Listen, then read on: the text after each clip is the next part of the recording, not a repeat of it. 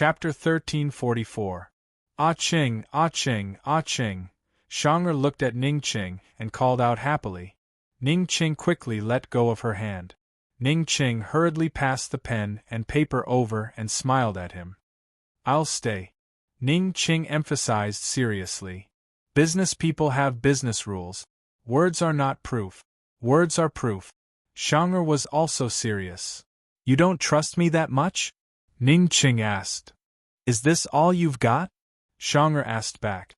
Ning Ching really didn't want to argue with her. He took the pen and graciously wrote down a contract to sell himself to Shang'er as a slave. Before Shang'er could remind him, he went to the desk to find some ink and imprinted his handprint. Shang'er read every word and didn't hesitate to bite her finger and leave a blood imprint. All right, Ah Cheng. From today onwards you belong to me, Shangguan Shang'er, in life and in death, you belong to me. I'll definitely treat you well, Shang'er said with a smile. Ning Ching didn't respond. Shang'er took the blood-stained golden needle and carefully wiped it clean. Ning Ching watched quietly. After Shang'er wiped it clean, he wanted to take it back, but Shang'er didn't let him. Take this as a token of your love for me. A complicated look flashed past Ning Cheng's eyes. He said lightly, give it back. I'll give you something else. I don't want it. Shang'er held the golden needle tightly, afraid that Ning Ching would snatch it away. I heard that other than the shadow, the D clan's Ning family is the most loyal to the Western Qin royal family. This must be the most important thing to you, right? Hee, I want the most important thing to you. As Shang'er said this, she stuck the golden needle horizontally on her clothes near her heart. Ning Ching didn't even dare to touch it. Ning Ching didn't insist. You can do whatever you want, Shang'er said jokingly. Just treat it as a family heirloom. If our child can't survive in Xiankong in the future, let him take this token to Han Yunxi. No matter what, he can still make a living. Ning Ching gave Shang'er a disdainful look. However, he did not ask Shang'er for the golden needle in the end. He had steeled his heart to conceal his identity here. Perhaps decades, or even centuries later, this golden needle would allow future generations to find the roots of the D clan's Ning family. After putting away Ning Cheng's slave contract, Shang'er immediately ran to tell Shangguanza that Ah Cheng was her man and that they were just throwing tantrums before. If the Shangguan family wanted to acknowledge her as their daughter, they would have to acknowledge Ah Cheng as their son-in-law. Shangguanze had always admired Ah Cheng, and when he heard his sister say "my man," he could only nod. However, he said seriously, Shang'er, after father comes out of seclusion, your identity will be made public in the family first. Those uncles may not acknowledge Ah Cheng. He hesitated for a moment before saying directly, the daughters of the Shangguan family have always married into a higher position. Shang'er was so angry that she almost revealed Ning Cheng's identity. She thought about it and only replied, okay, then I'll wait for father to come out and tell him myself. How could Shang'er wait for father to come out of seclusion? It was never her style to sit and wait for others to make a choice. After leaving Shangguanze's room, she already had a plan in mind. Shangguanze was arranging their residence. He wanted to let Shang'er and Ah Cheng stay elsewhere before father came out of seclusion to avoid unnecessary misunderstandings. After all, everyone in the family knew that he had brought a woman back. 2 days later, Shangguanze personally sent Shang'er and Ah Cheng out of the Shangguan residence secretly.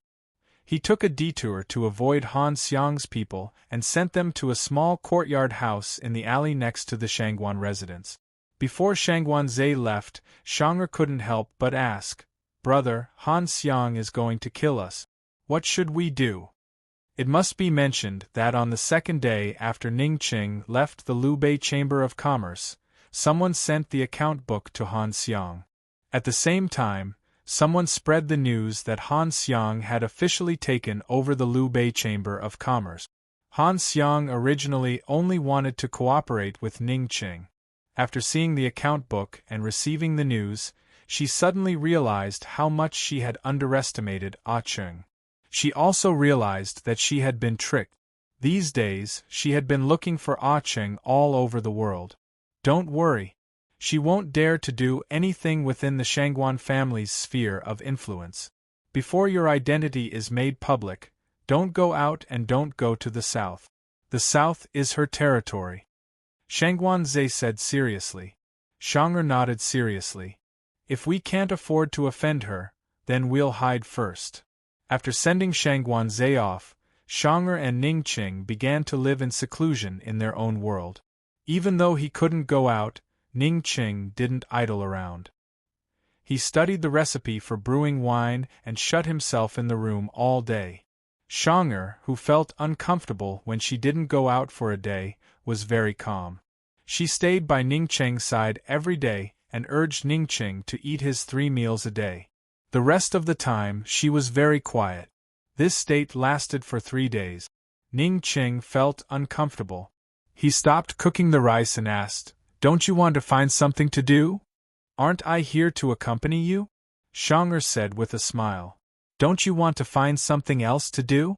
Ningqing asked again. "I have plans," Shang'er answered. "What are you going to do?" Ningqing was curious. Shang'er's ears turned red. "It's a secret." The light in the kitchen wasn't very good. Ningqing didn't see the blush on Shang'er's face. He just felt a little uneasy. He continued to ask, "Then why are you still standing here? Aren't you going to do it?" Shang'er answered, "Wait a little longer. I am not ready yet." She had been preparing for this ever since her brother told her that the daughters of the Shangguan family would only marry into a high position. Ningqing became more and more suspicious, but he didn't ask any more questions. He continued to roll up his sleeves and sit in front of the stove to stoke the fire. Shang'er looked at his back. She couldn't help but wonder why she despised this guy for being blind back then. Even the way he cooked the rice was so beautiful. If she had known this would happen, she would have obediently listened to Lu Zheng and married him. Perhaps there wouldn't be so many troublesome things today. It was already late at night when Ningqing sealed the wine jars and hid them in the basement. After taking a bath, he drank wine in the room. He didn't know when he had developed the habit of slowly sipping a glass of wine before going to bed. He sat lazily on the warm couch, playing with the wine glass while thinking about things. Even though he was forced to stay, his days were still very leisurely and comfortable.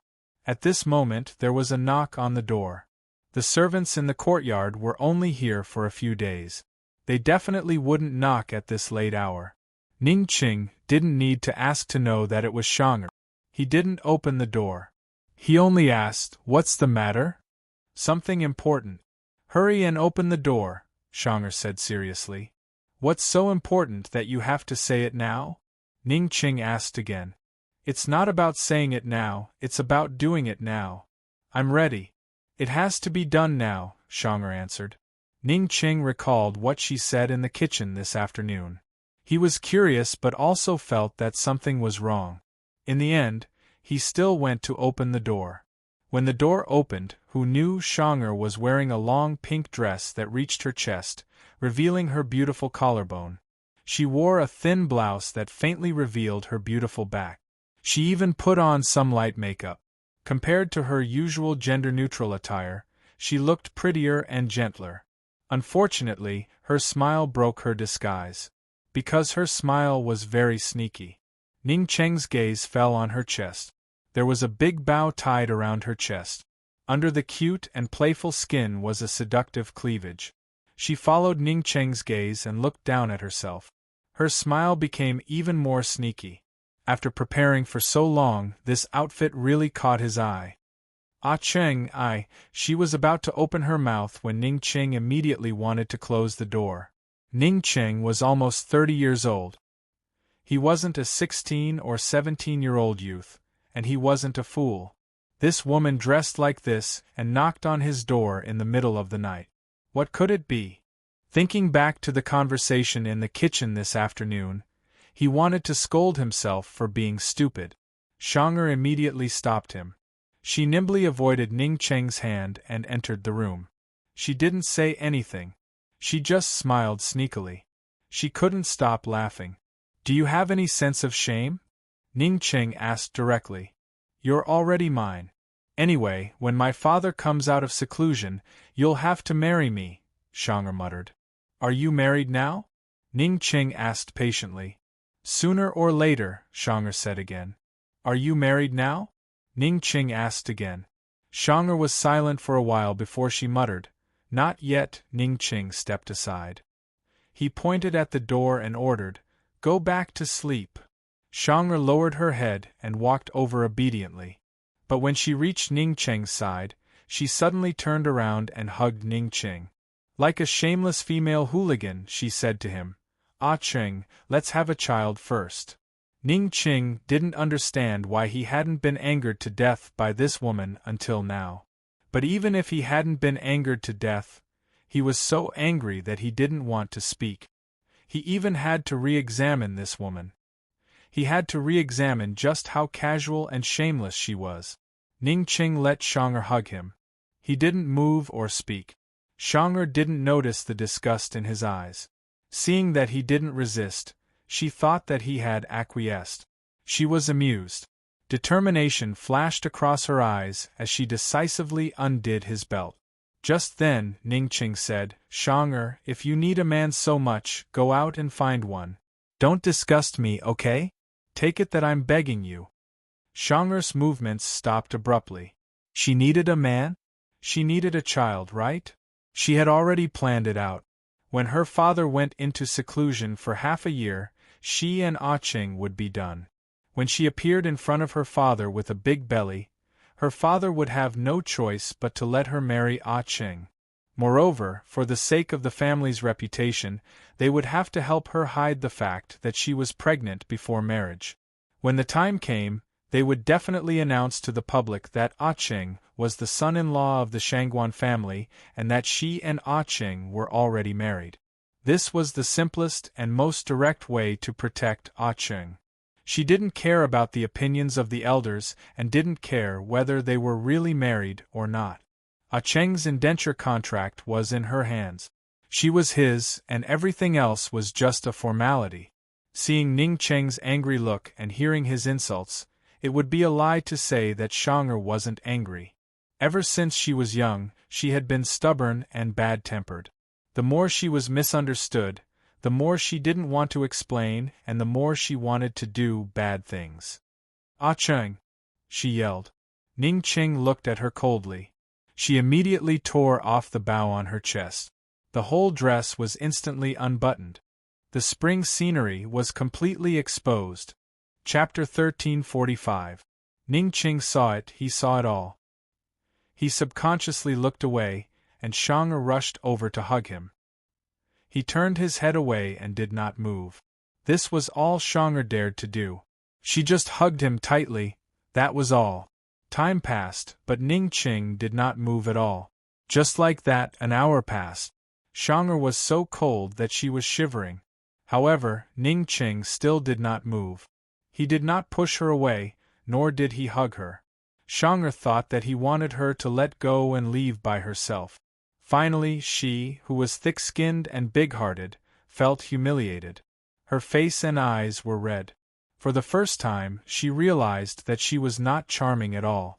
She was already like this, but this guy could still stay calm. Did he really not like her at all? Did he stay because he was forced to? Was it really wishful thinking on her part? Shang'er slowly let go of Ning Qing's warm embrace. She lowered her head, quietly pulled up her dress and tied the bow. Sorry to disturb you. She did not dare to look at him. Silently, she turned around and walked out of the door. Her petite figure looked disappointed, as if she was spurned and chased away by the whole world.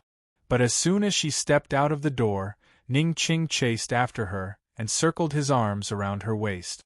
Then he picked her up in a princess carry. Shang'er was stunned. She saw Ning Qing's cold face and serious smile. He carried her all the way to the inner room and threw her onto the bed without any pity. Then, he got down and trapped her under his body. Looking at his gloomy eyes, Shang'er's heart thumped wildly. Subconsciously, she reached out to cover her chest, as if she was afraid that her heart would jump out. However, just as she covered her chest, Ning Qing pulled her hand down and untied the bow on her chest. Ah! Ah Cheng, Shang'er was scared. The first thought in her mind was that it was all nonsense. Why was it so different when she was doing it? She only felt that every part of her body was trembling. Seeing him looking down at her chest, she unconsciously held her breath and felt that her heart was about to stop. Ah Cheng, you. She felt like she had to say something, ask something, but she didn't know what to say. Ning Qing opened his mouth and said, Shangguan Shui, you're disturbing me.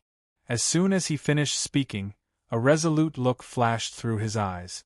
Without the slightest hesitation, he buried his head down. He was wanton, indulgent, and even ruthless, as if he was taking revenge and punishing her. Shang-er's body stiffened at first, but after a while, she screamed in disbelief. Ning Qing was just kissing her, but she couldn't bear it anymore. God knows how excited she was. She couldn't stop shouting. Ning Qing had to reach out and cover her mouth. When her clothes were completely removed, she actually began to tremble. She trembled so much that Ning Qing had no choice but to stop and look at her. Seeing Ning Qing's suspicious eyes, she hurriedly turned her head, not daring to meet his eyes. Her entire face was so red that it was almost burning. Ning Qing was like a cheetah lying on top of his prey, looking down and scrutinizing. At this moment, he realized that his prey was just a person who looked strong on the outside but was weak on the inside. She was so timid. He couldn't help but ask, Shangguan Shui, where did you get the guts to provoke me?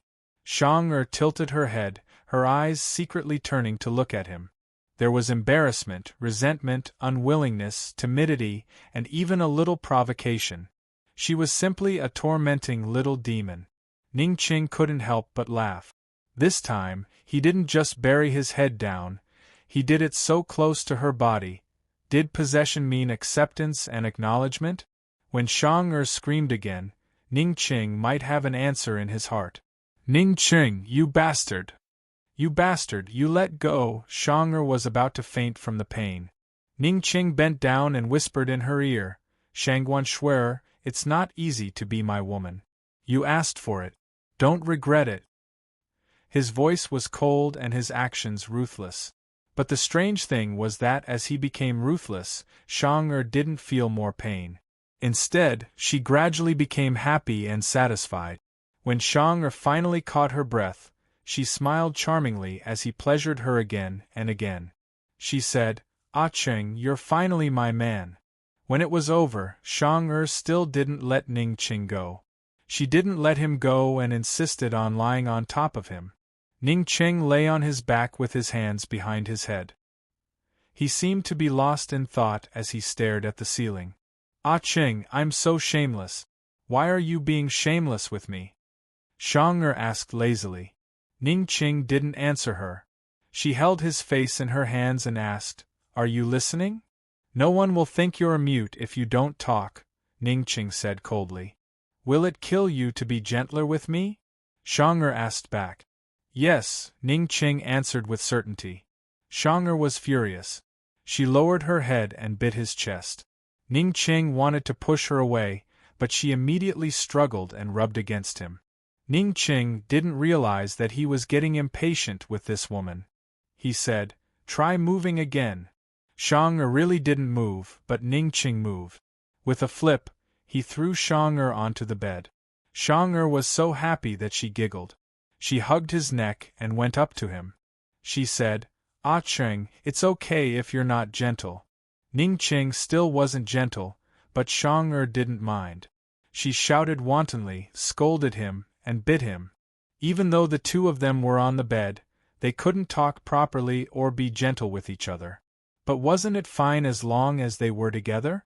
After that night, everything went on as usual. Ning Qing was still busy brewing his wine and didn't pay much attention to Shang-er. Shang-er was still accompanying him and secretly thinking about opening a winery. At night, Shang-er wanted to sleep in Ning Qing's arms no matter what. At first, she was thrown off the bed by Ning Qing 3 times, but after 3 times, Ning Qing let her be. Before sleeping, she was especially restless. She would touch here and there, as if she couldn't sleep if she didn't disturb Ning Qing. Sometimes, Ning Qing couldn't stand her harassment and would directly do her. Sometimes, Ning Qing would let her disturb him and ignore her. But when he woke up in the middle of the night and pulled her into his arms, he couldn't help but bully her and directly make her wake up. Just like that, the two of them quarreled in the courtyard and continued to be lovey-dovey. Shang was already 3 months pregnant when the Shangguan family head came out of seclusion. When she pulled Ning Qing to her father and introduced him, "This is my husband. We got married a few years ago." Only then did Ning Qing understand her shameless intentions. He didn't say anything, but held her tightly. Although his left hand didn't have much strength, it was still able to hold a woman's hand. There were many rumors about Shang and Qing in the Lubei Chamber of Commerce. The Shangguan family head investigated it, and so did Shang-er's uncles. Unfortunately, no one could find any clear information. Seeing their daughter's belly was beginning to show, the Shangguan family could only recognize their daughter and this son-in-law. When Han Xiang heard that the Shangguan family publicly recognized their daughter as their son-in-law, she was so angry that she almost killed her subordinate.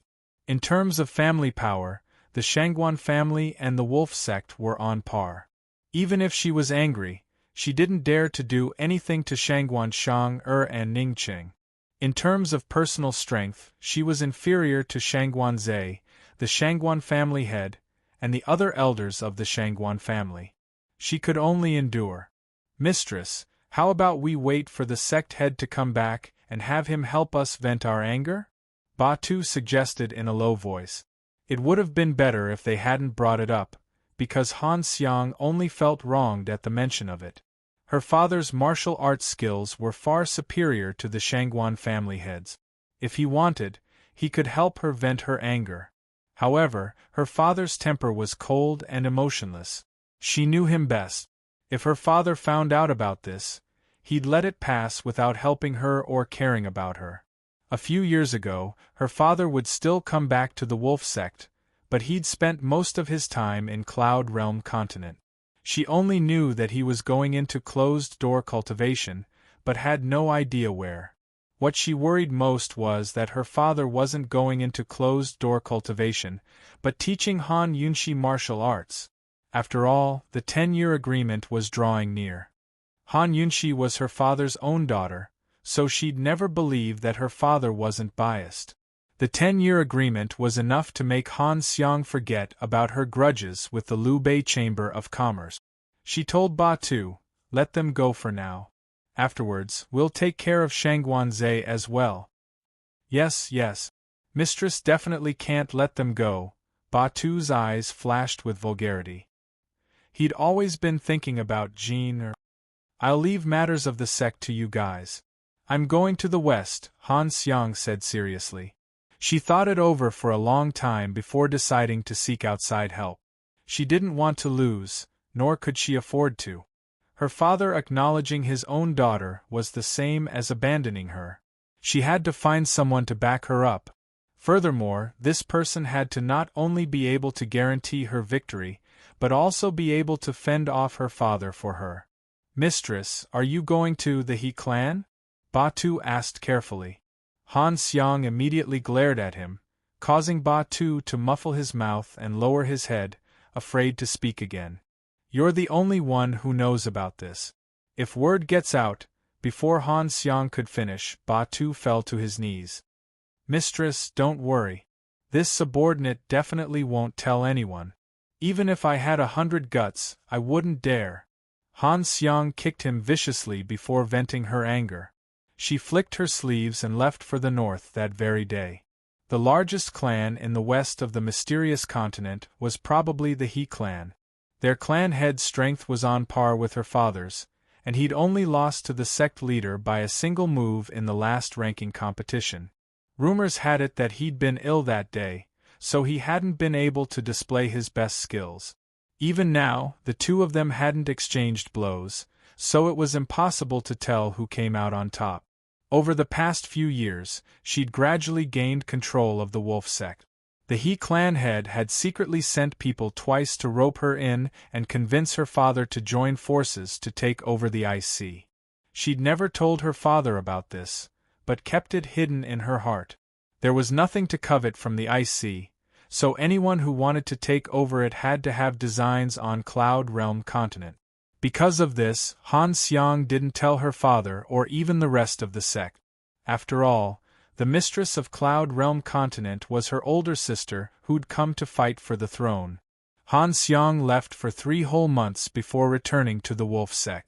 Even Ba Tu had no idea what she'd done, but she didn't cause trouble for Ning Qing and Shang again. She went into closed-door cultivation as soon as she returned. The next year, Shang gave birth to a chubby little boy for Ning Qing. The boy had decent martial arts talents and was well liked by the Shangguan clan head. His uncle, Shangguan Zhe, was even more fond of him. Both her grandfather and uncle fought over a name, but Shang refused. She insisted that Ning Qing pick the name himself. Ning Qing picked the character 4 Yuan. Shang asked him what it meant, but Ning Qing refused to tell her. Ning Qing and Xiong Fei grew closer and closer until he finally trusted him. He had Xiong Fei make a personal trip and deliver an anonymous letter to Jin Zi. The letter only mentioned Jin Zi's origins, but didn't reveal his own whereabouts. Under the Shangguan clan's protection, he and Shang started off with a winery, and they established the mysterious Sky Chamber of Commerce together. Needless to say, the two of them couldn't get along in other aspects, but they were very compatible in business, and they gradually expanded their business. Chapter 1346. There was only half a year left until the 10-year agreement between Han Chun and Han Yunxi. Back then, Han Chun and Han Yunxi had agreed to return to the Poison Sect's Forbidden Grounds in 10 years. Han Yunxi would return to the Poison Sect's Forbidden Grounds and be recognized as the sect's master. At the same time, she would duel with Han Xiang. The winner could choose to stay or leave. To be more specific, if Han Yunxi lost, she would stay in the barrier for the rest of her life and learn to guard the mausoleum. If Han Xiang lost, she would become the mausoleum's guardian. Although Han Chun hadn't explicitly mentioned the position of sect head, it was obvious that the loser would have to stay in the mausoleum for the rest of her life. Naturally, she wouldn't have any real power in the wolf sect. Even if she was given the title of sect head, she wouldn't have any real power. In preparation for the duel, Han Yunxi had focused on martial arts after giving birth to Princess Yan. It was impossible for Han Chun to not be biased. His daughter was his own flesh and blood, and he had high hopes for Long Fei Yi as his son-in-law. Over the years, Han Chun hadn't formally taught Han Yunxi anything, but he would give Han Yunxi plenty of pointers during their annual spring gathering at the tea house. Han Yunxi activated all of the phoenix energy in her body and began to cultivate her true qi according to the Mysterious Continent's martial system. In the Mysterious Continent's martial system, strength and qi complemented each other and could be cultivated at the same time. There were 9 ranks for both strength and qi, and there were also 3 ranks for each of them, low, mid, and high. Only when one's strength and qi reached the same level could one be considered to have cultivated a rank. Han Yunxi's phoenix energy had reached the 7th rank, a very high rank. She could be considered a top expert on the Mysterious Continent. However, her true qi had only just reached the early 5th rank. As a result, she could only be considered an early 5th rank expert. Although it was the same level as Han Xiang's, Han Yunxi was much better in terms of strength, because Han Xiang's cultivation was only at the 6th level of the true martial realm. Although there was only a difference of 1 rank between the 6th rank and the 7th rank, the difference in strength was unimaginable. Many people couldn't even reach 1 rank in their entire life. As for Long Fei Yi, after Long Fei Yi truly grasped the lustbite power, he reached grade 9. Over the past few years, Long Fei Yi had been busy with government affairs while accompanying Han Yunxi in her cultivation. Now, his true energy had reached the high 5th rank. On the mysterious continent, this grade could easily suppress all the experts on the new ranking list. In a few more years, if he were to participate in the expert ranking tournament, he would definitely be able to obtain a ranking. There was still half a year's time. Han Yunshi had already entered a state of seclusion.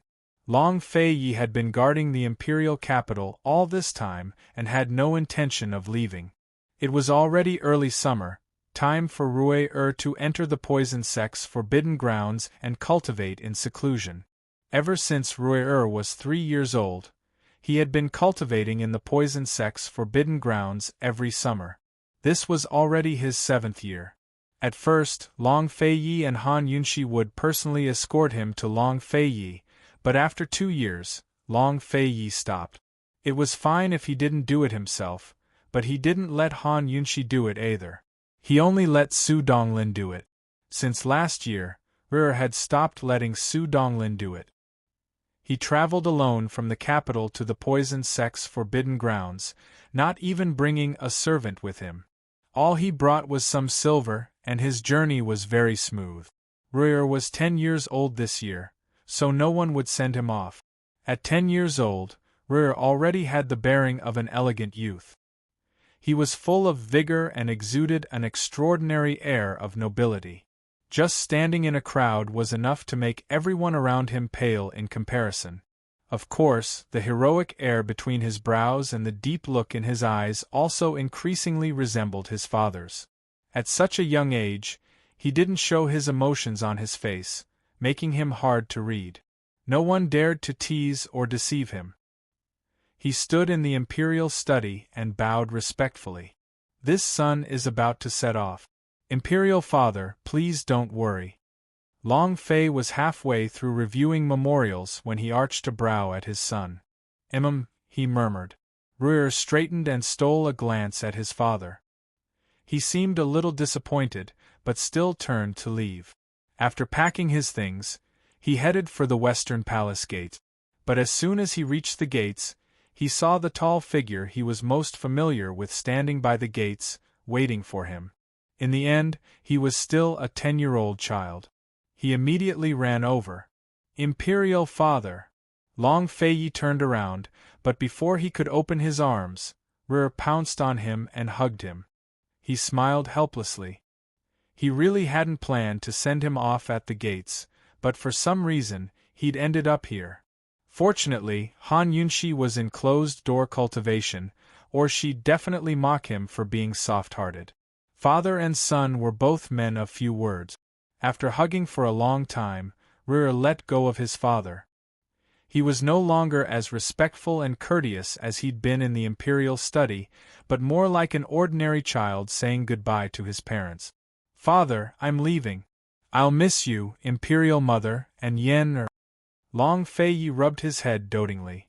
Under this doting, Rui's mature and steady expression disappeared. He looked up and smiled at his father, his eyes turning into crescents. He said, Daddy, I know you'll miss me too. Long Feiyi smiled wordlessly. He took his son's hand and led him out of the palace gate. Rui didn't say anything and quietly followed him. The two figures, one large and one small, slowly walked away under the towering palace gate. It was like they were walking a long and endless road. Seeing his father walk so slowly, Rui slowed down as well. Ever since Imperial Father and Imperial Mother stopped personally escorting him to the poison sect's forbidden grounds, they would hold his hand every year and walk him from the palace gates to the city gates. They didn't speak the entire way, but their large hands clasped tightly around each other's. Father and son spent an entire hour before they reached the inner city gate. Many of the nobles in the city stepped aside to let them pass. They didn't know where the crown prince was going, so they assumed he was going out to train. At the city gates, Long Feiyi decisively let go. Be careful on the way, he said seriously. Rui nodded. He was about to leave when his father added, Take good care of your little sister. Rui's heart skipped a beat. Yen and Little Shadow had been harassing him recently, asking him to take them out of the palace and to Medical City to broaden their horizons. Of course he refused. But he knew that Yen-Er and Little Shadow were determined to follow him secretly. He thought that Little Shadow was smarter than Yen-Er and wouldn't leave on the same day as him. Who knew that even Little Shadow would cause him so much trouble? They could choose to leave tomorrow, or they could have left yesterday. At the very least, Imperial Father wouldn't blame him if he found out about it. Rare never dared to lie in front of his father. He said, "Imperial Father, Little Sister said that she and Little Shadow were bored to death after Imperial Mother went into seclusion. She said that if we don't let her out of the palace, she'll get sick." Long Fei Ye's lips curved into a faint smile, but he still said seriously, "You'll be in charge of watching her along the way. If anything happens, I'll hold you responsible. Once we reach Medical City, you don't have to worry about her anymore." R'er's world darkened. He hurried over and pulled his father down, whispering, "Imperial Father, why don't you let Little Shadow take Yen-Er to the south? There are so many fun places in Jiangnan." If his father knew that Yen-Er was going to travel with him, how many guards would he secretly send to follow them? How many people would he send to guard Medical City? Not just guards, but palace maids, eunuchs, and old nannies. It would be strange if he wasn't annoyed to death along the way. Moreover, he couldn't do anything secretive even if he wanted to. Hearing R'er's suggestion, Long Fei was amused. "Why don't you tell her yourself?" If Long Fei could persuade his daughter, he would have persuaded her not to leave the palace and stay with him. His daughter had grown up. She was no longer the 2 or 3 years old child, but almost 7 years old. Moreover, it was already difficult to coax his daughter when she was 2 or 3 years old, let alone now. Long Fei never had the heart to leave the court and go to the ends of the world. However, every time his daughter wanted to leave the palace, he couldn't wait to leave the court and bring Han Yunshi to accompany his daughter. He could teach his daughter many things along the way so that she wouldn't be deceived when she grew up. Even Long Fei, who was on the throne, had such a parental heart. R'er was especially helpless when it came to persuading his little sister. He felt that his father was a kindred spirit. He said, "Forget it. I'll keep a close eye on her." With R'er's words, Long Fei was finally at ease. After all, no matter how many guards he sent, they wouldn't dare to stop Yen. Yen would only be afraid when R'er was angry. As for that child Gu Beiwe, he didn't have any hopes. That child was the same as Gu Beiwe. He didn't have any temper in front of his family. After sending R'er off, Long Fei turned and returned to the palace. Along the way, he pondered about Gu Beiwe. Gu Beiwe had left for 2.5 years. Gu Beiwe could hide it from Han Yunshi, but he couldn't hide it from him. In these 2.5 years, Gu Beiwe didn't personally visit the Great Qin's medical centers. Instead, his whereabouts were unknown. The letters that were sent to the medical division were not personally delivered by him, but by his trusted subordinates in the various medical centers in the various cities. If such a thing happened to anyone else, it would be deceiving the emperor. If it happened to Gu Beiwe, Long Fei could only worry. He knew Gu Beiwe too well. Gu Beiwe must have his reasons for doing so. The Great Qin was his, but he really couldn't find him in his own territory. As soon as R'er reached the outer city gates, Yen-Er and Little Shadow appeared. R'er was dressed like a martial artist, while the 7-year-old Yen-Er was dressed like a boy.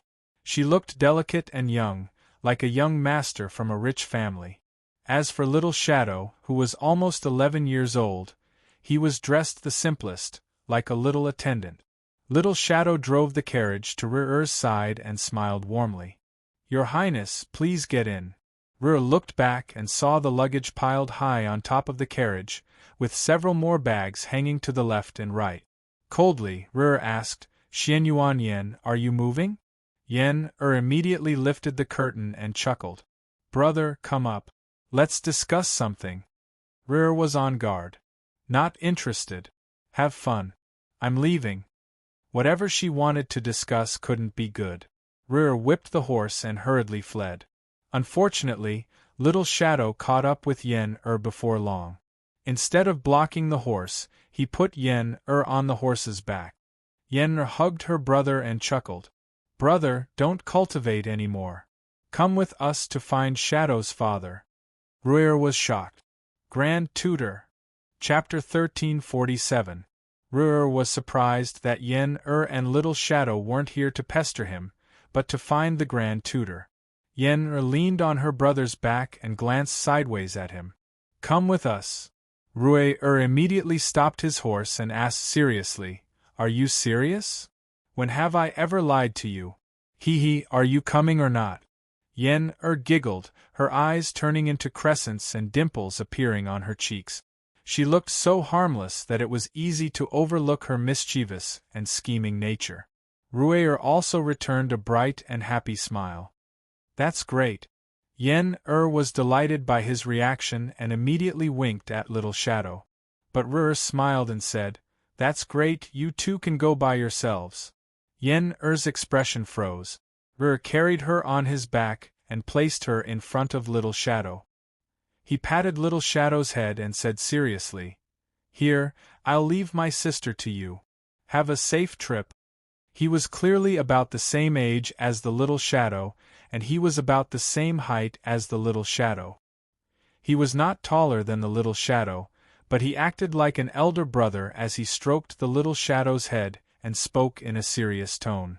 Most importantly, the Little Shadow actually smiled and nodded subconsciously. Smack! Yen-Er immediately stood on her tiptoes and slapped Little Shadow's head. It looked heavy, but it was actually light. "Why are you nodding?" Little Shadow finally came back to his senses and scratched his head. He didn't say anything and just took a step back. As expected, Yen-Er and Ruer didn't say much to him and the siblings started talking. "Brother, are you sure you don't want to go? You'll regret it if you don't. I'll give you one more chance. Are you coming or not?" Yen-Er smiled slyly. "No." Ruer was firm. He had already planned to find an excuse not to return to the palace and go straight to the south to find a doctor after he returned from training.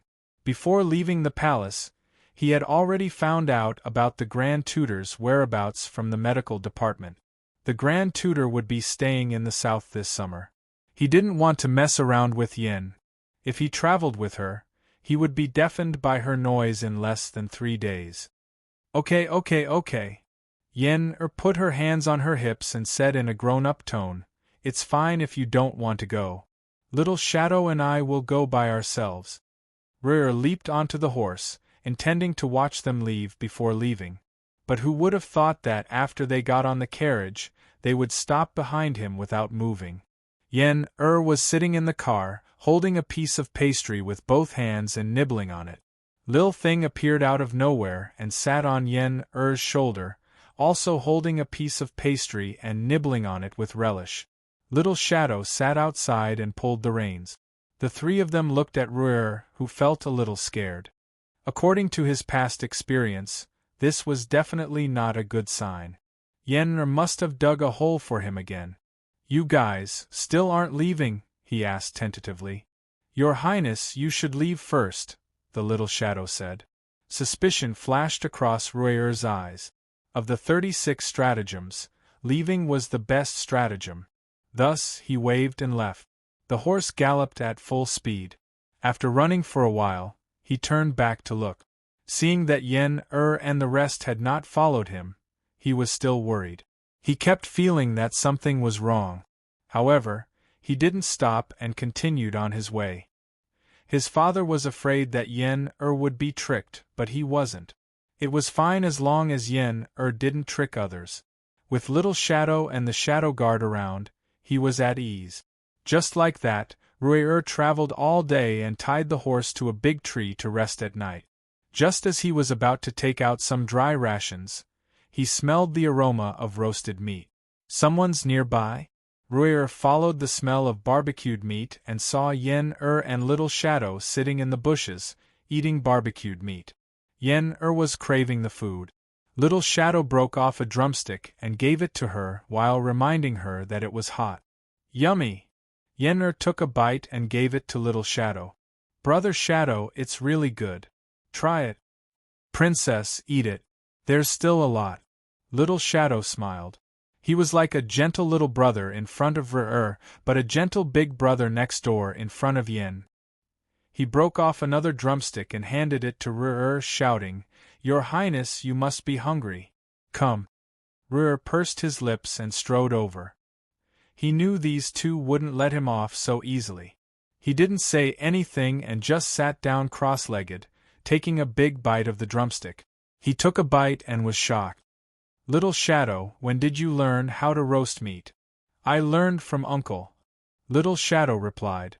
Uncle was referring to Jin Z. And Yen called him Uncle, so Little Shadow followed suit. Every year, Jin Z and Mu Ling would take some time to stay in the capital for a few days.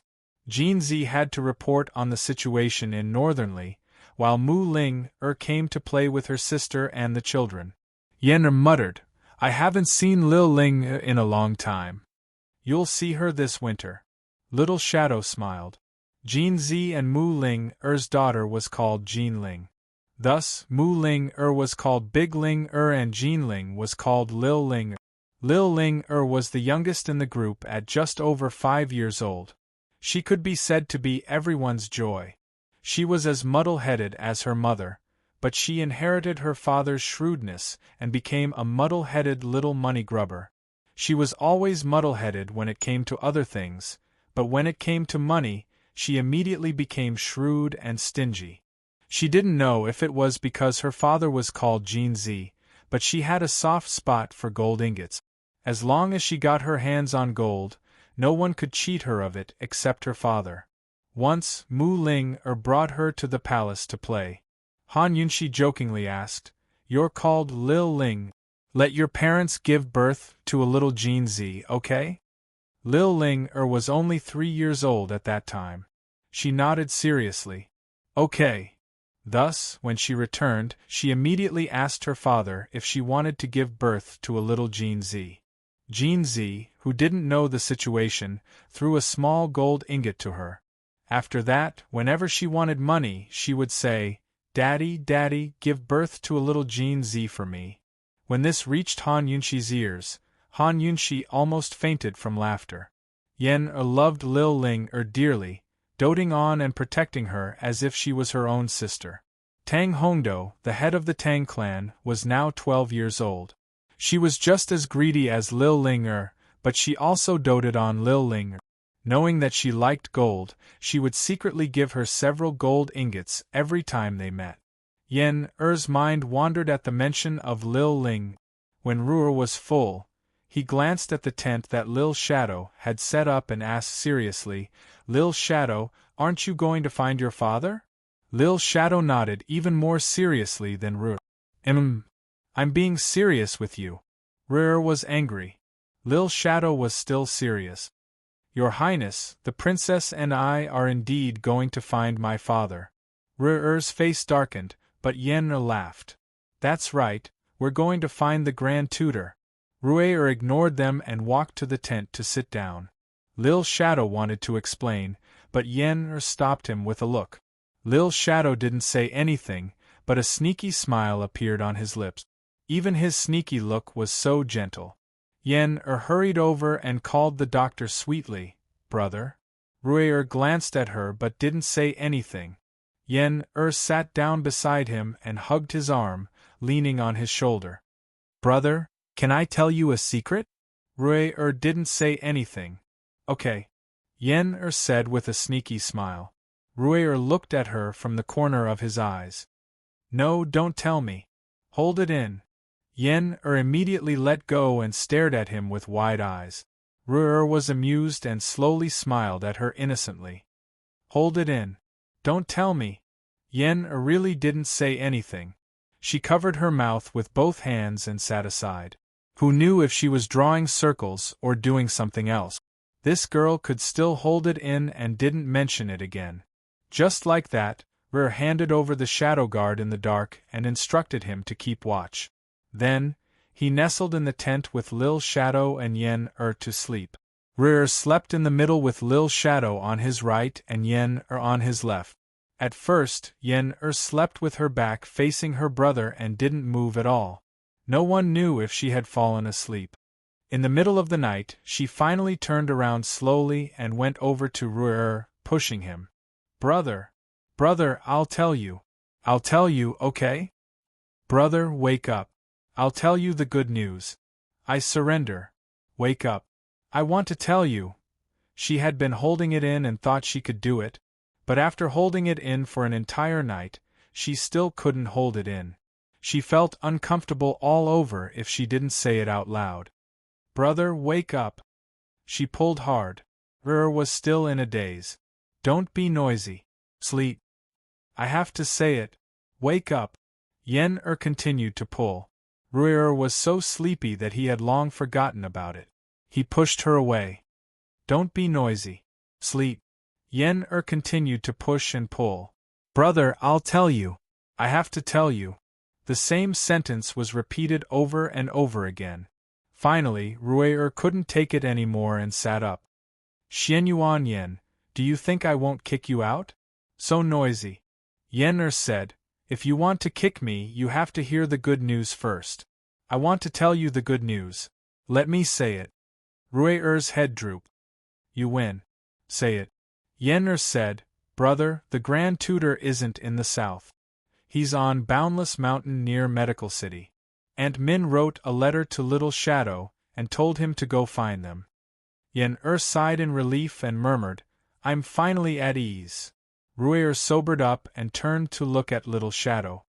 Shadow, is this true? Shadow wasn't asleep. He hadn't been woken up by the noise, but he hadn't slept at all. He was still missing his father and mother. He turned around and gave her a warm smile. I'm going to find my father and mother. What are they doing on Boundless Mountain? It's a barren mountain. Ruier was curious. He went to the Poison Sect's Forbidden Grounds every summer, so he was very familiar with Medical City and its surroundings. I don't know either. My mother didn't tell me. Little Shadow crawled to his feet and murmured, Your Highness, I'll tell you and the princess in secret. You mustn't let it leak. My mother said not to tell anyone. I'm the only one who can go. Mo said, Today's second and third watch will be very late. Please don't wait and come back tomorrow. Little Poison Consort's book has been confirmed and will be launched next year. There will be a new edition, please look forward to it. Chapter 1348. Ruier felt that something was amiss after hearing the Little Shadow's words. He had the Little Shadow and Yen come closer for a discussion. He asked seriously, the Grand Tutor's report to the medical department was fake. Why? The Little Shadow shook his head. My father must have a reason for doing this. Yen rolled her eyes at him. Nonsense. The Little Shadow had long realized that something was wrong, but he thought that he would know when he saw his parents. He didn't want to think too much. Mother had clearly told him that he was not allowed to divulge the secret to others. Unfortunately, he bumped into Princess Yen when he received the secret letter that day and was discovered by her. He had no choice but to tell her and ask her to keep it a secret. Princess Yen also felt that something was wrong and wanted to tell her parents immediately. In the end, he had to promise to take her out of the palace and to Boundless Mountain before stopping her. There would be a large group of shadow guards following Princess Yen out of the palace. The Little Shadow had no choice but to find the Crown Prince. He knew that only the Crown Prince could send the shadow guards away. Shadow, did something happen to your parents? Ruier asked seriously. The Little Shadow didn't answer, but his clear and gentle eyes dimmed. Brother, we can't hide this from Imperial Father and Imperial Mother. No matter what, Imperial Father will take care of it. Yen's admiration for her father was innate. Ruier and the Little Shadow looked at Yen and nodded in agreement. Long Fei Yi was an omnipotent guardian deity in the hearts of all children. He protected the country and each and every one of them. Let's go tell Imperial Father now, Yen said urgently. Rur stopped her. Stupid girl, do you want Shadow to be scolded? Let's go take a look first. Perhaps the Grand Tutor and Auntie Min are hiding there to rest. It's fine. Rur was clearly comforting the little Shadow. The three children tossed and turned for a long time before falling into a deep sleep. The little Shadow woke up early the next morning. He didn't have the heart to wake His Highness and Princess Yen, so he sat alone at the entrance of the tent. Who knew that His Highness and Princess Yen, who loved to sleep in, had also woken up early. The three children began their journey day and night. When they arrived at Medical City, it was still not the time that Ru'er and grandfather had agreed to meet. Ru'er spent the entire night looking for him to distract the Shadow Guard. The three of them then sneaked off to Boundless Mountain. When the little Shadow stood at the entrance of the small courtyard, looking at the empty courtyard and the tightly shut door, he subconsciously stopped. Go! Yen-Er held his hand and strode into the courtyard. The little Shadow looked around and muttered, Your Highness, Princess, did we come to the wrong place? The courtyard was overgrown with weeds, and it was obvious that it had not been taken care of for a long time. His mother was the person who liked to tidy up the courtyard the most. The place where his mother lived must be full of blooming flowers, clean and tidy. It would not be like this. The door was locked from the outside, and it was obvious that no one was there. Beside the door were two large stone bathtubs. One of them was covered with countless moss and vines, while the other one had clearly been cleaned. It was empty and clean. The air was already filled with the smell of medicinal herbs, and it became even stronger as they approached the bathtub. Rur bent down to sniff it and asked seriously, Shadow, is this used for medicinal baths? The little Shadow hurried over and nodded after a serious sniff. It must be used by Father. I remember this smell. The little Shadow had not only learned shadow arts since young, but also medicine. He was naturally sensitive to the smell of medicinal herbs. Moreover, Father used to soak in medicinal baths often, so he remembered this smell. Then we're right. Where's the Grand Tutor and the rest? Yen-Er looked around curiously. As they spoke, Ru'er looked out the door vigilantly, and the little Shadow immediately followed suit. Yen-Er then turned back to see two figures approaching from afar. These two were naturally Gu Beiwe and Qin Min. Gu Beiwe looked the same as before. His clothes were whiter than snow, and he was as gentle as jade. However, his face was obviously much paler. Qin Min looked the same at first glance, but her eyes were haggard. The hardships and helplessness of the past 2 years were all hidden in this haggard look. Father, Mother! The little Shadow dashed out excitedly. He was so excited that he forgot that he could use shadow arts and ran out on foot. In the past 2 years, Mother would often send him letters, telling him where she and Father were, what happened, and asking about his situation. Back in Ningzhou City, he would always write a few sentences to Father under the letters that Mother sent to Father. And in the past 2 years, Father would always write a few sentences to Mother in the letters that Mother sent to him. He hid all the letters like they were treasures. He always knew that he was not their biological child, so apart from the nostalgia for his parents, there was also a deep gratitude hidden in his heart. He loved them too much. The little Shadow threw himself into Mother's arms and hugged her tightly. In the end, he was still a 10-year-old child. How independent could he be? After being separated from Father and Mother for so long, no matter how sensible he was, he could not help but cry. Not to mention a 10-year-old, even an older person would instantly become a child in front of Father and Mother. Qin Min treated this child as her own. Subconsciously, she had even forgotten that he was adopted. She hugged the little Shadow. Without saying anything, her eyes turned red. In the past 2 years, she was afraid that the little Shadow would be lonely, afraid that the little Shadow would miss him, afraid that the little Shadow would think too much. She wrote a letter every 10 days, sending it to various medical centers and then sending it to the palace.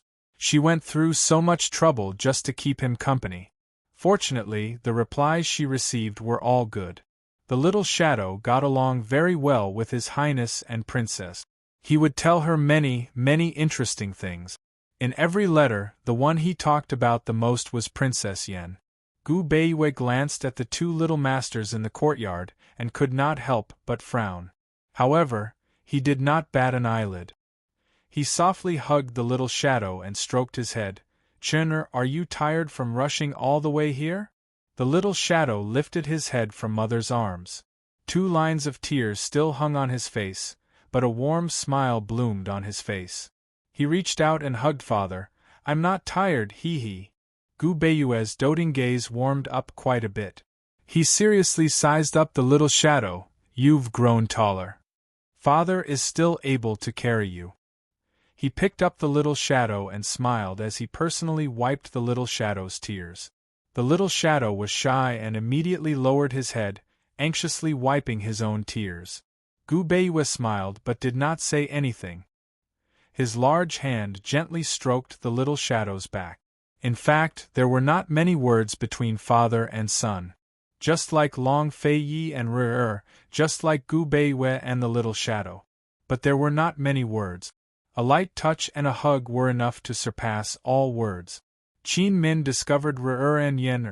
She was alarmed and was about to ask the little shadow when the little shadow confessed. "Mother, your letter was seen by Princess Yen. Only His Highness and Princess Yen know that you are here. No one else knows." Qin Min looked at Gu Beiwei. Gu Beiwei only shook his head at her without saying anything. But Qin Min more or less understood what he meant. After so many years, the two gradually had a tacit understanding between them. Could this be considered another kind of intimacy? "It's fine if they're here," Gu Beiwei said faintly.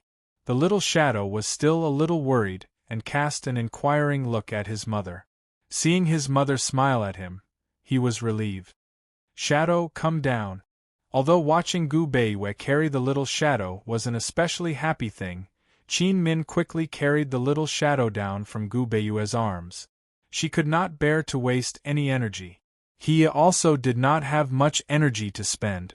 Qin Min put the little shadow down and held his left hand. Gu Beiwei smiled and held the little shadow's right hand. The little shadow tilted his head to the right to look at his father, then to the left to look at his mother. He was so happy that he laughed out loud. One had to know that he had always been smiling warmly, and it was very rare for him to laugh out loud. The mountain path was too dark and the moonlight was hazy. He could not see his father's expression clearly. At this moment, he was thinking that since his father and mother did not seem to mind the Crown Prince and Princess Yen coming together, and they were fine, then it should not be anything serious. Even if there was something serious, with his father and mother around, then it was not a big deal. Just like that, the little shadow was led by his parents slowly along the mountain path to the courtyard. Rui and Yen stood at the courtyard entrance, watching. "Brother, you're thinking too much. Grand Tutor and Auntie Min are fine," Yen said with a smile. Rui did not say anything, but he secretly sighed. He had been worried along the way. Rui was about to walk out when Yen hurriedly stopped him. She ordered in a low voice, "Stop. Brother Ing and father and mother are finally together. Why are you messing around? Let's beg Auntie Min for a meal and then leave." Rui looked at her suspiciously. "You were the one who wanted to come along, okay? If you didn't, why would I come?" Yen turned and said seriously, "I was just worried about Brother Ing. It's fine now. Why don't you leave first?" Rui gave her a fake smile. "You wish. If he left first, this girl would definitely not go back." Although Rui did not like talkative girls, he would unconsciously become talkative when it came to his talkative sister. The siblings were bickering when Gu Beiwei and the rest came in. "Your Highness, Princess Yen." Gu Beiwei was about to bow when Rui and Yen rushed over at the same time. "Grand Tutor, Rui missed you." "Grand Tutor, Yen missed you." Rui's movements were quick. He rushed over to Gu Beiwei and hugged him tightly. Yen who was 2 steps behind, did not stop in time and knocked into Rui's back. She did not even have time to retract her hands before she hugged Ru. Ruer turned back. Sister, what are you doing? Yen-er was so angry that she wanted to bite him, but she did not. She quickly let go and went behind the Grand Tutor to hug his thigh. Qin Min and Little Shadow were amused. Gu Beiwei could not help but laugh as well. Grand Tutor, why did you ask Brother Ing to look for you here? Grand Tutor, why are you and Auntie Min staying here? Aren't you in the south? Grand Tutor, why didn't Auntie Min let Brother Ing tell anyone about your whereabouts? Grand Tutor, you and Min. Hee, do you have some unspeakable secret? Tell me, I promise I won't say a word. I swear on my father's name. Yen-er kept asking. Ruer could not help but complain. Why would I tell you unspeakable secrets? Yen-er snapped out of her daze and wanted to kick him angrily. Yen-er's question was naturally Shadow's curiosity. He looked up at his mother inquisitively. All right, it's the middle of the night. Let's go in first, Gu Beiwei said lightly. Chapter 1349. As soon as they entered the room, the three children sat around the table like book boys with their hands folded on top of each other. Gu Beiwei missed the sight. A few years ago, the three children used to sit around him like this every morning in the palace and listen to him tell them stories. Where did he get so many stories to tell? All he told was history. He treated Cloud Realm continents' centuries of history as simple stories for the children to understand. Ruer would always ask why this and that, while Yen-er only cared about this and that person. Little Shadow usually fell silent until Ruer and Yen-er finished asking before he added a few more questions. Gu Beiwei knew that the three children weren't waiting for a story, but an answer from him. Qin Min had always wanted Little Shadow to see him, but he refused. Now it was time for Little Shadow to show up. He had to personally teach him the essence of the shadow art. He never expected Ruer and Yen-er to come as well. Since they were here, it was impossible to hide the truth. They were all children that he had personally taught. He knew their tempers and thoughts very well. Hiding his illness from them would only make them suspicious. As soon as Gu Beiwei sat down, the three children turned to look at him. Little Shadow could see how pale his face was under the lantern light. Father, are you feeling unwell? Little Shadow's calm heart grew uneasy again. Father is sick, Gu Beiwei said simply. Grand Tutor! Yen-er exclaimed. He's sick, but he doesn't want anyone to know. This Ruer didn't speak, but his brows furrowed. He knew things weren't as simple as they thought. Little Shadow quickly took his father's hand and took his pulse. Unfortunately, he couldn't tell anything. He immediately looked towards his mother on the side. Qin Min didn't know how to deal with these children, much less what Gu Beiwei was planning. She could only remain silent. The Little Shadow looked at his father again with an inquiring gaze, but there was caution and uneasiness in his eyes. Gu Beiwei stroked the Little Shadow's head and smiled. Don't worry, it's just that the illness is a little serious and needs to rest. Thus, Daddy has been living here for a very long time, is that right? Little Shadow asked. Gu Beiwei's judgment was right. He could not hide anything from this child. Back then, she had kept this child because of his talent. She had not expected him to be such a smart and introverted child. Perhaps it was innate, or perhaps it had something to do with Qin Min's teachings over the years. Gu Beiwei admitted, Yes, I've been living here. Grand Tutor, have you been recuperating for the past 2 years? Yen-er could not help but ask. Before Gu Beiwei could answer, the Little Shadow's tears suddenly flowed silently from his eyes. He hurriedly wiped them away, but the tears continued to flow. He remembered those days in Ningzhou. From then on, his father had been taking medicinal baths. Later, when he returned to the capital, his father often took medicinal baths as well. His mother always told him that it was just a matter of recuperating and not an illness. But now how could he be so stupid? Why didn't anything go wrong? Not to mention other things, even with his father's medical skills, he could not cure himself after so many years. This was enough to frighten him. Little Shadow did not want to cry, but his tears were not obedient and did not live up to his expectations. They flowed nonstop. He silently wiped them away, but it was too late. Gu Beiwe panicked and hurriedly carried Little Shadow over. At this moment, Yen-Er wailed loudly. Ruier immediately carried her over and covered her mouth. Grand Tutor, what's wrong with you? Tell me. Ruier's voice was choked with sobs, but he was still calm. Gu Beiwe helped Little Shadow wipe his tears as he comforted him. It's just that the illness is a little serious and has been for a long time. Don't worry, nothing big will happen. As soon as he said this, Yen-Er let go of her brother's hand and cried, Then why didn't you let everyone know? Why did you lie? Woo-woo. Grand Tutor, you lied. You lied to everyone. Little Shadow looked up and choked with sobs. Father, you lied. Gu Beiwe was truly at a loss, but he remained calm. Yen-Er, give it another half a year. The 10-year agreement between your imperial mother and your grandfather, Han Chen, will be up. It will be a tough battle of great importance. If your imperial mother loses, she will have to stay in the poison sect's forbidden grounds to guard the mausoleum. If she wins, the Great Qin's northern borders will be safe for decades.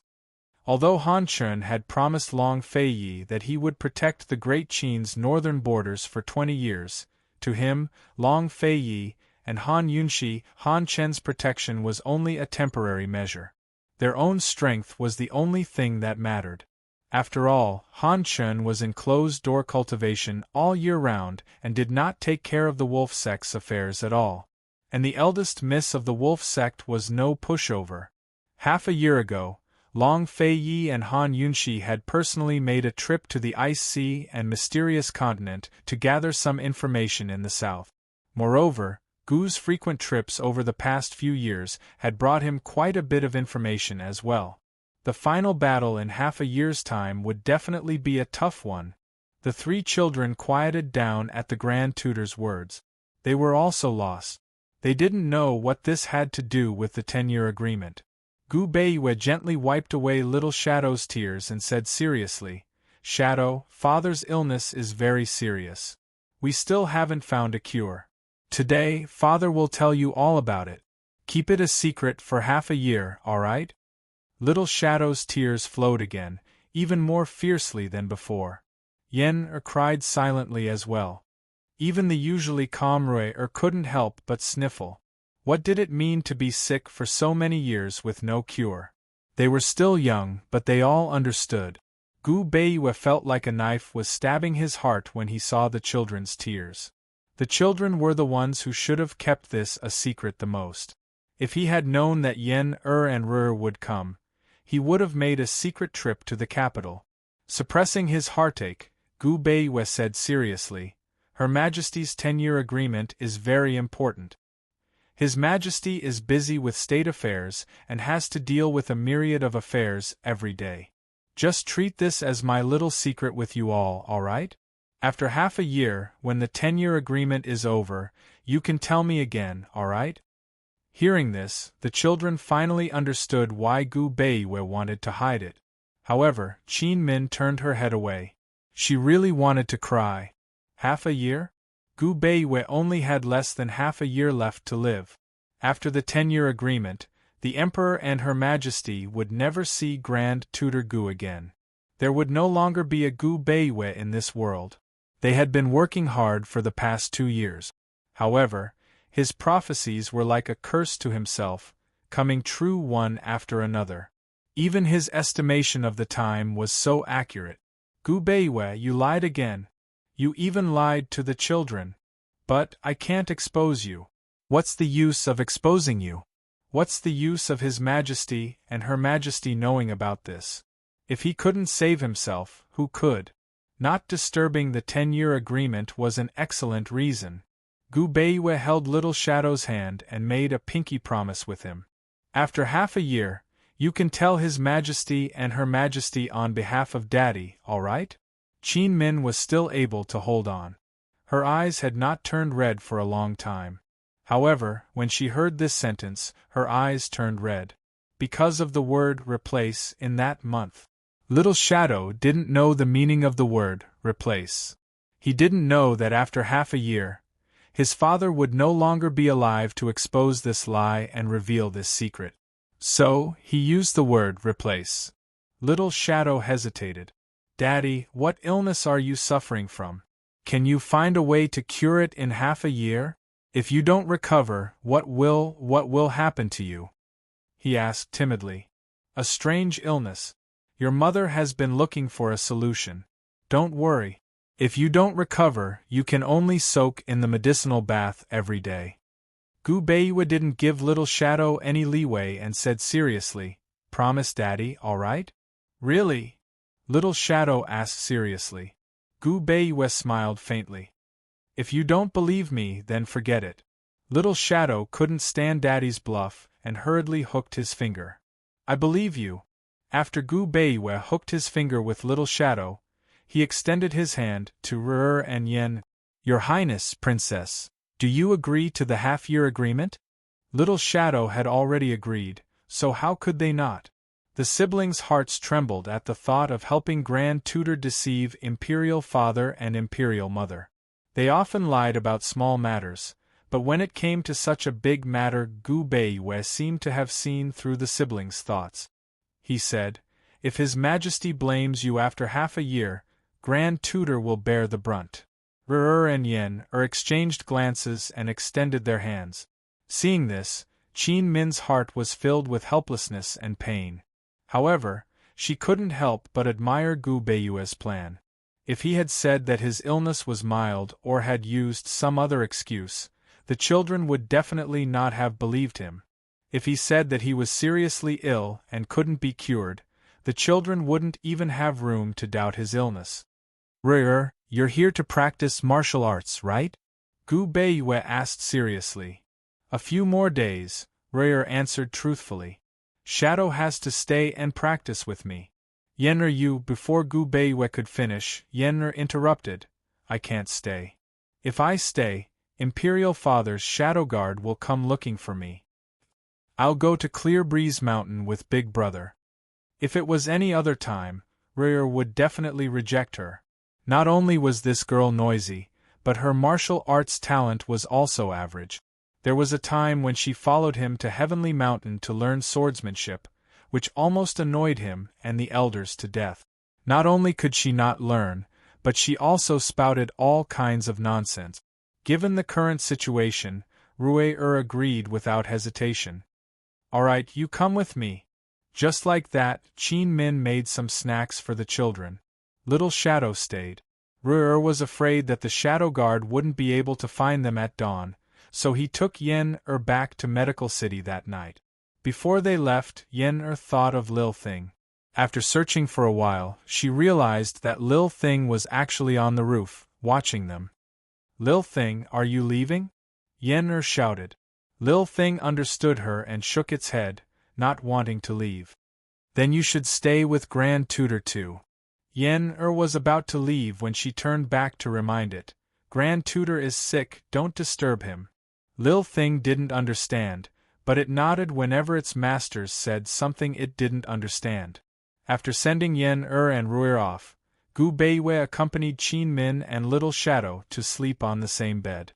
Qin Min slept on the inside, Little Shadow slept in the middle, and Gu Beiwa slept on his side at the outermost edge. Little Shadow was very sensible. Even though he had a lot to say to his parents, he was afraid that his father would be too tired, so he didn't dare to say it. He lay on his back, holding his parents' hands, and unknowingly fell asleep. After Little Shadow fell asleep, Gu Beiwa got up, and Lil Thing, who had been guarding at the side, immediately jumped onto his shoulder. Chapter 1350. Lil Thing had long noticed that something was wrong with the young master. Furthermore, it had smelled the scent of medicinal herbs when it approached the courtyard. It had even specially run into the large bathtub to sniff carefully. Of course, it knew that the young master's health was not good and that he had been soaking in the medicinal bath. But this time, it felt that something was wrong. Judging from the scent in the bathtub, the young master must have soaked in the medicinal bath for a very long time. Young master, What's wrong with you? After not seeing Lil Thing for a long time, Gu Beiwei could not help but reach out and scratch Lil Thing's chin. Lil Thing rubbed against his slender fingers gently. Its heart was filled with incomparable grief, but it could not say anything. It secretly decided that from now on, no matter who pestered it or stopped it, it would not care. It would accompany and protect the young master at all times. After Gu Beiwei left, Qin Min followed him out. It's time to soak in the medicinal bath. If you don't, before Qin Min could finish, Gu Beiwei muffled his mouth and started coughing. Soon enough, fresh blood seeped out from between his fingers. Quick! I've already boiled the medicinal bath. Qin Min was anxious. Gu Beiwei had already reached his limit by holding out for so long in front of the children. Gu Beiwei did not make a sound. It was not that he did not want to make a sound, but that he could not open his mouth. He coughed again, and the blood covered his palm. Lil Thing was even more frightened. It was so anxious that it jumped up and down and squeaked. Qin Min picked Lil Thing up and warned in a low voice, "Don't squeak, you'll wake Little Shadow up." The medical apprentice and Xiaoyao had gone down the mountain to buy firewood and rice. They would only be back tomorrow, so there was no one to help Qin Min now. She supported Gu Beiwei to the side of the bathtub, not knowing what to do. Gu Beiwei took a deep breath and got out of the bathtub by himself. Then, he started coughing again. He was afraid of waking Little Shadow up, so he covered his mouth with one hand and pointed in the direction of the kitchen with the other. Qin Min finally regained her senses and hurriedly ran to the storage room. She had been boiling the medicinal bath all the time, so she just had to bring it over. Seeing Qin Min run over, the little thing jumped onto the edge of the bathtub. It walked over and over again. Looking at young master, it was about to cry. It couldn't help. Soon, Qin Min returned with a large tub of medicinal soup. She was such a thin and weak girl, and her wrists were especially thin. Yet, she carried a large tub of medicinal soup and walked over step by step. Seeing this, Lil Thing dashed over without hesitation. It scuttled under the big bucket and lifted the entire bucket, reducing Qin Min's burden. With the little thing's help, Qin Min quickly brought the medicinal soup to the side of the bathtub. To soak in the medicinal bath, one naturally had to take off one's clothes. However, Gu Beiwei was lying on the edge of the tub, coughing incessantly. He had no strength to take off his own clothes. A complicated look flashed past Qin Min's eyes, but she did not think too much about it. She leaned over and said in a low voice, "Gu Beiwei, sorry for being rude." She did not know when it started, but she did not use any form of address. She only called him Gu Beiwei. Gu Beiwei, Gu Beiwei, Gu Beiwei. She called him by his full name, and there was a hint of anger in her tone. Even she did not know what she was angry about. She did not know if Gu Beiwei heard Qin Min saying sorry for being rude. He used to say this very often. Qin Min looked calm, but she still took a deep breath before taking action. She pulled open Gu Beiwei's belt and helped Gu Beiwei take off his outer clothes. Seeing this, the little thing that was running around the edge of the bathtub was stunned. However, Qin Min quickly took off Gu Beiwei's inner clothes. Squeak! The little thing made a soft squeak. It was not loud, and no one knew what this squeak was trying to express. After Qin Min took off Gu Beiwei's outer clothes, her ears turned red. However, she did not delay and bent down to pull open Gu Beiwei's belt. The little thing poked its head into the bathtub to take a look, and its white fur all stood up.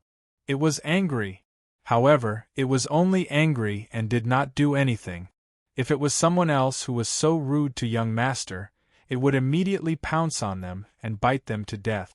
However, Qin Min was trying to save young master. At this moment, its feelings were very complicated. Qin Min took off Gu Beiwei's trousers, and her fingers accidentally slid across his legs.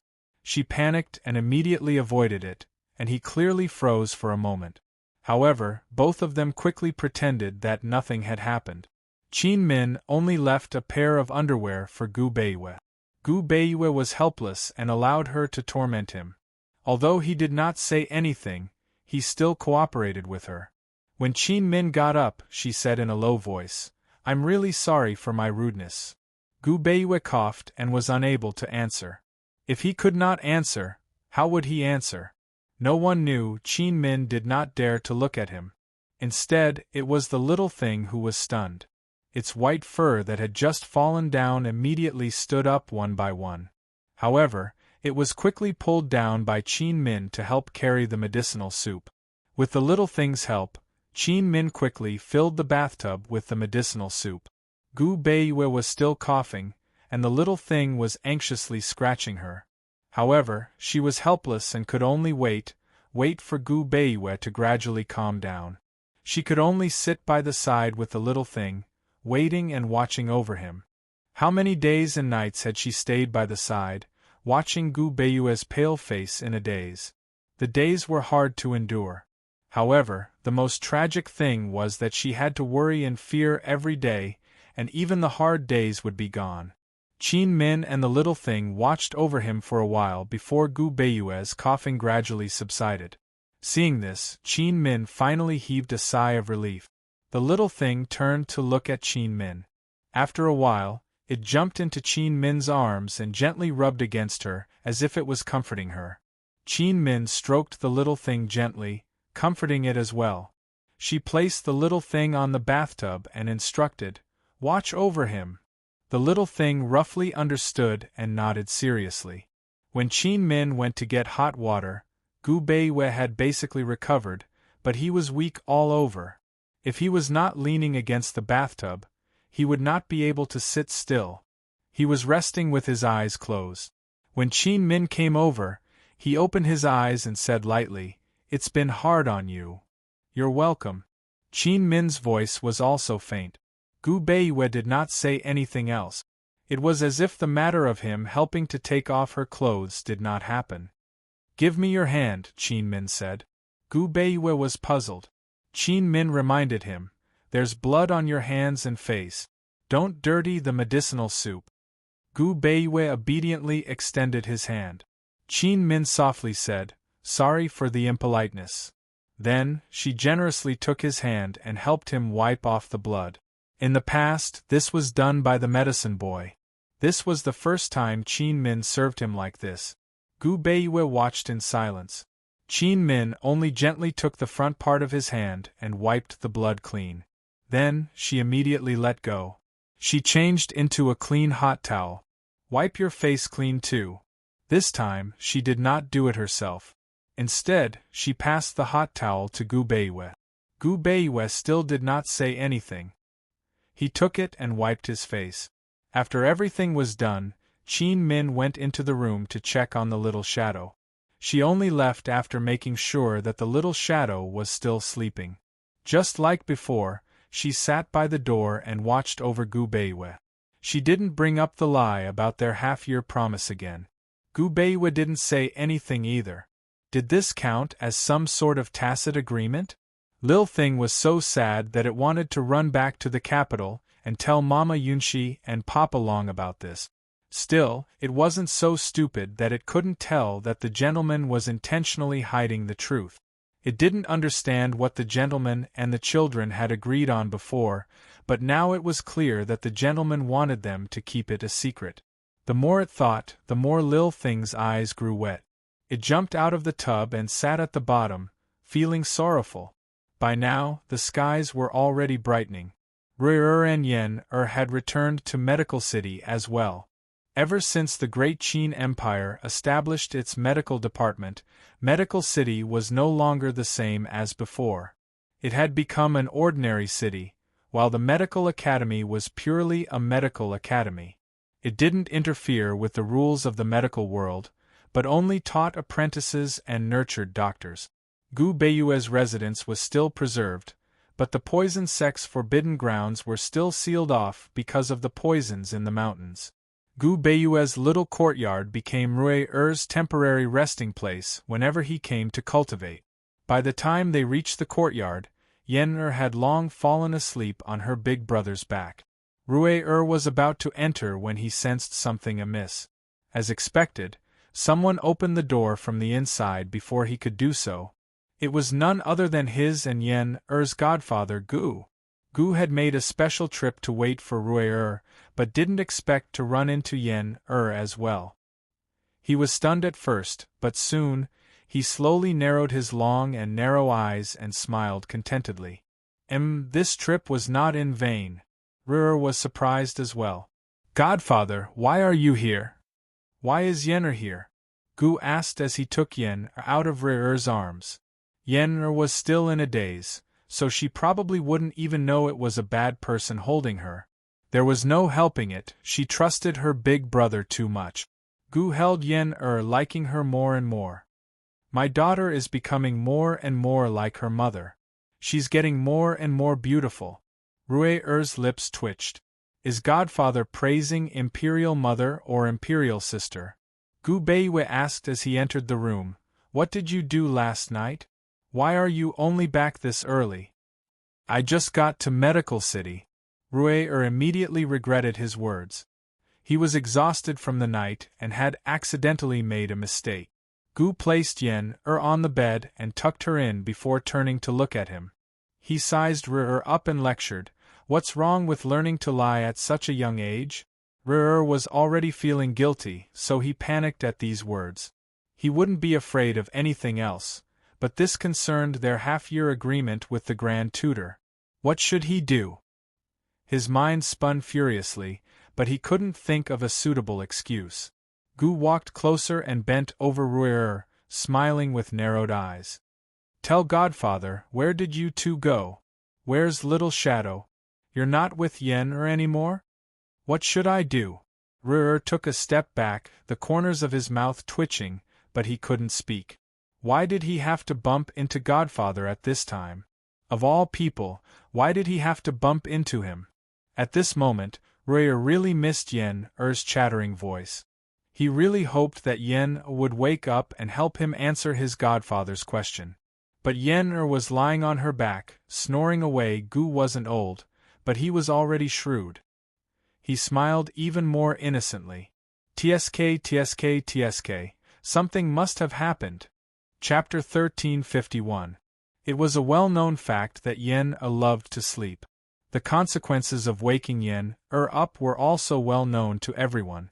But Rui threw caution to the wind. He didn't answer his godfather's question, but circled around him to throw himself onto the bed and pull Yen up. Yen was still in a daze. She let him pull her and did not wake up. Rui had no choice but to release her and shout, "Xianyuan Yen, there's a fire!" Yen immediately sat up and widened her sleepy eyes. She exclaimed, "Fire?" Rui narrowed his eyes. "You're awake." Yen's face fell as she punched him. Fortunately, Rui had the foresight to dodge. Yen was about to chase after him when she saw 7th young master's godfather standing on the side, staring at her.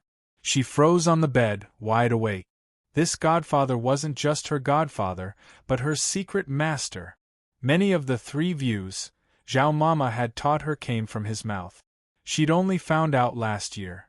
Of course, what she liked the most wasn't the 3 views he'd taught her, but the desserts he'd scrounge from all over Cloud Realm every year. "Little Yen did you miss Godfather?" Gu asked with a grin. "Of course. I missed you to death." Yen grinned mischievously. "Heh, what's good this time? Let me guess." Rui stood on the side silently, a fake smile on his face. Gu spread out his hands. "I didn't know you were here, so I didn't bring anything. What do you want to eat?" "Godfather will go find it right away." Yen realized something was wrong at these words. Godfather had met them by chance, not specifically to find them. "Godfather, when did you come?" Her heart thumped as she slowly turned to look at her brother. Rui was still smiling. He firmly believed that Yen could handle it. Seeing her brother's reaction, Yen was even more certain that there was a trap. Her eyes darted around before she smiled again. "I want to eat. I want to eat the glutinous rice balls from the time-honored bun shop in the south of the city." Rui slapped himself on the head at these words, completely speechless. Where did the glutinous rice balls come from? Moreover, there was only one old shop in the south of the city. It was not a bun shop but a noodle shop. The steamed bun shop in Medical City is located in the north of the city. Gu laughed heartily. Deal. Little Yen just you wait. Godfather will go and buy it immediately. So speaking, Gu Qishao left. Rui and Yen looked at each other. After confirming that Gu had really left, Yen hurried forward and whispered, "What happened? Why are you tricking me again? Godfather is waiting in the house when I carry you back? He asked us where we were and where Little Shadow was. I accidentally said something wrong and exposed myself," Rui said anxiously. "What did you say wrong?" Yen was also anxious. "I said we just arrived at Medical City, but Godfather didn't believe me," Rui replied. The few pieces of luggage in the room were proof enough of their early arrival. "Idiot!" Yen glared at him and asked anxiously, "What do we do now?" "Retreat. Let the Shadow Guard stop him," Rui said seriously. Imperial Father's Shadow Guard had always liked to stop Godfather. Yen had no other choice but to nod. Thus, the siblings carried their luggage and quietly left. But who knew that just as they stepped out of the door, a light cough came from above. Rui didn't even bother to call out the Shadow Guards and pulled Yen to run. They didn't need to look to know that Godfather was on the roof. Although Rui had practiced martial arts for many years, he was the type to accumulate experience. Now was still the time to lay the foundation. Compared to Gu, his martial arts were still weaker. And Yen was even worse. She only had mediocre martial arts. In order not to hurt Long Fei Ye's reputation, the elders of Sky Mountain didn't judge Yen as a good-for-nothing. Gu landed in front of the siblings in a few flips and stopped them. He was still smiling. "Little Yen aren't you eating glutinous rice balls from the bun shop? Where are you going?" Yen smiled awkwardly and Rui lowered his head. Gu was deceived, but he was still smiling. Seeing that the two children didn't know how to fight, he went over to pull them, one in each hand. "Let's go, I'll take you to eat the noodle soup from the bun shop." Gu really took Yen and Rui to the time-honored noodle shop. He ordered a bowl of noodles for each of them, and even specially instructed the kitchen to add her favorite poached egg for Yen. The two children were indeed hungry, and the noodle soup was especially delicious, but the two children didn't have any appetite. After eating a bowl of noodles, Gu asked, "Are you sleepy?" Rui nodded honestly. How could he not be sleepy after not sleeping for an entire night? If he wasn't worried, he would have dozed off long ago. Yen replied with a yawn. "Then go back to sleep," Gu said with a smile. Yen and Rui exchanged glances, feeling increasingly guilty. They felt that Godfather had some big trick up his sleeve to deal with them. After returning to the medical school, Gu still didn't do anything.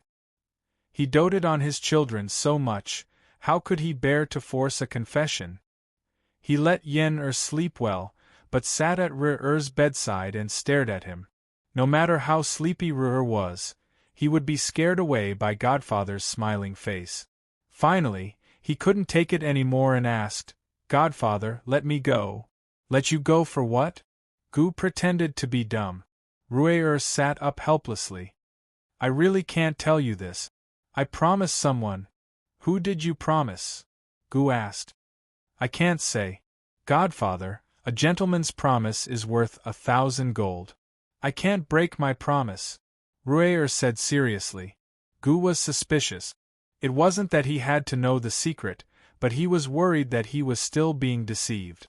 However, just as Gu was feeling suspicious, the door was suddenly pushed open, and Yen came in with an aggrieved expression. Rui and Gu didn't understand what was going on, but Yen started crying. "Godfather, I'll talk. I'll talk. It's about the Grand Tutor. We have an agreement with the Grand Tutor that we can't tell anyone." Yen tossed and turned on the bed, all kinds of worries and guessing what Godfather was going to do. Thus, she couldn't sleep even though she was so sleepy. To her, this was simply torture. It was too painful. She didn't say it, but her heart felt like it was being crushed by a rock. However, she could only say that it had something to do with the Grand Tutor. As for what it was, she wouldn't say it even if she was beaten to death. At this moment, R'er was breaking down. A complicated look flashed past Gu's eyes, but he didn't ask. He said, "Since it's an agreement, then I won't ask. To your family you have to be honest from a young age." Yen-er asked, "What about the enemy? What's there to be honest about when we're already enemies? All's fair in war, understand?" Gu asked. Yen-er immediately nodded, thinking that it made sense. Gu walked over and patted Yen-er's head, whispering, "Your father tricked me many times back then." Yen-er didn't understand, but Gu urged her to go to sleep. Yen-er looked at her brother doubtfully. Was Godfather really not going to ask? Something felt wrong. R'er was also doubtful, but what else could she do other than believe it for now? Thus, the two exhausted children fell asleep. After Gu left, he searched the entire medical school but couldn't find Gu Beiwe. He didn't hesitate and immediately went to Wuya Mountain. Back then, the people and things in Medical City couldn't escape his eyes. He knew all about it. Although he didn't know that Gu Beiwe was a descendant of the Shadow Clan, he always knew that Gu Beiwe's grandfather often went to Wuya Mountain. These two children appeared in Medical City, but Little Shadow didn't follow them. Their secret had something to do with Gu Beiwe. There was no doubt that Gu Beiwe wasn't in Medical City. He was near it. Wuya Mountain was the most likely place. Wuya Mountain was very big. Gu searched the mountain for a while, and finally found a small courtyard by the waterfall. At the same time, Gu Beiwe had just finished teaching Little Shadow, and was preparing to take a medicinal bath. As soon as Gu Qishao approached the courtyard, Lil Thing sensed his presence. Gu Beiwe glanced back and saw a familiar shade of red, giving him a start. Gu walked into the courtyard. He was more sensitive to the smell of medicinal herbs than anyone else. He immediately sensed that something was wrong. He was almost certain that Gu Beiwe was using large amounts of medicinal herbs every day. He scanned the courtyard and frowned when his gaze fell on the big bathtub at the door. A complicated look flashed through Gu Beiwe's eyes. He knew that he couldn't hide it. Gu walked closer step by step and looked at Gu Beiwe with a frown. After a long time, he said, "Medical nerd, what's wrong?" Gu Beiwe didn't say anything. At this time, Qin Min and Little Shadow came out of the house. When they saw Gu, the mother and son were stunned. In the silence, Gu suddenly roared at Gu Beiwe, "What's wrong with you?" Both Qin Min and Little Shadow were frightened, but the latter immediately rushed over and shoved Gu Qishao aside. He didn't say anything, but he clenched his fists and glared at Gu. He wouldn't allow anyone to be so fierce to his father. No one. His father was sick. Gu ignored Little Shadow and said angrily, "How many days do you have left to live? You actually hid it from me." What was Gu Qishao? He was pill fiend. He could judge the severity of the illness and the extent of it from the amount of medicinal herbs used. With this amount of medicine, let alone a year, it was very likely that he wouldn't even last half a year. For the past 2 years, he had always thought that this medical nerd was running around the Great Qin Empire, busy building medical centers for the people of the Great Qin Empire. Who would have thought that he would be so sick? Gu was so angry that he almost lost his mind. He punched the wall beside him and sneered, "You even hid it from me! You even hid it from me!" That year, when he was on the mountain in rear camp, walking step by step towards death, it was this medical nerd who accompanied him every day. When he couldn't take the torture anymore, it was this medical nerd who hugged him and comforted him. At that time, Gu Beiwe kept repeating in his ear, "Shao-Chi, if you die, what will happen to Poison Lass?" If not for Gu Beiwe and his words, Gu really couldn't guarantee that he wouldn't end his own life at that time. "Gu Beiwe, if you die, what will happen to Poison Lass?" Gu questioned. When he said this, Qin Min was shocked. She seemed to have understood something. More accurately, she had discovered a secret. She subconsciously covered her mouth. However, Chapter 1352. While Qin Min was shocked, Gu Beiwei was very calm. He said, "Shao Qi, Poison Lass has His Majesty. I don't have to worry." At this moment, Qin Min couldn't tell what Gu meant by "what should we do?" and Gu Beiwei's "don't have to worry." Was it the Shadow Clan's protection, or however, Gu asked again, "If you die, what will happen to the Great Qin's medical division?" Gu Beiwei was calm as usual. "The Great Qin's medical division doesn't need me anymore. I've been gone for more than 2 years. What will happen to me?" Gu said angrily. Gu Beiwei was stunned and didn't know how to answer. Gu asked again, "What will happen to Qin Min and Gu Nanqin?" Gu Beiwei didn't have anything to say. Gu smiled bitterly and didn't say anything. He turned and left. Gu Beiwei chased after him, but Gu ran very fast. Gu Beiwei couldn't catch up at all with his current strength. Qin Min and the little shadow hurriedly chased after him. Qin Min blocked Gu Beiwei while the little shadow caught up to Gu. Gu's "what should we do?" made Qin Min unable to understand. She didn't want to think about it either. She just wanted Gu Beiwei to be fine. Even if Gu Beiwei gave up, she wouldn't give up. Gu Beiwei definitely didn't know that she had already thrown the small golden knife he gave her into the deep pool under the waterfall. "You can't run anymore," Qin Min said sternly. Gu Beiwei's expression was very ugly. He said loudly, "Shadow, stop your 7th uncle." The shadow grabbed Gu's hand tightly and said seriously, "7th uncle, Father said you can't leave. Don't make Father angry again." Gu was so angry that he shook off the little shadow and said angrily, "Your father is about to die. He might not live for more than half a year." Hearing this, the little shadow was stunned. Gu Qishao left with large strides and soon disappeared into the forest. The little shadow slowly turned his head and looked at his father, who was being supported by his mother.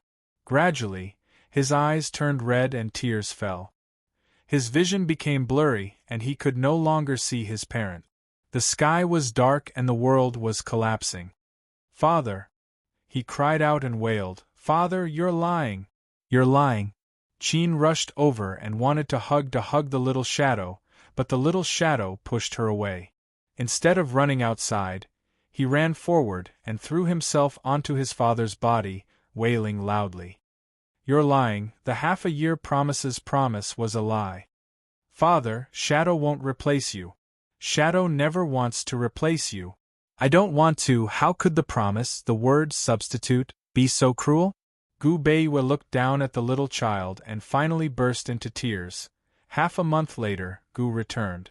Han Yunxi and Long Feiyi also came. Tang Li and Ning Jing, Mu Linger and Jin Zi, as well as the provincial vice-director of Medical City, all came. Rer didn't go to Hanchen and came back with Yen. The usually empty courtyard was suddenly filled with many people. However, even with so many people, it was still not lively. Everyone was very quiet. When they arrived, they realized that knowing about this matter was of no help to Gu Beiwei's illness. What could they do if even Gu Beiwei couldn't cure it? Only companionship. The only thing they could do, the only thing that could bring warmth was companionship. However, companionship was actually a way of saying goodbye. It was equivalent to saying goodbye for a long time. No matter how long it took, they had to say goodbye in the end. Han Yunxi didn't know if she was angry or sad. She stared at Gu Beiwei for an entire day without saying a word. Long Feiyi sat alone outside the courtyard and didn't ask Gu Beiwei anything. Mu Linger's tears fell as she studied Qin Min's prescription. But even after reading it countless times, she still couldn't see anything that could be changed. This prescription was already very perfect. Unfortunately, it was only a prescription for suppressing coughs, not a prescription for curing the illness.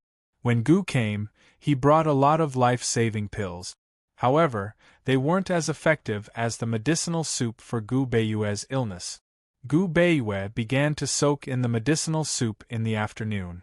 Other than Qin Min, the other women avoided him. Gu Beiwei asked them to go down the mountain, but none of them left. They sat cross-legged outside the courtyard. Long Fei Yi Gu, Tang Li, Jin Zi, and Shen Jueming sat around Gu Beiwei, guarding him. Gu Beiwei didn't know whether to laugh or cry at this scene. His heart was stifled, but it was warm. Looking at Long Fei Yi's silence, he finally couldn't help but say, "Your Highness." When he said, "Your Highness," Long Fei Yi and Ru'er turned around at the same time.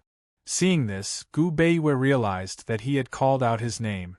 Ru'er looked confused. Long Fei Yi chuckled helplessly. He knew that Gu Beiwei was calling him. This, "Your Highness," contained too many memories and trust from the past. Gu Beiwei must have missed the past. Did people miss the past when they were about to die? Long Fei Yi exhaled and walked closer. He didn't say anything and just waited for Gu Beiwei to speak. However, Gu Beiwei was silent for a long time. After looking at him for a long time, he finally said, "Your Highness, I'm sorry. I can't accompany you for too long. As for the medical department, I've already..." Before he could finish, Long Fei Yi raised his hand to stop him. "Gu Beiwei, I'm not here to hear your last words." Long Fei Yi then strode out. Tang Li quickly chased after him. He was usually talkative, but he didn't know what to say at this time. Seeing this, Ru'er and Gu Qishao followed. In the courtyard, other than Qin Min, only Shen Jueming and Jin Zi were left. Shen Jueming was old and sat far away. At this moment, he was looking at Gu Beiwei from afar and secretly wiping his tears.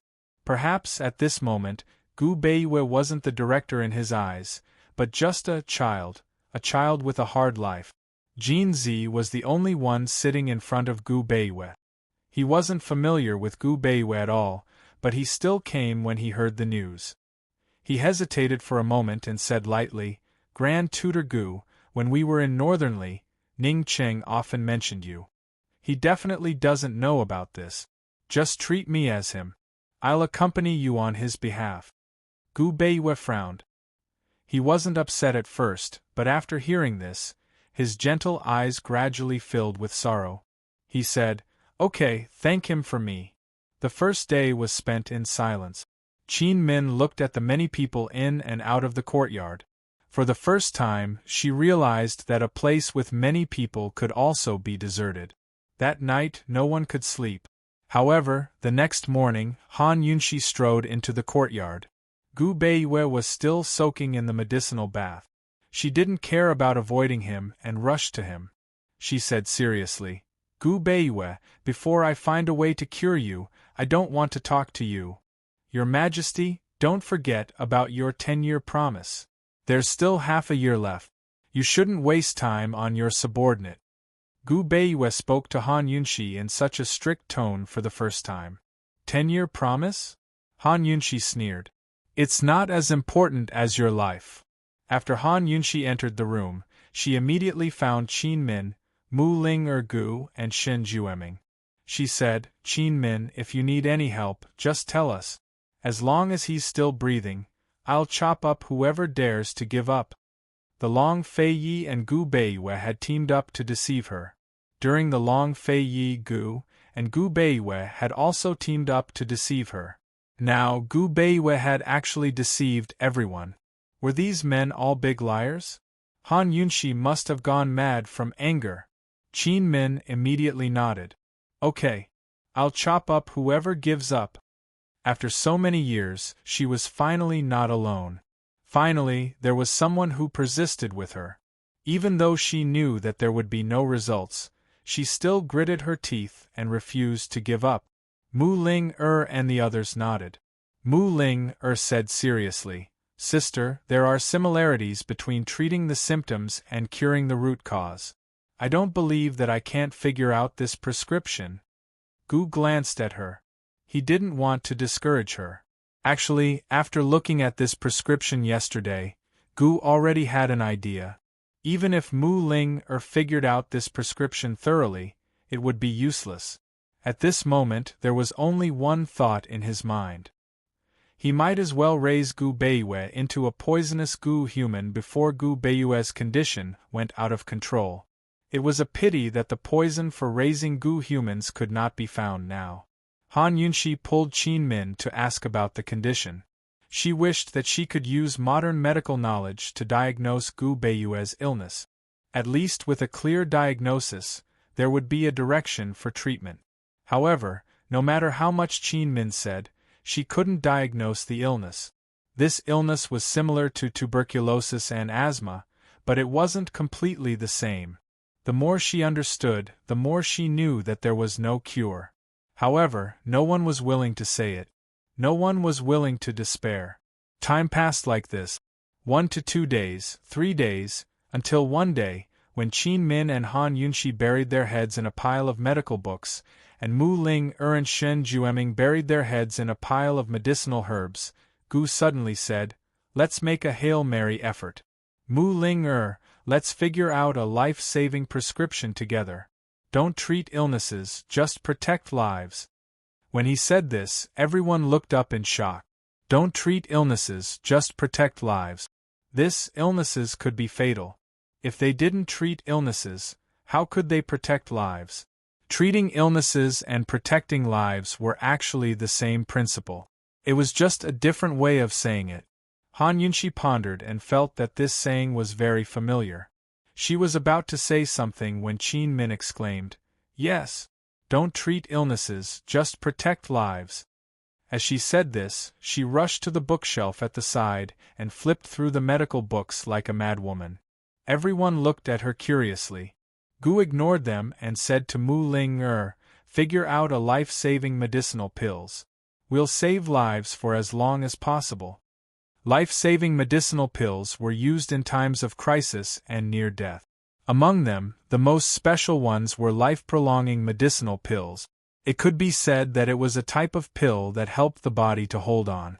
Could only hold on for 1 or 2 days at most.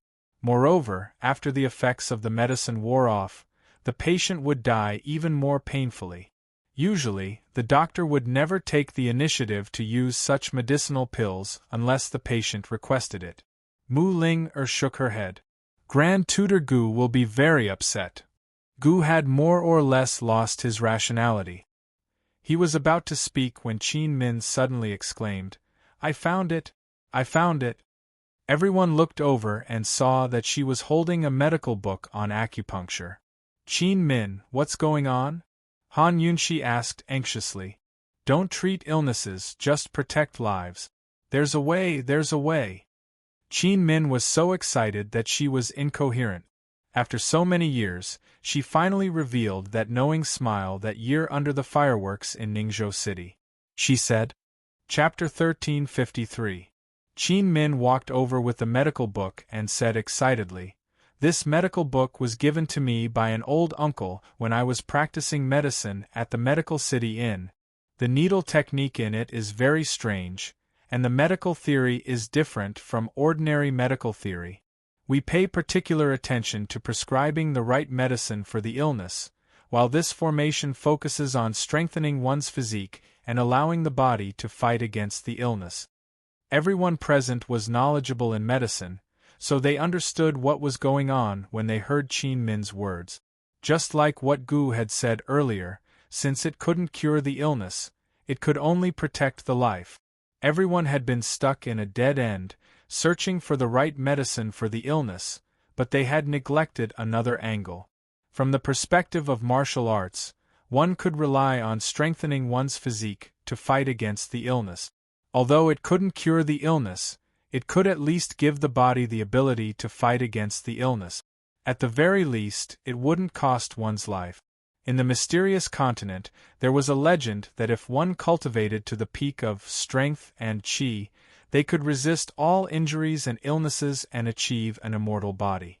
No one had ever cultivated to the peak of strength and qi, but many people had used qi cultivation to resist many illnesses and external injuries. So, there's hope if Grand Tutor Gu cultivates true qi? Mu Ling asked in surprise. Gu stroked his chin and said seriously, with his current body, he might not be able to succeed, and there might not be enough time. Han Yunxi suddenly rushed out of the door and called Long Fei Yi and the others over to tell them the good news. Gu Beiyue was stunned at first, but then he smiled wryly. Regardless of whether it would succeed or not, this was indeed a way, a way. Why didn't he think of it before? Why was he so obsessed with prescribing the right medicine for the illness? A complicated look flitted across Long Fei's eyes, and he said seriously to Gu Beiwei, "I'll try transferring true qi to you. Your Majesty, the promise of 10 years. Before Gu Beiwei could finish, Han Yunshi interrupted him with a smile. The promise of 10 years is between me and Han Xiang. Why should a man like him interfere in women's matters? As soon as these words came out, everyone laughed. Long Fei was not a person who liked to meddle in women's affairs. Han Yunshi was the only exception, but Han Yunshi did not like this kind of exception. Long Fei would naturally watch from the sidelines and not interfere in the 10-year agreement. Gu Beiwei also laughed and had nothing to say. However, Qin Min said, "Your Majesty, Northman's body is too weak. I'm afraid he can't endure too much true qi. We still have to be extremely cautious about this matter." Qin Min was right to be worried. Long Fei nodded. Just as he was about to speak, Rui'er spoke up. "Imperial Father, I'll invite Grandfather over. Perhaps he'll have a solution." Rui'er was supposed to go to Clear Breeze Mountain, but because of the Grand Tutor, he asked for leave from his grandfather. Han Chen's true qi was much more powerful than Long Fei's. At the very least, with him around, there would be a chance to salvage the situation if anything happened. It would be an additional layer of protection. The next day, Long Fei and Han Yunshi personally brought Rui'er to Clear Breeze Mountain to invite Han Chen to come out. Actually, there was no need for Long Fei and Han Yunshi. Just a single word from Rui'er was enough to get Han Chen to come out. Many times people really did care about affinity. Han Chen did not really get along with his daughter, Han Yunshi. Instead, he got along particularly well with his grandson, Rui'er. He doted on Rui'er a lot. Normally, if other people asked 10 questions, he would not answer 10 of them, but he would answer everything Rui'er asked. It had been 10 years. Han Yunshi had settled the charm of a woman, noble and elegant. Long Fei was more mature than before, and his deep gaze was full of masculinity. Han Chen did not look much older. Perhaps it had to do with his pure heart and lack of desires, or perhaps it had to do with the density of his true qi. His handsome appearance and refined figure, as well as his calm, elegant, and steady steps, made it difficult for people to guess his age. Han Yunshi and Long Fei walked in front hand in hand, while Han Chen held Rui'er's hand and walked behind them. It was the most peaceful and noble scene in the world. Seeing Han Chen appear, the people waiting in the courtyard were relieved. Long Fei had already explained everything clearly to Han Chen. Although everyone was waiting for Han Chen, he still treated them as heir as he entered the courtyard and headed straight for the rooms. Experts naturally had the right to be arrogant. Everyone knew this senior's temper, and they also respected this senior's identity and power. Long Fei said seriously to Gu Beiwei, "Senior and I can join hands and use our true qi to protect you. Senior will be the main and I'll be the support. But it's still a life and death struggle. If you can resist the true qi and turn it into your own, your life will be saved.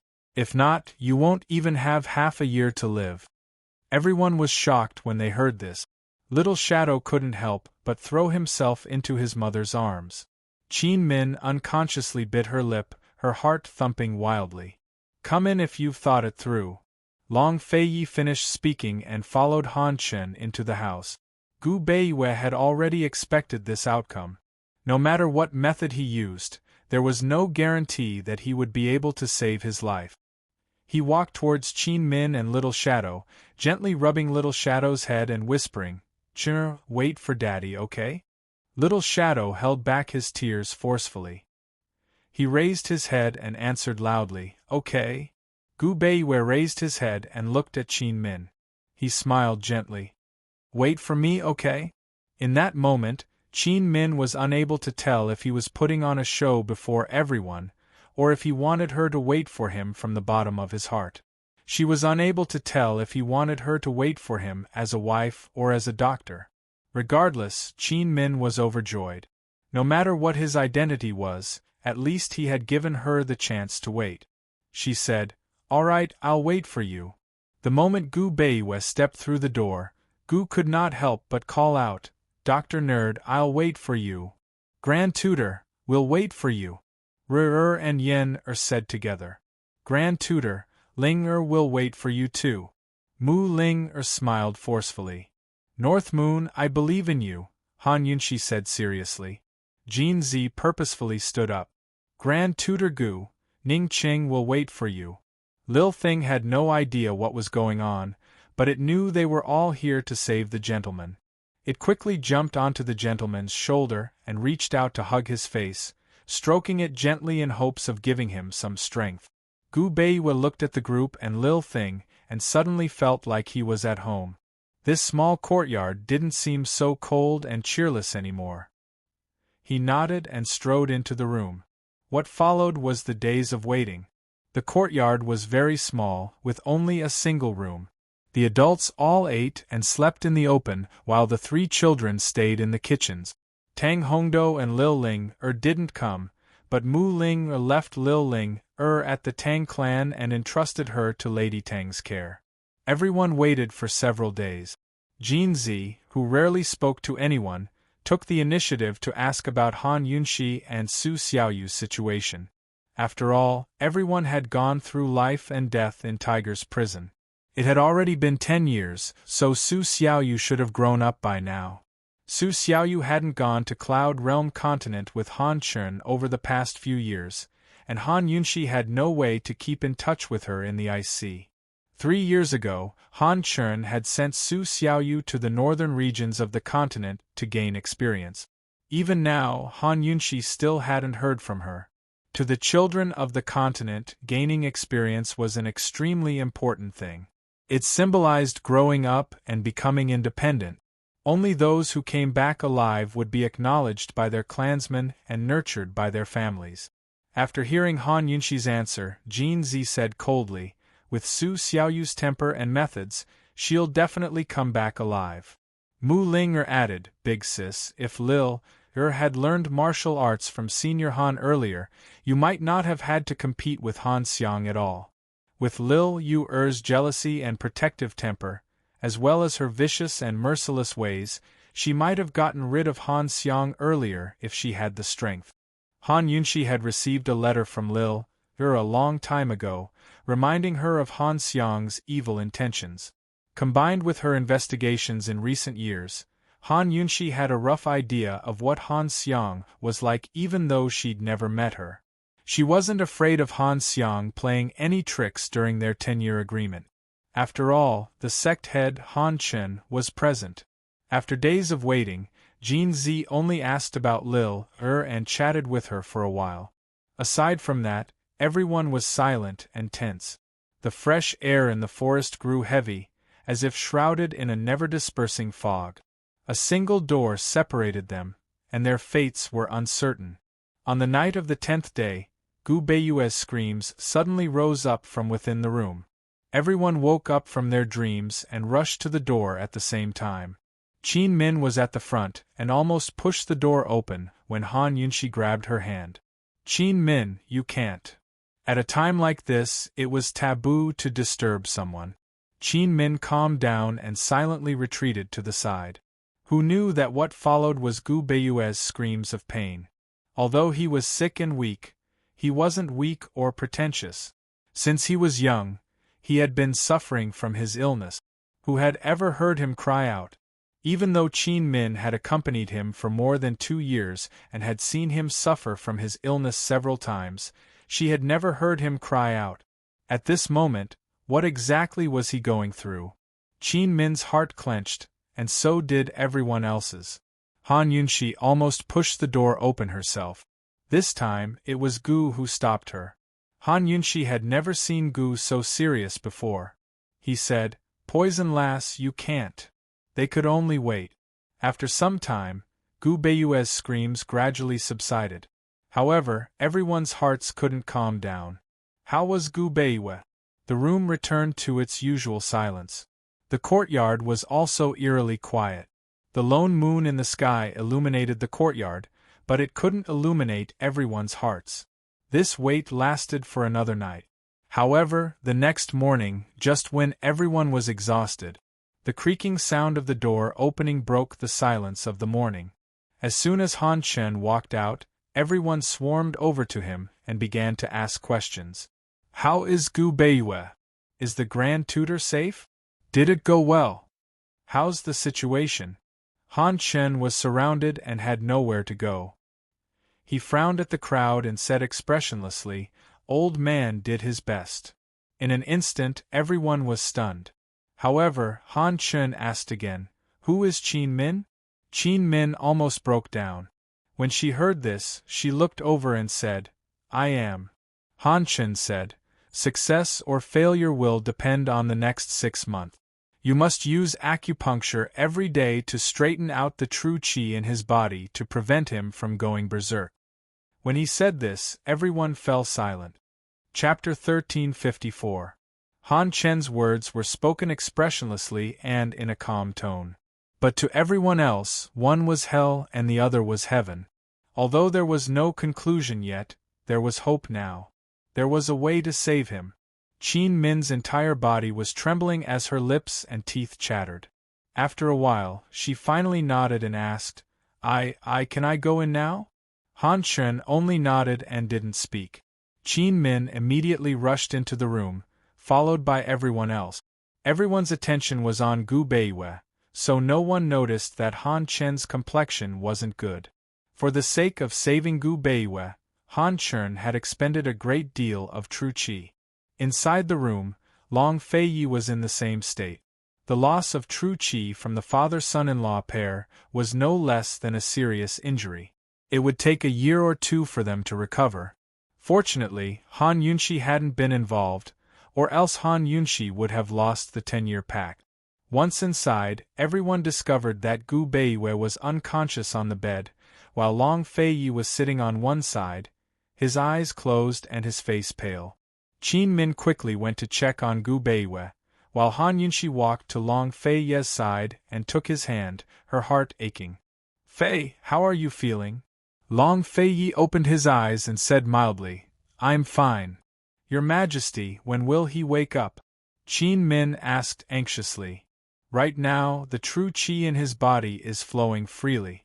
Hurry up and use the needle technique from the medical book to prevent him from going berserk," Long Feiyi said seriously. Needles were Qin Min's forte.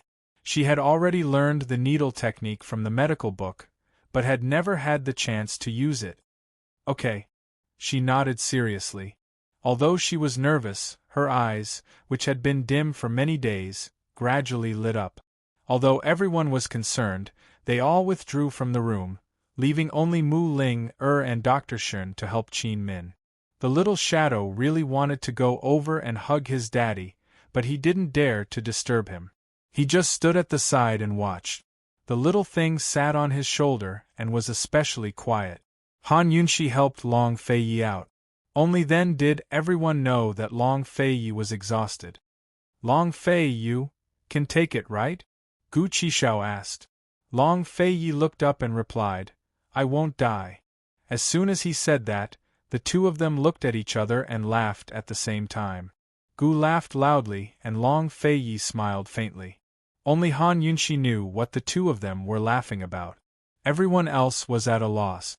How could he still laugh in such a situation? Long Fei sat down on one side and discovered that Han Chen was gone. It was only then that everyone realized that Han Chen wasn't in the courtyard. Imperial grandfather said that he has left. He also said that he won't teach me martial arts this summer and will have to wait until next year, Ruier said seriously. Long Feiyi was surprised. He knew that Han Chen had used up a lot more energy than him, but he didn't expect that it would be so serious that he couldn't teach Ruier martial arts. It seemed that he was going to go into seclusion to recuperate. In any case, the stone that had been pressing on everyone's hearts was finally lifted. The next day, Gu Beiyue woke up.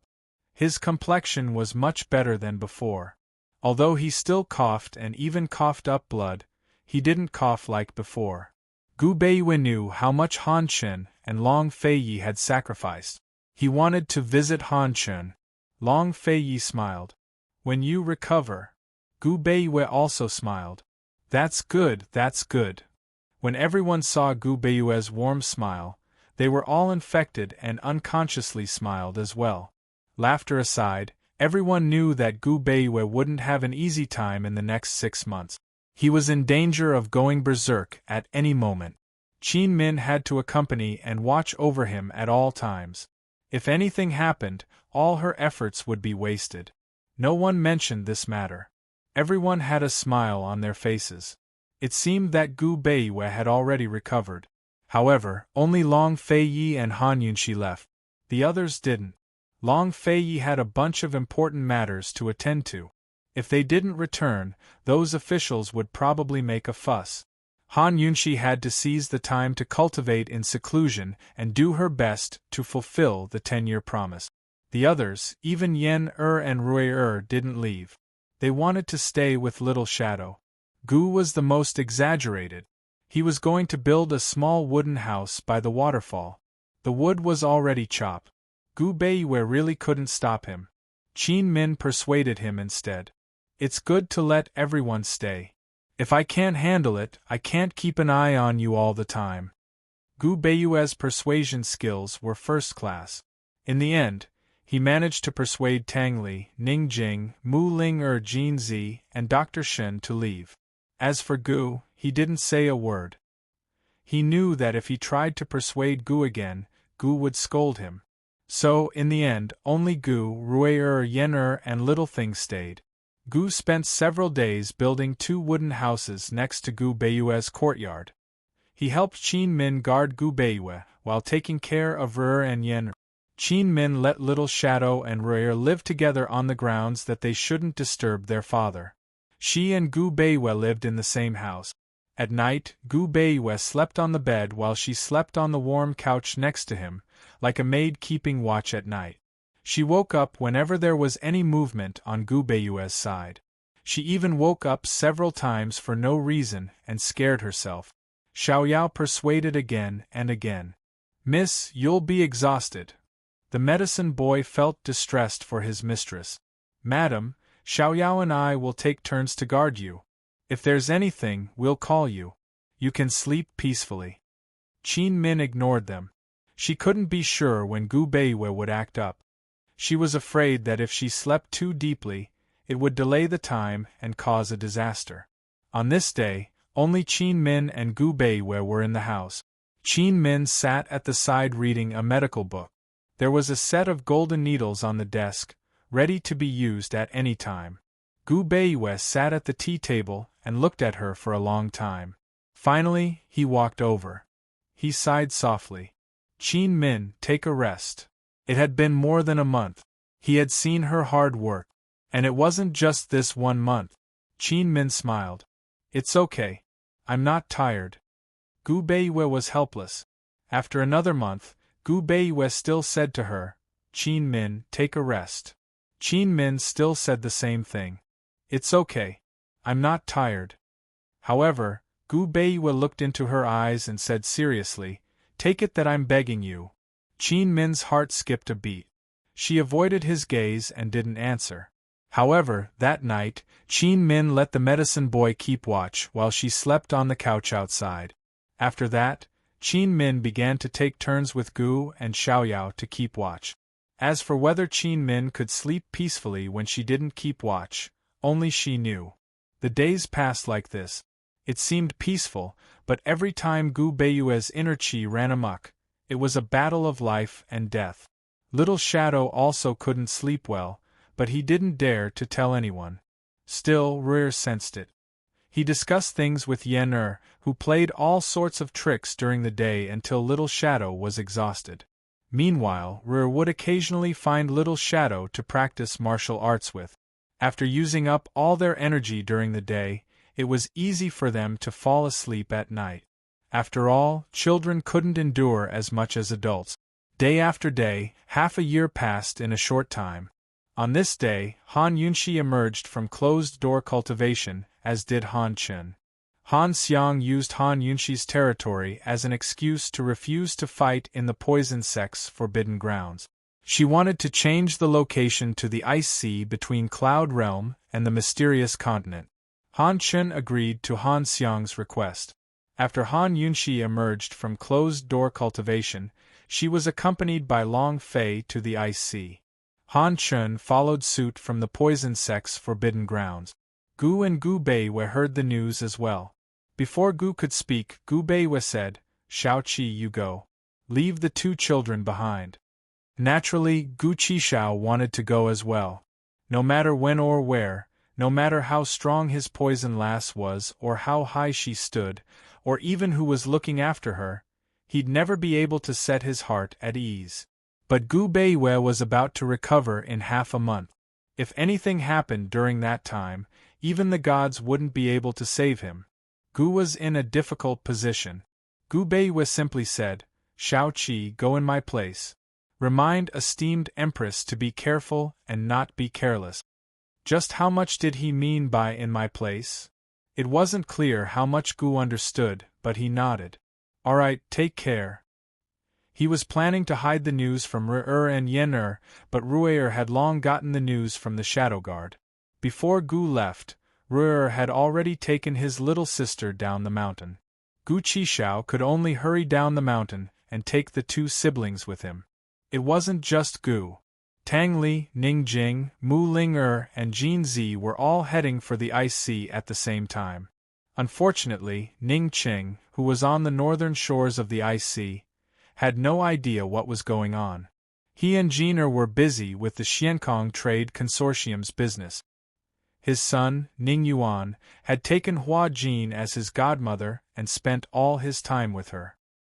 His temperament was very similar to Hua Jin's, unlike the two of them.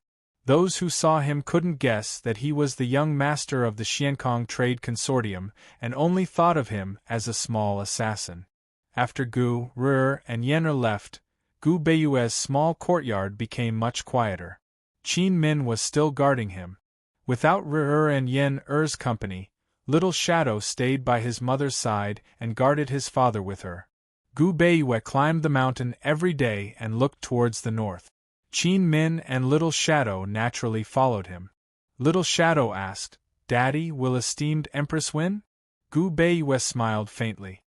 "Yes, she never fights a battle she's not confident in."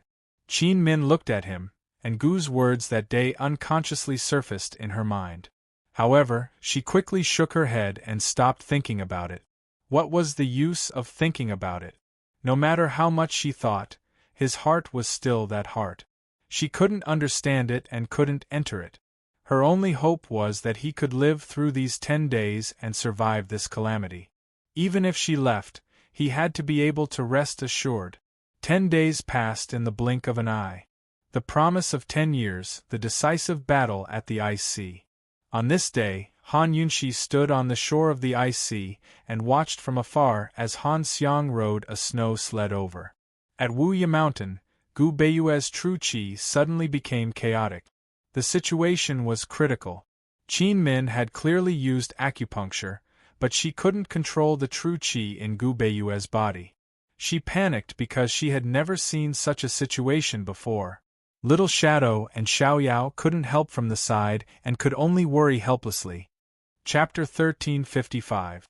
Gu Beiyue was lying on his stomach, his hands tightly gripping the edge of the wooden couch as he resisted the chaotic true qi in his body.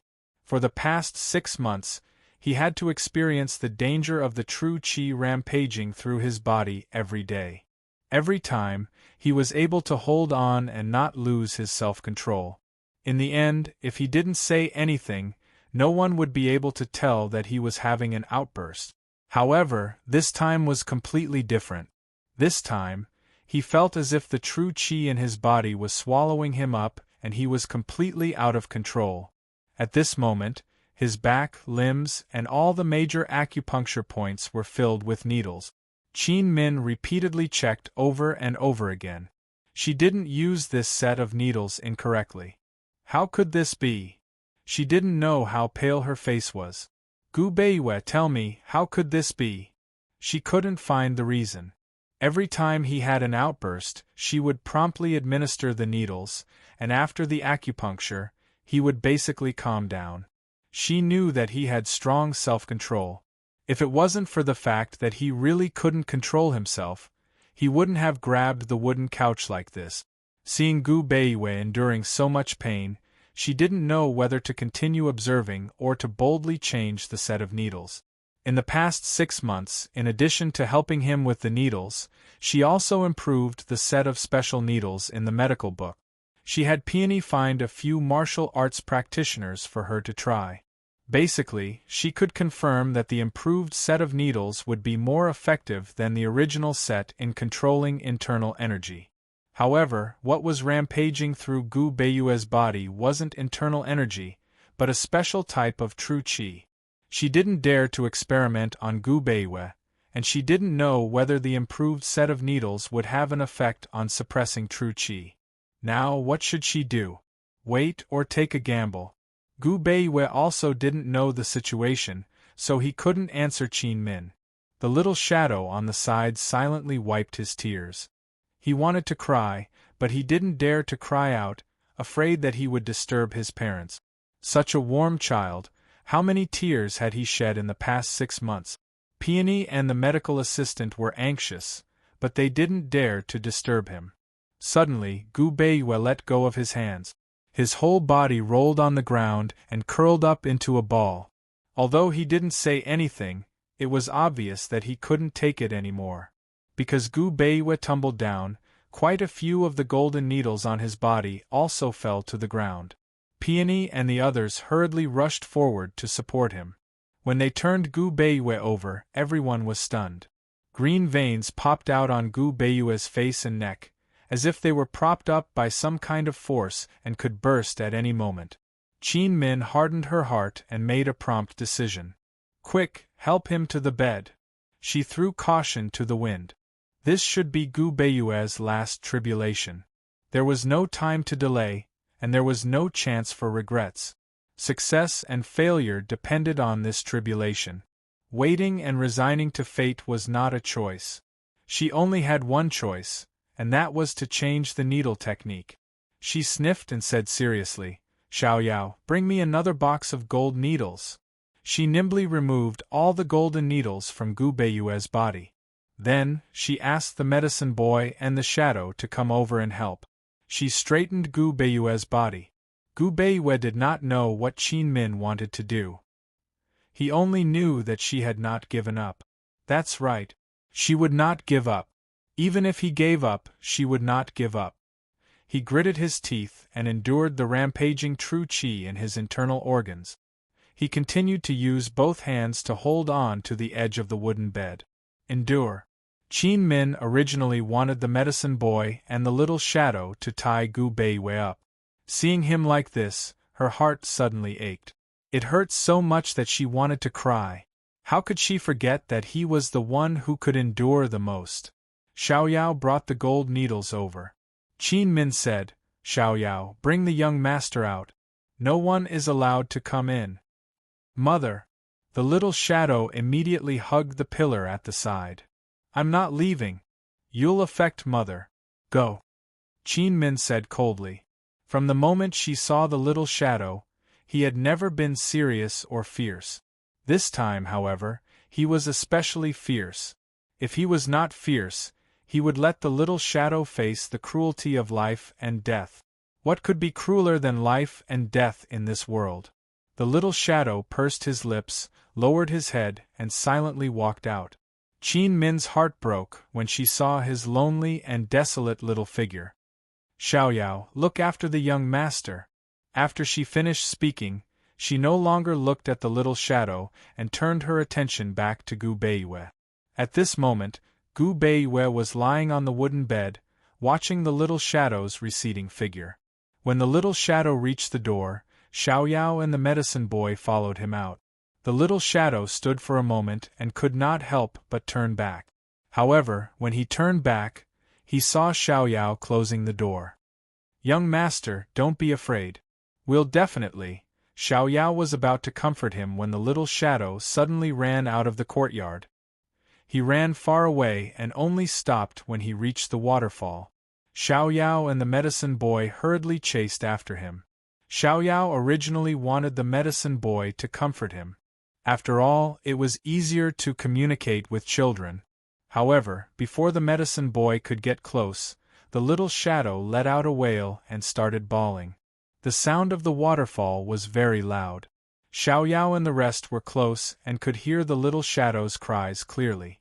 However, Gu Beiwei and Qin Min, who were in the room, could not hear anything at all.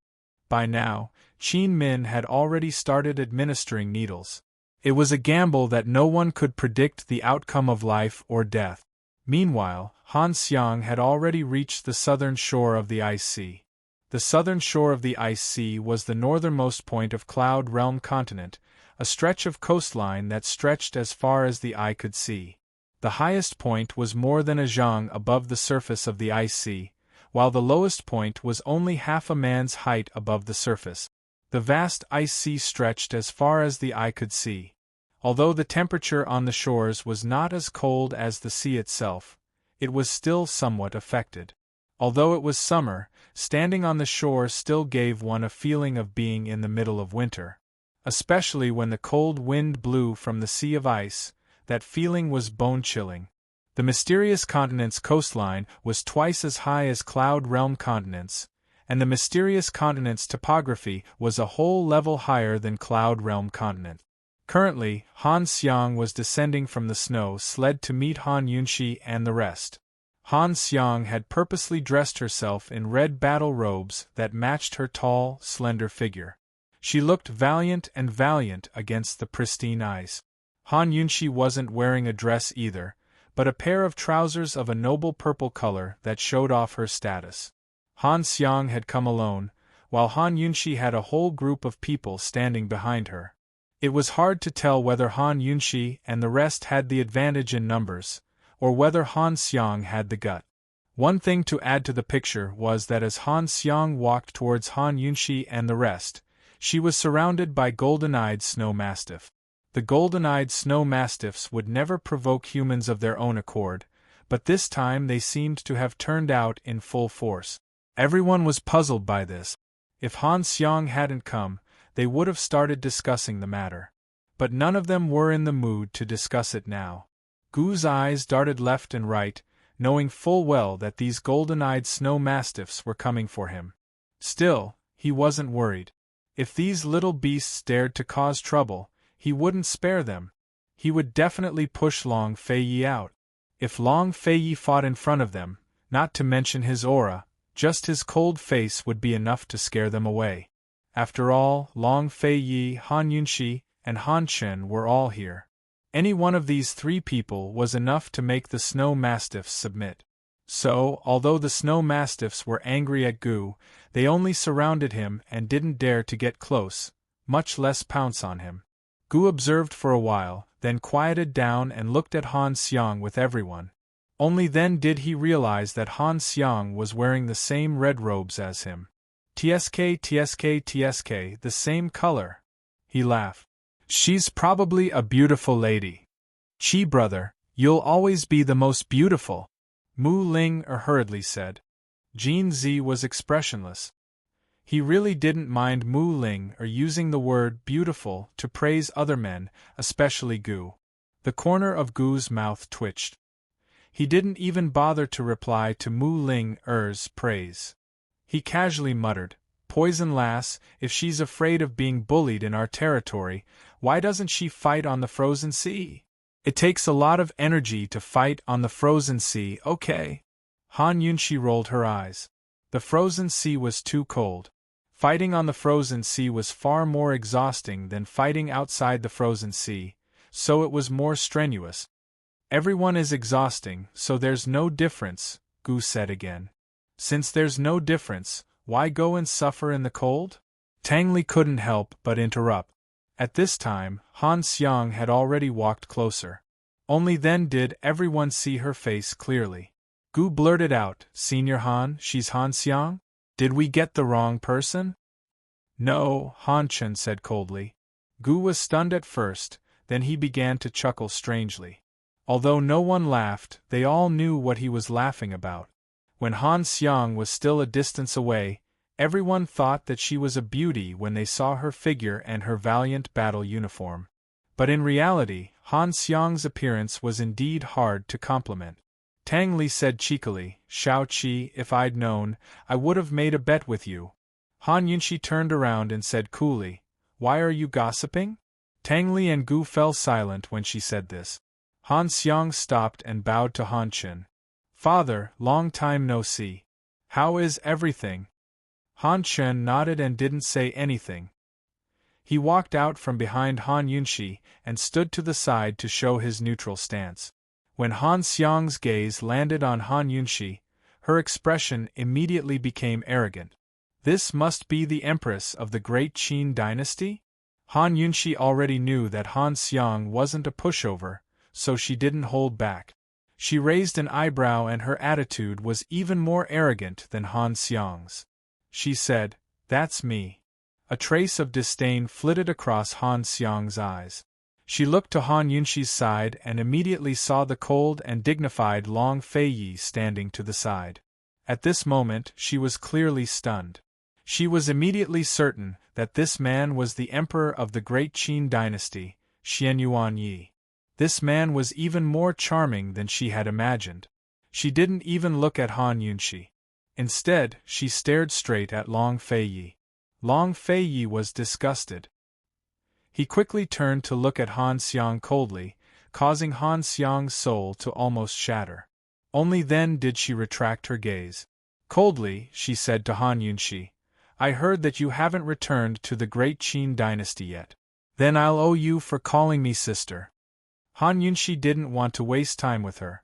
She looked at Han Chen and asked calmly, "Are there any rules for the duel?" Before Han Chen could answer, Han Xiang said, "Of course there are. You can't use poison." Chapter 1356. Han Chen didn't mind Han Xiang's interruption.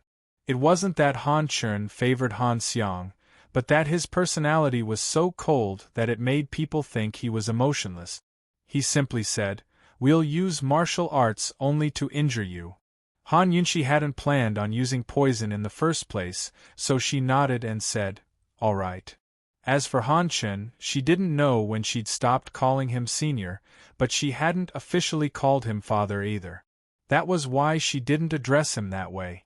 "Yes, father." Han Xiang purposely emphasized the word father, as if calling him that would distinguish her from Han Yunshi, who had yet to return to her family. Women, the more they flaunted something, the more they needed and lacked it. If Han Xiang knew that Han Yunshi had once rejected Han Chen and the wolf sect in the poison sect's forbidden grounds, how would she feel? In the past few years, Han Yunshi had met too many people like Han Xiang. She couldn't be bothered to waste time arguing with them. She strode to the side, ready to fight. Seeing this, Han Xiang also walked to the other side. One stood on Han Chen's left, the other on his right. They were about 15 paces apart. Han Yunshi mulled over Han Chen's words, "Injure you until you injure me." Those words were wonderful. She had to injure her opponent, but she couldn't let herself get hurt. This was more difficult than the usual life or death, or stop at a certain point. Han Yunshi liked the rules of this game very much. She looked at Han Xiang and slowly drew Mosie's sword. True Qi was reserved and used to boost one's strength. Strength, on the other hand, was displayed externally through the weapons and moves she was skilled in. Han Xiang also used a sword. When she saw Han Yunshi draw her sword, she immediately drew her own as well. Han Yunshi didn't recognize the sword, but she knew it had a powerful background. With both of them drawing their swords, the duel was about to begin. However, Han Xiang suddenly looked at Long Feiyi and the others and smiled strangely. "Great Qin's Empress, since you have so many supporters, why don't we add another bargaining chip? Otherwise, how boring would it be for everyone?" Han Yunshi looked at Han Chen. Seeing that Han Chen was unmoved, she knew that Han Chen wouldn't care about this matter. Very good, since Han Chen didn't care, she could deal with him without worry. She asked, What do you want to add? Unexpectedly, Han Xiang said, Add a man. The moment she said that, Long Fei Ye's eyes turned cold. If it wasn't for the promise of a duel, he would have already killed this woman. Ruier's rainbow heavenly pupils had already seen through Han Xiang's grade. Han Xiang's true martial power was at the 6th grade, and her true qi was at the early 5th grade. Although he was injured, it was more than enough to kill Han Xiang with his 9th level Lustbite seal and high 5th grade true qi. As for Han Yunxi, her true qi was also at the early 5th grade, but Han Yunxi's Phoenix Qi was at the 7th grade, a full level higher than Han Xiang's. Although the two of them were both early 5th level experts, Han Yunxi's strength was a cut above Han Xiang's. By the time Ruier saw through Han Xiang's strength, the duel had already been decided. Before Han Yunxi could reply, Long Fei Yi spoke up. Yunxi, end this quickly. It was almost an order. All right. Han Yunxi knew Long Fei Ye's disgust. But Han Xiang only laughed. Aya, if you don't dare to add, why did you agree to my terms just then? We've only met sisters for the first time, so how could you go back on your word and hurt your little sister? A complicated look flitted past Han Yunxi's eyes.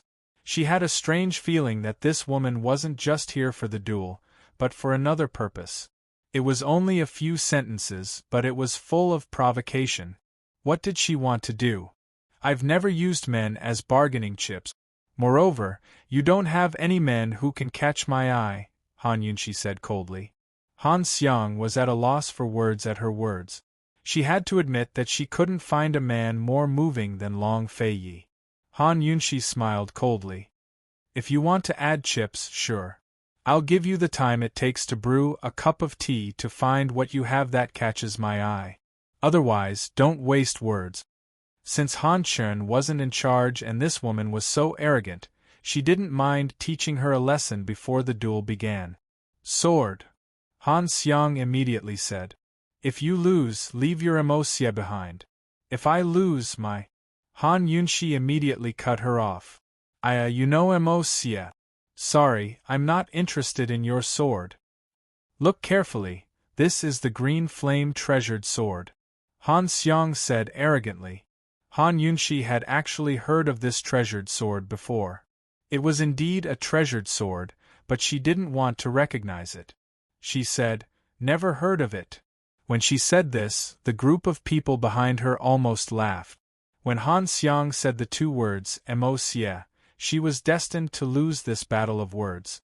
Han Xiang's eyes were filled with anger. She had purposely wanted to provoke Han Yunxi and annoy Han Yunxi, who knew that she would be angered to death with just a few words. She had no other choice but to calm herself down. No matter what, she had to infuriate Han Yunxi. This was the key to the outcome of this duel. She thought for a moment and said arrogantly, Han Yunxi, the loser will kowtow to the winner 3 times. How about that? Han Yunxi immediately looked at Han Chen. She had to admit that Han Xiang's condition of kowtowing in front of her father was really laughable. Unfortunately, Han Chen was still unmoved.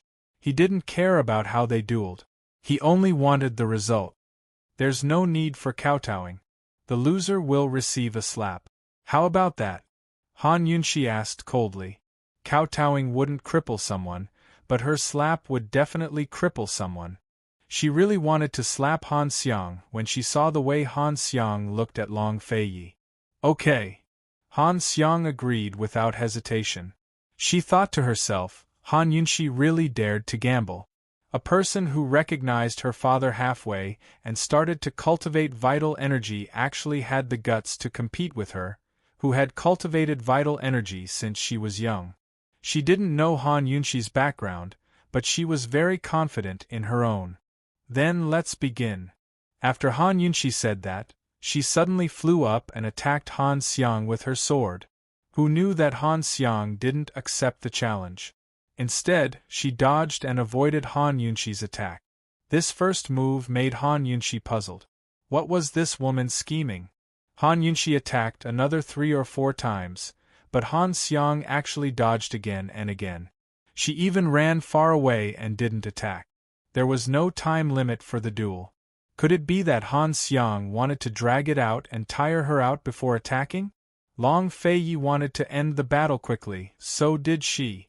Moreover, she also had the ability to end the battle quickly. Your Majesty, you're so fierce. Han Xiang laughed. Don't worry, I'll only be fierce once. Han Yunxi laughed lightly. She had to end Han Xiang with this move. She raised Mo Xie's sword with both hands and unreservedly used the power of the phoenix. All of her strength gathered on Mo Xie's sword under the impetus of her vital energy. For a moment, Mo Xie's sword light shone brightly. In this sword light, the image of a phoenix appeared. How powerful was the power at the tip of her foot! Everyone was dumbfounded. Even Long Feiyi had never seen Han Yunxi erupt with such a powerful force. Han Chen frowned and muttered to himself, "The power of the phoenix is indeed extraordinary." Everyone was staring at Han Yunxi. No one noticed that Yen Er, who was standing beside Long Feiyi, was acting very strangely. She stared at the phoenix image in the sword light with a dazed expression, as if her soul had been taken away. Her small hands clenched into fists, as if some kind of power was gathering on her small fists, causing her to tremble because she couldn't bear it. She was dumbstruck. In that instant, her mind went blank. She was very clear that Long Feiyi possessed the power of the lustbite, but she never thought that Han Yunxi possessed the power of the phoenix. The power of the phoenix was much more noble than ordinary powers. It possessed the domineering aura of a king that ordinary powers didn't have. Furthermore, looking at the power that Han Yunxi was erupting at this moment, the grade of this power was far above her true martial power. She couldn't escape. No, she couldn't. Looking at Han Yunxi's sword fiercely chopping down, Han Xiang seemed to have suddenly understood something. She turned around and ran. As she ran, she shouted, "No! Father, save me! The He clan is scheming, Father, save me!" Han Xiang's voice was very loud and everyone heard it clearly. But no one reacted and didn't know what Han Xiang was saying. Only Han Yunxi, Long Feiyi, and Gu knew about the He clan. The He clan was a large clan in the western part of the mysterious continent. The patriarch of the He clan, He Xiaotian, had lost to Han Chen by only one move in the last mysterious continent's expert ranking tournament. It was rumored that He Xiaotian had been defeated by an illness at that time. In other words, if he had performed normally, not only would he have defeated Han Chen, he might even have entered the top 3 of the mysterious continent's expert ranking. The He clan was scheming? What did the 10-year agreement between Han Yunxi and Han Xiang have to do with the He clan? What kind of scheme could the He clan be scheming? No one could figure it out. Moreover, no one could think carefully in such a short time. Han Yunxi didn't even have time to hesitate. She made a prompt decision to spare Han Xiang first and let her speak clearly. It wouldn't be too late to deal with her if there were any lies.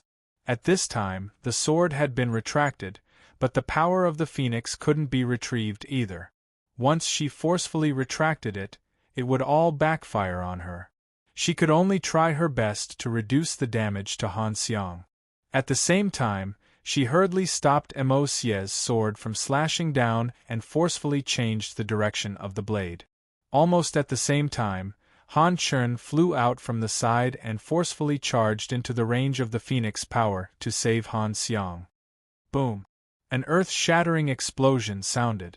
The entire phoenix power struck the seaside and the frozen sea. The entire coast seemed to have exploded, instantly collapsing, and rocks flew into the sky. Everyone was shocked by this force and retreated.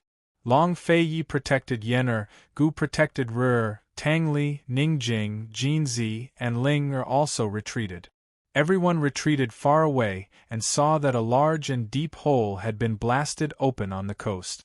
They could even see the 3 feet of ice under the frozen sea. Such a powerful force was naturally not used often. The reason Han Yunxi used such a large force was not to use it all on Han Xiang and take her life. Instead, she wanted Han Xiang to have nowhere to run and be trapped in the range of this force, only to be injured. Han Chun put Han Xiang down and asked coldly, "What does the He clan have to do with this?" Everyone was both worried and curious, waiting for Han Xiang's answer. Long Feiyi sensed that something was wrong with Yen and was about to ask when Gu suddenly shouted, "Look, the ice is cracking." Chapter 1357. The ice cracked. Everyone looked in the direction of the sound and saw that the accumulated ice in the gap on the shore was slowly cracking open. The cracking sounds grew louder and louder, and the cracks in the ice spread from the surface to the inside. Everyone was stunned. The ice on the ice sea had accumulated for thousands of years, and no one had ever heard of the phenomenon of ice cracking. Countless people had tried countless methods to break the ice, but to no avail. In the history of the mysterious continent, many experts had crossed the ice sea. Countless powerful forces had struck the ice surface of the ice sea, but this huge piece of ice remained undamaged. Today, what was going on? Han Yunxi's phoenix power hadn't reached the 10th grade yet. Moreover, not all of Han Yunxi's phoenix power hit the ice surface. At least half of it hit the stone wall on the shore. Could it be that there was some secret between the phoenix power and the ice sea? Han Xiang, what's going on? Han Chun suddenly shouted. Everyone was frightened, including Han Xiang. No one had heard Han Chen's voice so stern, and they had never seen him so angry. His anger revealed a merciless, killing intent. "Father, I don't know." It wasn't that Han Xiang didn't know how to explain, but she didn't dare to. After seeing Han Yunxi's phoenix power, she only had doubts about the He clan. Now that she saw the ice crack, she understood that He Xiaotian not only wanted to destroy Great Qin's northernly, but also wanted her to die with him. He Xiaotian didn't sincerely want to cooperate with her, but was using her. Half a year ago, when she went to find He Xiaotian, she promised that she would defeat Han Yunxi and that the wolf sect would join forces with the He clan. As a condition, she asked He Xiaotian to come to the ice sea to help her guard against Long Feiyi and even prevent Han Chun from changing his mind. If Han Chun changed his mind, she would kill him on the southern shore of the ice sea, and not let anyone in the wolf sect know about it. Who knew that He Xiaotian had hidden his ambition and had set his sights on the cloud realm Great Qin? He Xiaotian knew the Great Qin very well, and he had investigated Long Feiyi and Han Yunxi thoroughly. He Xiaotian wanted her to provoke Han Yunxi so that Han Yunxi would destroy the south bank of the ice sea. She had never understood why He Xiaotian wanted to destroy the southern shore of the ice sea. One had to know that the ice sea was not a real sea, but a huge piece of profound ice. Even if the seawall broke, it would not affect Xian Kong's northern border. She didn't give up. After asking for 10 whole days, He Xiaotian finally told her that he had a way to melt the profound ice in the ice sea. He Xiaotian wanted to use this opportunity to kill Long Feiyi and Han Yunxi. He wanted the ice water of the ice sea to drown the entire northernly grassland and wanted the Qin monarch to die. The He clan was going to take over Cloud Realm continent. The north side of the mysterious continent was filled with experts. The south side was occupied by the Wolf sect and the Shangguan clan, while the He clan was located in the west. They had always been suppressed by the major clans in the north, and their forces were unable to expand to the north. Therefore, the He clan had shifted their focus to the south in recent years. They wanted to cooperate with the Wolf sect again and again to drive away the Shangguan clan. Han Xiang had always assumed that He Xiaotian's ambitions were limited to the western and southern parts of the mysterious continent. Who knew that his ambitions were so great? He actually set his sights on Cloud Realm continent. But the most inconceivable thing was, where did He Xiaotian get the skills to move the ice sea? She asked again and again, but He Xiaotian never revealed anything. He only told her that as long as she could provoke Han Yunxi into destroying the shores and killing Han Yunxi, she would be the one to take over the ice sea. If she could kill Han Yunxi and kill Han Yunxi, then she would definitely have a share in Cloud Realm continent in the future. The temptation was too great. Killing Han Yunxi was part of her plan to begin with. Provoking Han Yunxi into a rage, and leading her to destroy the seawall, was a simple task in a fight. She agreed without a second thought. The He clan head had followed her all the way to the ice sea and had been waiting for her from a distance. But as soon as she saw Han Yunxi's phoenix energy, she realized something was off. She began to suspect that the He clan head had long known about Han Yunxi's strength and was hiding it from her on purpose. Now that she saw the cracks in the ice, she was certain that He Xiaotian was only using her to lure out the phoenix energy so she could die at Han Yunxi's hands. "Speak," Han Chen said sternly. "Father, Han Xiang was flustered as well. How could she dare to tell her father about her collusion with the He clan head? But if she didn't, how could she explain what she'd just said about the He clan head schemes? On the other side, the ice cracked faster and faster, as if someone had made a hole in a huge mirror. This hole began to crack in all directions. The cracks spread faster and faster, gradually becoming unstoppable. Han Xiang was still stammering when the cracking sounds grew louder and more urgent. Everyone couldn't help but look back at the ice sea at the same time, only to see that the entire surface of the ice had cracked open. The densely packed cracks were enough to frighten anyone who saw them. As the ice spread, the entire shoreline began to crumble as well. The surrounding golden ice snow sleds cried out as they fled in all directions. "Is the ice sea going to melt? Will it flood?"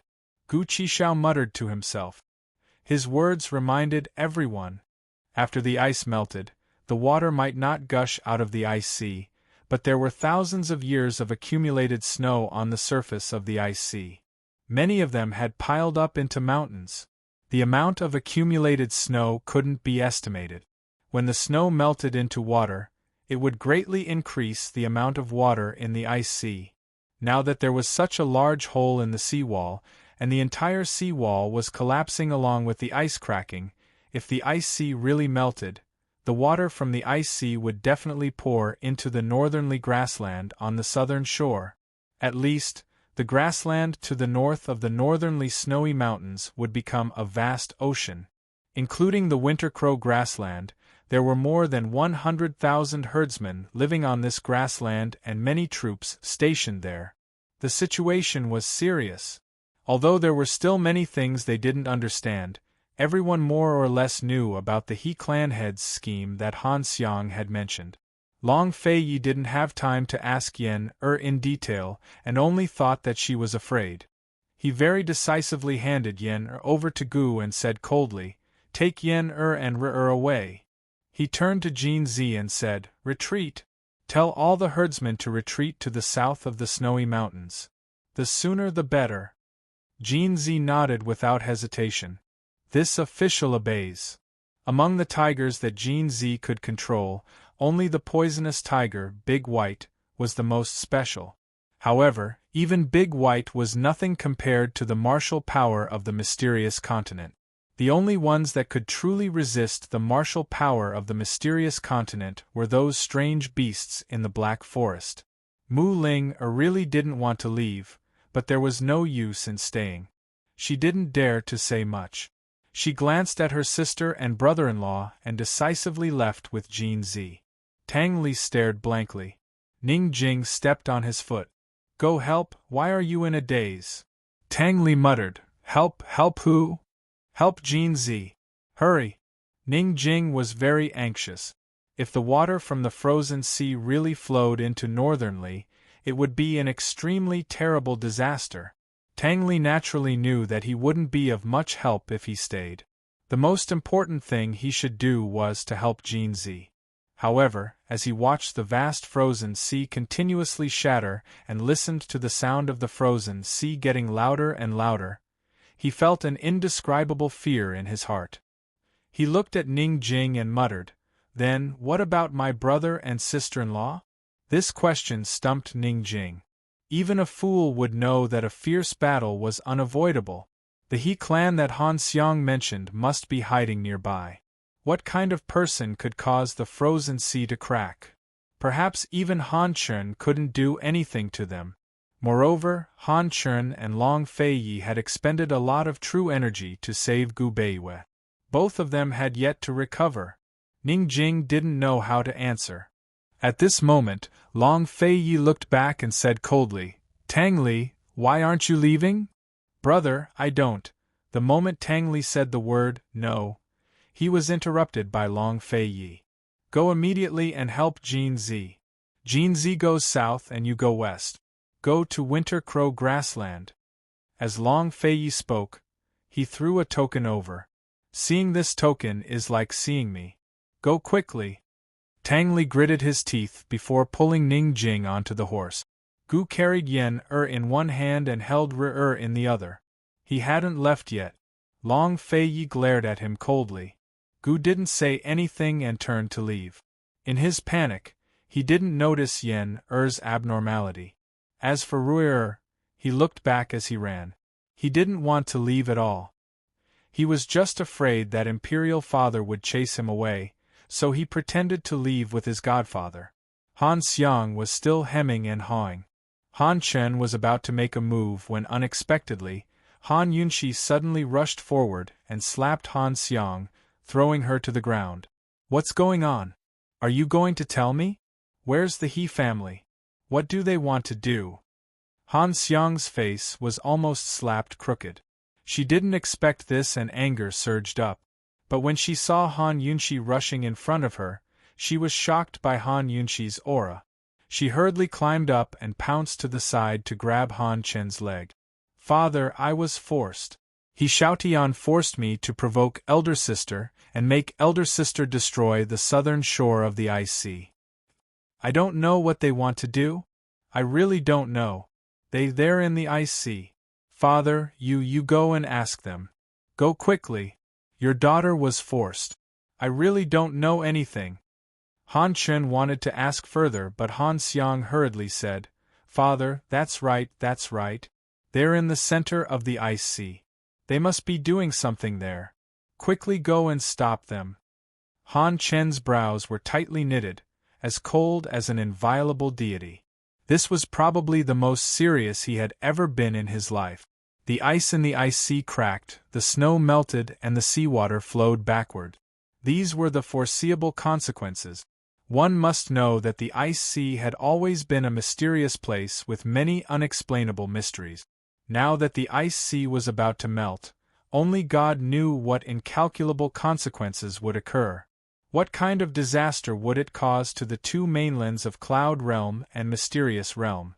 Han Chen didn't say another word and flew towards the Ice Sea. It was useless to question Han Xiang. He could only find out what was going on when he saw He Xiaotian. Seeing Han Chen leave, Long Fei Yi and Han Yunxi hurriedly chased after him. They didn't have time to question Han Xiang. No matter what the He family was doing, the most urgent and important thing now was to stop them. If it was just He Xiaotian alone, then they could still stop his scheme. Although Han Chen and Long Fei Yi had yet to fully recover, but the two of them joined forces and Han Yunxi, they had the strength of 3 people. Even if they couldn't win, they could at least obstruct and stall for time. Seeing that Han Chen and the other 2 had left, Han Xiang then crawled up from the ground, still in a state of panic. She hesitated for a moment and was about to chase after them when someone called out to her. "Eldest young Miss Han, please wait." Han Xiang turned her head and saw that the person who had come was a woman in white. This woman's white robes were whiter than snow and had the air of an immortal. It was a pity that she was wearing a mask and her face couldn't be seen. Han Xiang's eyes were sharp and immediately discovered that this woman's chin was full of wrinkles. She was puzzled. This woman didn't look old, but why was her chin full of wrinkles? Why was she wearing a mask? Could it be that her face couldn't be seen? Chapter 1358. Han Xiang grew wary as she looked at the woman before her. After all, anyone who showed up at a time like this couldn't be simple. "I don't know you. Who are you?" Han Xiang asked. "Who am I? That's not important." The white-robed woman chuckled. "What's important is that I know everything about Long Fei Yi and Han Yunxi." Han Xiang thought it over. I'm the He clan head's most beloved woman." The white-robed woman was clearly wearing a mask, but she covered her face with her hands when she smiled. Han Xiang couldn't bear to look at her. Han Xiang still didn't understand, so the white-robed woman continued, "Many years ago, when I was banished from Tianshan Kenzo, the He clan head rescued me from the foot of the mountain. To repay his kindness, I've given him everything I know." Tianshan Mountain? Han Xiang finally realized who this woman was and sucked in a cold breath. She never expected the He clan head to hide so deeply. He'd set his sights on Cloud Realm continent so early on. She never expected the He clan head to hide someone like this, someone who knew everything about Long Fei Yi and Han Yunxi so well. No wonder the He clan head even knew about Han Yunxi's phoenix energy. She'd tried to find out more about Han Yunxi over the years, but there was a limit to what she could learn. "What do you want to do?" Han Xiang asked. "Me?" The woman seemed to be in a good mood as she smiled again. "I just saw how pitiful you are and came to point out a path for you." Han Xiang's eyes flashed coldly. She was very clear that she was stuck between a rock and a hard place. If the He clan head was so scheming, then he had no plans to cooperate with her. It'd be even harder for her to explain things to Han Chun. "Capture those two little ones," the white-robed woman murmured. "The He clan head will definitely be happy. Once he's happy, you'll naturally benefit from it." Han Xiang's eyes lit up as she realized there was still a path she could take. With Han Chen's temper, he wouldn't keep her around. Moreover, Han Chun and Long Fei Yi might not even have a chance of winning this battle. Thus, her wisest choice was to lower herself and curry favor with the He clan head. "Why are you helping me?" Han Xiang asked. The woman in white stopped laughing. She was silent for a moment before she said coldly, "I'm not helping you. I'm helping myself. Take revenge." The woman in white gnashed her teeth as she spoke the last few words. After saying this, she no longer paid any attention to Han Xiang. She turned around and flew onto the snow sleigh, heading towards the ice sea. Han Xiang seemed to understand something. She smiled coldly and chased towards the south. At this time, Gu had already brought Re and Yen to a small hill. Gu and Re noticed Yen's stupidity. Re tried to pry open Yen's clenched fist, but couldn't. "Good sister, can you not scare me? Say something. Yen say something. Brother will listen to whatever you say. Hurry up and say something." Rue had never been so afraid.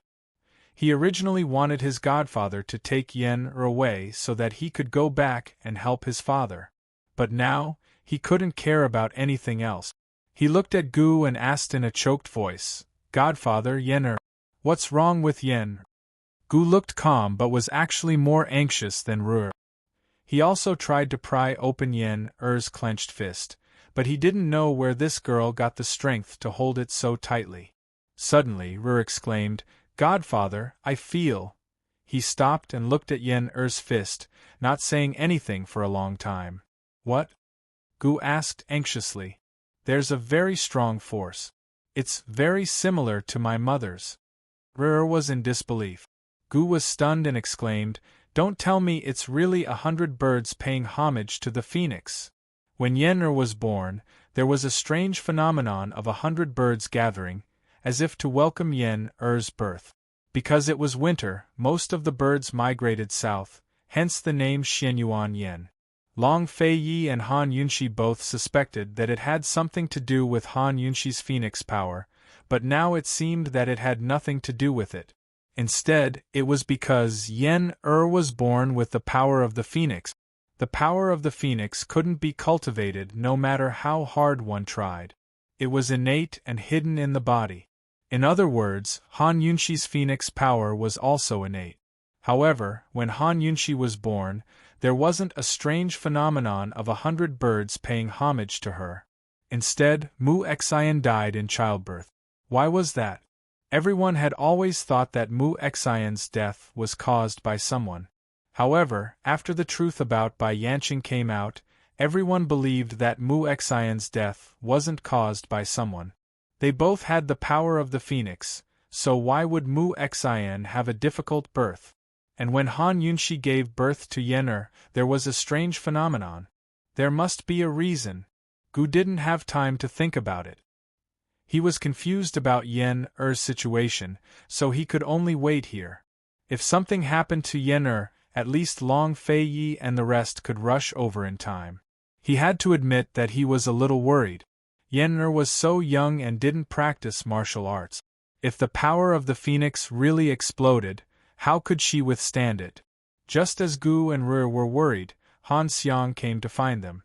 Her attention had been on Long Fei Yi before, but now that she looked at Gu seriously, she realized that this man was so handsome that it made people jealous. Gu and Rui were nervous when they saw her. Rui could clearly see how strong she was. "Godfather, it's good that little shadow is here," Rui whispered as he stood in front of Yen-er, protecting her behind him. "Why aren't you running? Take your sister to the ice sea.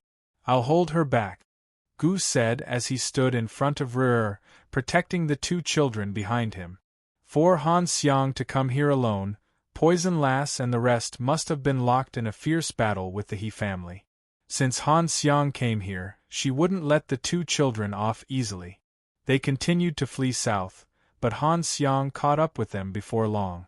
So even if they knew that the north was dangerous, even if they knew that it would disturb Poison Lass and the rest, they could only flee north.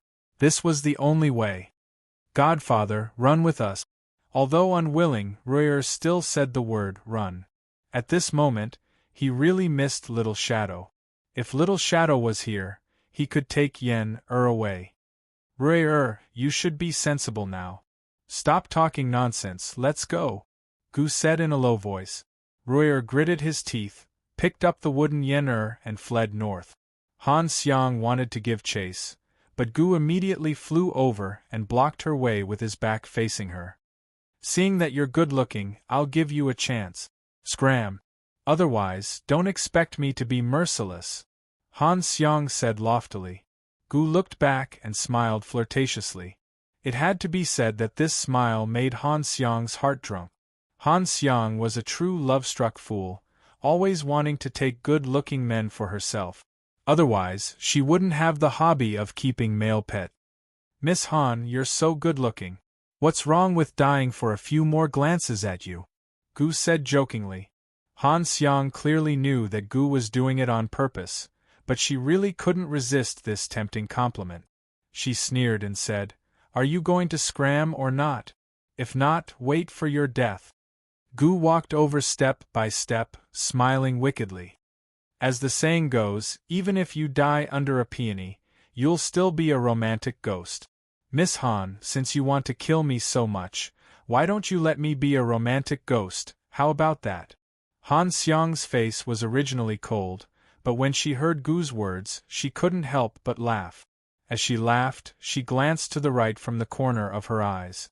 She could still see the two children's figures, so she was still relieved. She tried to sound out Gu. "If you want to throw yourself under this lady's pomegranate skirt, how about helping this lady do something?"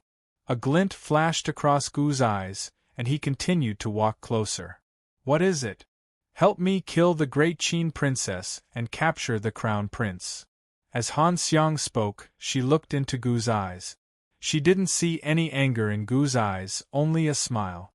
But who knew that Gu, who was extremely close to her, would suddenly raise his hand, and then retreat to chase after the two children.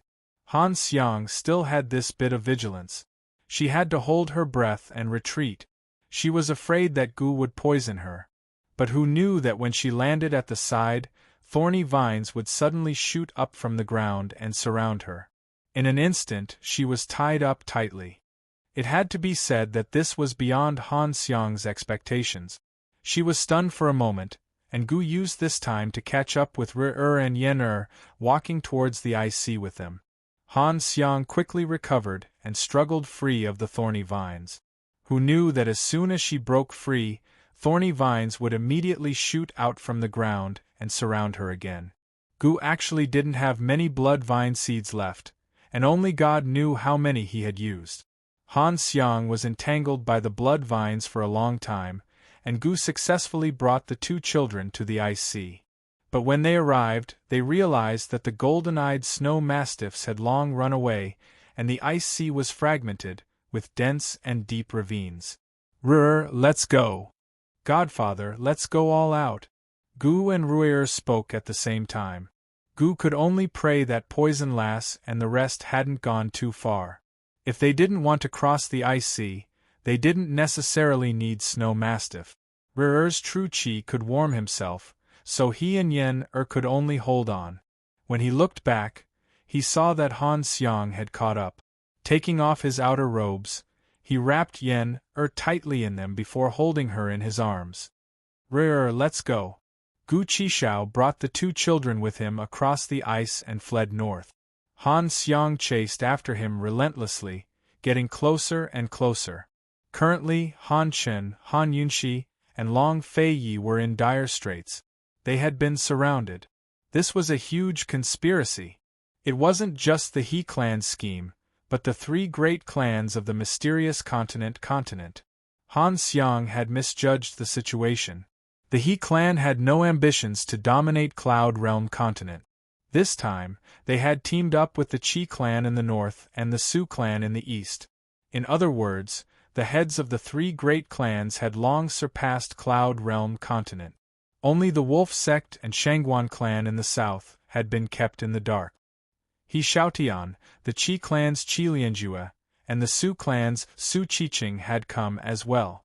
Currently, they had surrounded Han Chen, Long Fei Yi and Han Yunxi. Chapter 1359. They thought it was just He Xiaotian, but it turned out to be such a terrifying plot. The three clan heads were all much older than Han Chen. Their hair was all white, but they were still full of energy and vigor. Han Yunxi and Long Fei Yi exchanged glances at the sight, knowing that things had taken a turn for the worse. The He Qi and Su clans, along with the Shangguan clan in the south of Xiankong continent, were known as the four great clans of the continent. The Wolf sect in the south of Xiankong continent might be on par with the Shangguan clan, but it wasn't one of them. That was because it had always kept a low profile and didn't involve itself in worldly affairs. It was only after Han Xiang took over as Han Chen's successor that the Wolf sect began to show its faces in the affairs of the southern cities. Actually, He Xiaotian had secretly met with the Shangguan clan head in the early years to probe the man's intentions towards Cloud Realm continent. If the Shangguan clan head wanted to, he could easily join forces with the four great clans to divide up Cloud Realm continent. Unfortunately, the Shangguan clan head had no such intentions, which was why the He clan head had thrown an olive branch at Han Xiang instead. Han Xiang wasn't as strong as Han Chen, so she was nothing more than a chess piece in the eyes of the three clan heads. Moreover, the three of them had another secret besides Cloud Realm continent, a gargantuan secret. It was the secret of the Ice Sea, a secret that the three of them had spent over a decade working together to solve. The fewer people who knew, the better. In their eyes, Han Xiang didn't have the right to know the secret. Currently, the ice on the Ice Sea was still cracking apart. Standing on the surface of the water, it really did feel like the ground was crumbling apart. But no one had the time to worry about such a terrifying sensation. Han Chen, Han Yunxi, and Long Fei Yi were surrounded by the three clan heads. Leaving aside the fact that Han Chen and Long Fei Yi were still recovering, they had no chance of winning even if they hadn't used up their true qi in front of Gu Beiwei. After all, Long Fei Yi and Han Yunxi had no idea who the three clan heads were. Long Fei Yi and Han Yunxi had been cultivating their true qi for about 10 years. With their current strength, they could only be ranked in the top 5 of the new rankings. On the other hand, these three patriarchs were the top experts on the mysterious continent. They were all in the top 10 of the mysterious continent's experts ranking. Han Chen was ranked 5th on the Mystic Sky Realm experts ranking, the He family head was ranked 6th, the Su family head Su Qiqing was ranked 7th, and the Qi family head Qilianjue was ranked 4th. Their strength was unimaginable. As long as Qilianjue restrained Han Chen, Either he Xiaotian or Su Qiqing could easily kill Han Yunxi and Long Feiyi. It was obvious that a head-on fight was not going to work. Han Yunxi and Long Feiyi stood back to back, while Han Chen stood on their right. Facing the three patriarchs, the three of them were on guard. These three clans have joined forces. If they wanted to kill us, they would have done so long ago. There's no need for them to go through so much trouble, Han Yunxi said in a low voice. It must have something to do with the melting of the ice sea and phoenix power, Long Feiyi said in a low voice. They did not know what Han Chen was thinking, but at least Long Feiyi and Han Yunxi had the same guess. Since they could not fight head-on, they could only outsmart them. Han Yunxi said coldly, I've long heard of the mysterious continent's 4 patriarchs.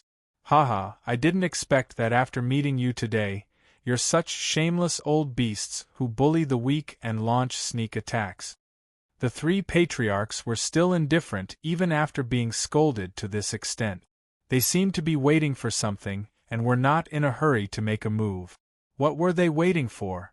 How could they hold back such insults? Han Yunxi was suspicious. Long Feiyi said in a low voice, It doesn't seem like they're surrounding us. It's more like, at this moment, Han Chen suddenly drew his sword. Kill. Unexpectedly, the 3 patriarchs actually retreated in unison. They still had no intention of making a move and only looked at them. Strange, what are they waiting for? It must have something to do with the melting of the ice. Han Yunxi was certain. Who would have thought that as soon as she finished speaking, the ice beneath her feet suddenly moved. The 3 of them immediately flew up into the air, and after they flew up, the small piece of ice beneath their feet actually collapsed. A giant hole appeared in the shattered ice, so deep that they couldn't see the bottom. Inside, they could see a cold gleam of light. After the hole appeared, the entire ice sea began to shake like an earthquake. The shaking became more and more intense. The ice that was already fragmented began to collapse and melt in large areas due to the violent shaking. Just at this time, the 3 patriarchs also soared into the sky. The 3 of them actually combined their strength and sent an incomparably powerful force into the ice hole at the speed of lightning. Only the heavens knew how deep the ice hole was. When this power entered the ice hole, there was no echo. There must be a secret behind the melting of the ice sea. They're speeding up the melting process. It has to be. Han Yunxi exclaimed in alarm. With these people's martial prowess, they didn't need to do this to kill her and Long Feiyi or take over Cloud Realm continent. Their true goal was to melt the ice sea. Drowning out the northern regions of Cloud Realm continent was just a small goal, but there had to be a bigger secret behind it. There had to be. Stop them! Long Feiyi and Han Chen cried out at the same time. Unexpectedly, at this moment, an incomparably intense cold light burst out from the large ice cave. The cold chi was frightening, but it was also extremely dazzling. Amidst the cold light, a palm-sized spherical ice crystal slowly rose from the ice hole. Like the rest of the ice sea, this ice crystal was in a state of disintegration. As it broke apart, a powerful force poured out from its core. That's it, Long Feiyi said coldly. Although they didn't know what was going on, they were certain that the melting of the ice sea had something to do with this ice crystal. The 3 patriarchs' true goal had to be this ice crystal. It was very likely that Phoenix energy was the key to awakening this ice crystal. Just then, the 3 patriarchs had worked together to force it out. Long Feiyi's guess was right. The secret of the ice sea that the 3 patriarchs had worked together to unravel was related to Phoenix energy. Phoenix energy was the divine power of the phoenix, the power of a phoenix's rebirth through fire. It was far hotter and stronger than earthly fire or celestial fire. Only the hottest energy in the world could awaken the profound ice sea that had been sleeping for 1,000 years. The reason why the ice sea had been frozen for 1,000 years and all sorts of strange phenomena was because 1,000-year-old profound ice lay at the bottom of the sea. Once this profound ice was awakened, the ice sea would begin to crack and melt. Once this profound ice was broken, the ice sea would shatter as well. The profound ice energy within the profound ice would spill out and be absorbed by the human body. Suddenly, the three patriarchs worked together again to attack the profound ice from all sides. The ice crystal took the brunt of their attacks and cracked even more. Following that, the entire ice sea seemed to suffer a huge blow and began to crack even more. They want to destroy that profound ice. Destroy the ice sea. Han Yunshi cried out in alarm. Protect that ice crystal. Han Chen shouted. Han Yunshi raised his sword and attacked Qi Lianju, while Han Yunshi and Long Feiyi worked together. Long Feiyi was in front and Han Yunshi was behind Patriarch He. Qi Lianju, who was ranked 4th on the experts list, was very arrogant. He did not put Han Chen in his eyes at all. His gaze was still fixed on the ice hole. He only raised his sword and used the strength of one hand to deal with Han Chen. One had to admit that Han Chen's true qi was lower than Qi Lianju's by an entire grade. Furthermore, he was injured. Qi Lianju blocked with his sword and sent Han Chen flying. Han Chen fell onto the ice and sank a foot deep. He spat out blood. Han Yunshi and Long Feiyi were also in a bad situation. Long Feiyi was in front and Han Yunshi was behind him. She used her poison skills. However, facing the experts on the Mystic Sky Continent experts ranking, poison techniques were completely useless. She was detected as soon as she used her poison needles. Patriarch He did not even need to dodge. He only used his true qi to block all of Han Yunshi's poison needles. Han Yunshi could only activate her poison storage space to retrieve her poison needles. Otherwise, Long Feiyi would be injured by the needles. After 3 moves, Long Feiyi was struck down onto the ice. Han Yunshi did not dare to continue fighting. She hurriedly chased after Long Feiyi and helped him up. 3 moves. Long Feiyi was able to take 3 moves from Patriarch He, who was a beginner level 7, with his advanced level 5 martial strength. If this spread to the mystical continent, it would be regarded as a miracle. This had never happened before in the history of the mystical continent. Even a level 6 expert would not be able to take 3 moves from Patriarch He, let alone a level 5 expert. However, at this time, no one cared about miracles. There was only strength and defeat. There was only purpose. Damn it! Long Feiyi wiped the blood from the corner of his mouth. He did not believe it and wanted to charge forward. At this time, the 3 patriarchs joined forces again and prepared to launch a new attack on the ice crystal. Oh my God! The ice crystal was about to shatter. If it took another heavy blow, it would definitely collapse completely. At that time, the entire ice sea would collapse. The consequences would be unimaginable. Long Feiyi and Han Yunshi simultaneously turned and pounced on the ice crystal without hesitation. Since they could not stop them, they could only block for the ice crystal. Han Chen's speed was faster than Han Yunshi and Long Feiyi. Just as the attacks from the 3 family leaders were about to land on the ice crystal, Han Chen landed in front of the ice crystal. He endured the terrifying frost energy emanating from the ice crystal as he took the brunt of the attacks from the 3 family leaders. In an instant, blood gushed out of Han Chen's mouth. He was knocked to the edge of the ice cave and almost fell into it. Only the heavens knew how much damage he had sustained. He lay on the ground, blood slowly flowing from his body and dyeing the ice red. "Father-in-law! Father!" Long Feiyi and Han Yunshi called out at the same time. Perhaps this was the most heartfelt greeting at this moment. For the past 10 years, they would drink tea together at the mountainside of the Heavenly Fragrance Tea House every spring.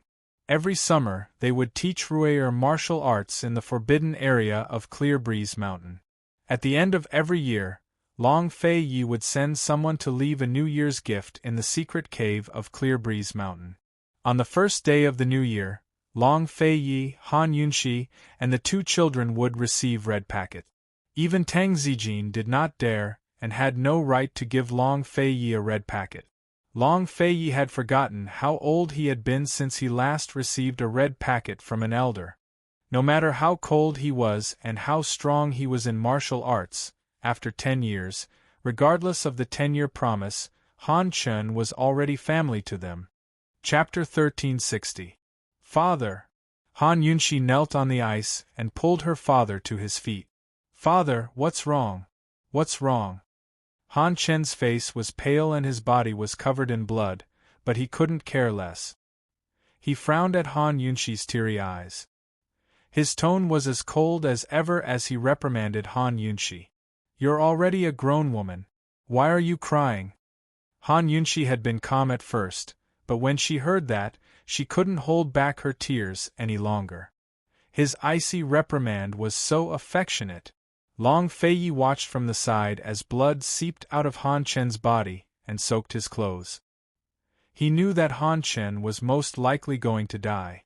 Those 3 waves of energy had been unleashed by the 3 patriarchs with all their might. Even the ice crystals would shatter, let alone a human. By now, all 3 patriarchs had unsheathed their swords. Han Yunxi and Long Fei could feel a powerful energy gathering around them. Han Chen could feel it as well. This energy was far more terrifying than the previous one. If this energy were to hit the ice crystals, the frozen sea would turn into a vast ocean. The grasslands of Northernly would soon be submerged. We have to stop it even if we can't, Long Fei said coldly. Just as Long Fei was about to charge forward, Han Chen pulled him back and whispered, I'll leave the frozen sea to you. Tell little you not to wait any longer.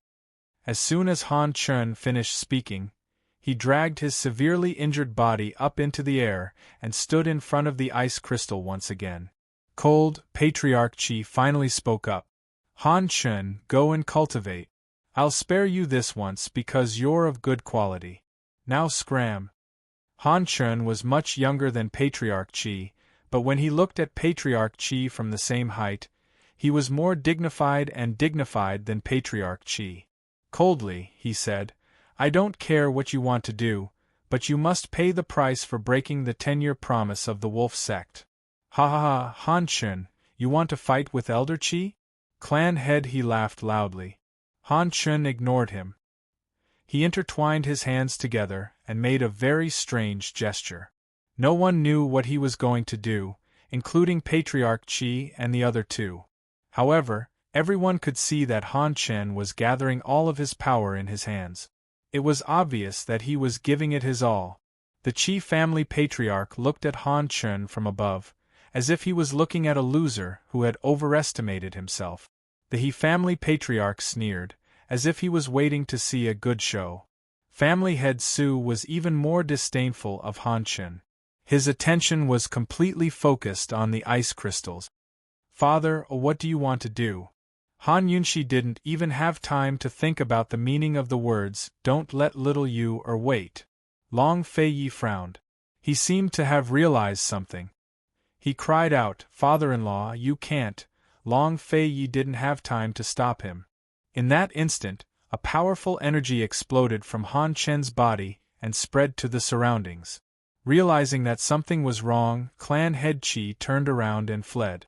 Before the He family patriarch and the Su family patriarch could react, they disappeared into thin air with Han Chen. It was a formation. What Han Chen had used was a death knot.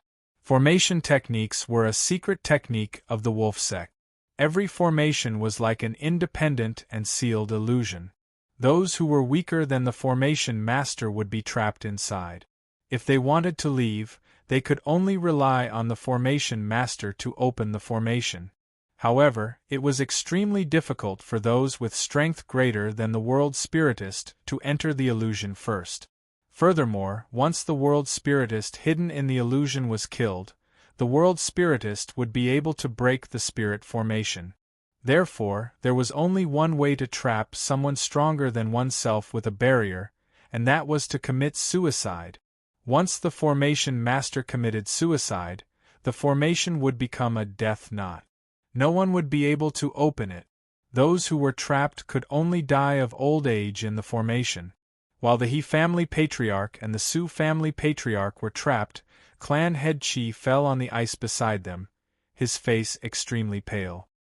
He was the head of the Chi family, the fourth strongest expert on the mysterious continent. What a glorious and honorable life he had lived. Just now, he had actually escaped. Even now, he was rejoicing that he had escaped in time. If he had been a step slower, he would have been trapped here forever. It was no different from death. This was probably the most embarrassing situation he had ever been in his entire life. The three of them disappeared into thin air just like that. The earthquake in the ice sea was still ongoing. The ice cracked and the snow melted. A layer of water floated on the surface of the ice. As soon as the water appeared, the ice melted faster and faster. Han Yunxi and Long Feiye's feet were soaked in the ice water. They looked up at the sky. They knew there was a formation above them, but they couldn't see anything. Perhaps the He family patriarch and the Su family patriarch couldn't see, but Han Chun was dead. He was gone just like that? It was as if he had never been here. That reprimand from her father still rang in her ears. Han Yunxi's heart ached indescribably. However, she didn't have much time to grieve. The earthquake on the ice intensified. It was so intense that they couldn't stand. It was as if the entire earth was about to collapse. At the same time, pillars of water gradually surged out of the ice sea. More and more of them appeared, densely packed together. The Chi family patriarch had already flown into the sky, heading straight for the ice crystals. Long Feiyi and Han Yunxi chased after him and stood in front of the ice crystals, confronting the Chi family patriarch. The Chi family patriarch sneered. "With just the two of you? And the 100,000 herdsmen in the northern plains?" Long Feiyi said. The Chi family patriarch snorted disdainfully. "If you want to die, old man will fulfill your wish." Long Fei stood guard in front of Han Yunxi with his sword in hand while she retreated behind him. After all these years, they'd worked hand in hand, so there was no need for words to explain what she wanted to do to him, much less ask for his forgiveness. At this moment, what they were thinking and what they wanted to do was actually the same. Long Feiyi only murmured, "Yunxi, I'll definitely help you hold on. You have to be careful." Han Yunxi only said, "I trust you." As soon as they let go of each other, Long Feiyi immediately charged at the Chi family patriarch with his sword. Meanwhile, Han Yunxi turned around and released all of the water of 10,000 poisons from her poison storage space towards the profound ice crystal. Once the poison touched the crystal, she could take it for herself. She refused to believe that the Chi family patriarch could take anything from her poison storage space. What should he do? The Chi family patriarch didn't expect Han Yunxi to do such a thing and was stunned. He didn't even know that the wave of water was the water of 10,000 poisons. He only assumed that Han Yunxi was trying to steal the crystal. He raised his sword and slashed at Long Feiye's head, who was blocking his way. A powerful force came crashing down on him, but Long Feiyi held the Ganjiang sword with both hands and used all of his 9th-level Lustbite energy to block the attack. Even the Chi family patriarch was gaping. He never expected Long Feiye's Lustbite energy to be so dense. In a flash, the Chi family patriarch rejoiced that Long Feiyi hadn't been born on the mysterious continent. Otherwise, he'd be the youngest expert to ever live on that continent, Long Feiyi. Long Feiyi did manage to block the Chi family patriarch's attack, but blood trickled from the corners of his mouth as he did so. He didn't know how long he could hold on, but what kept him going wasn't his strength, but his conviction.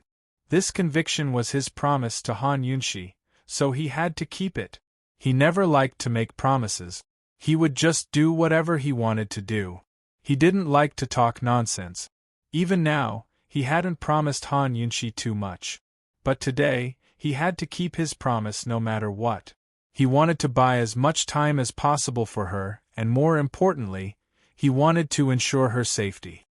"Good brat. Old man, let's see how long you can last."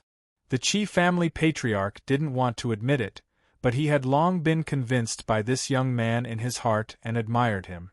Of course, even if he did admit it, he wouldn't show mercy. For the sake of obtaining the profound ice crystals, profound ice energy, and the fertile lands of Cloud Realm continent, he had prepared for far too many years. The top 3 experts of the mysterious continent had long gone into seclusion. With the He and Su clan patriarchs trapped in the enchantment, no one else in this world dared to fight with him. He raised his sword again and unleashed all his strength to attack Long Fei Yi. Long Fei Yi spat out a large mouthful of blood. Just like Han Chen, he began to bleed all over his body and slowly soaked his clothes.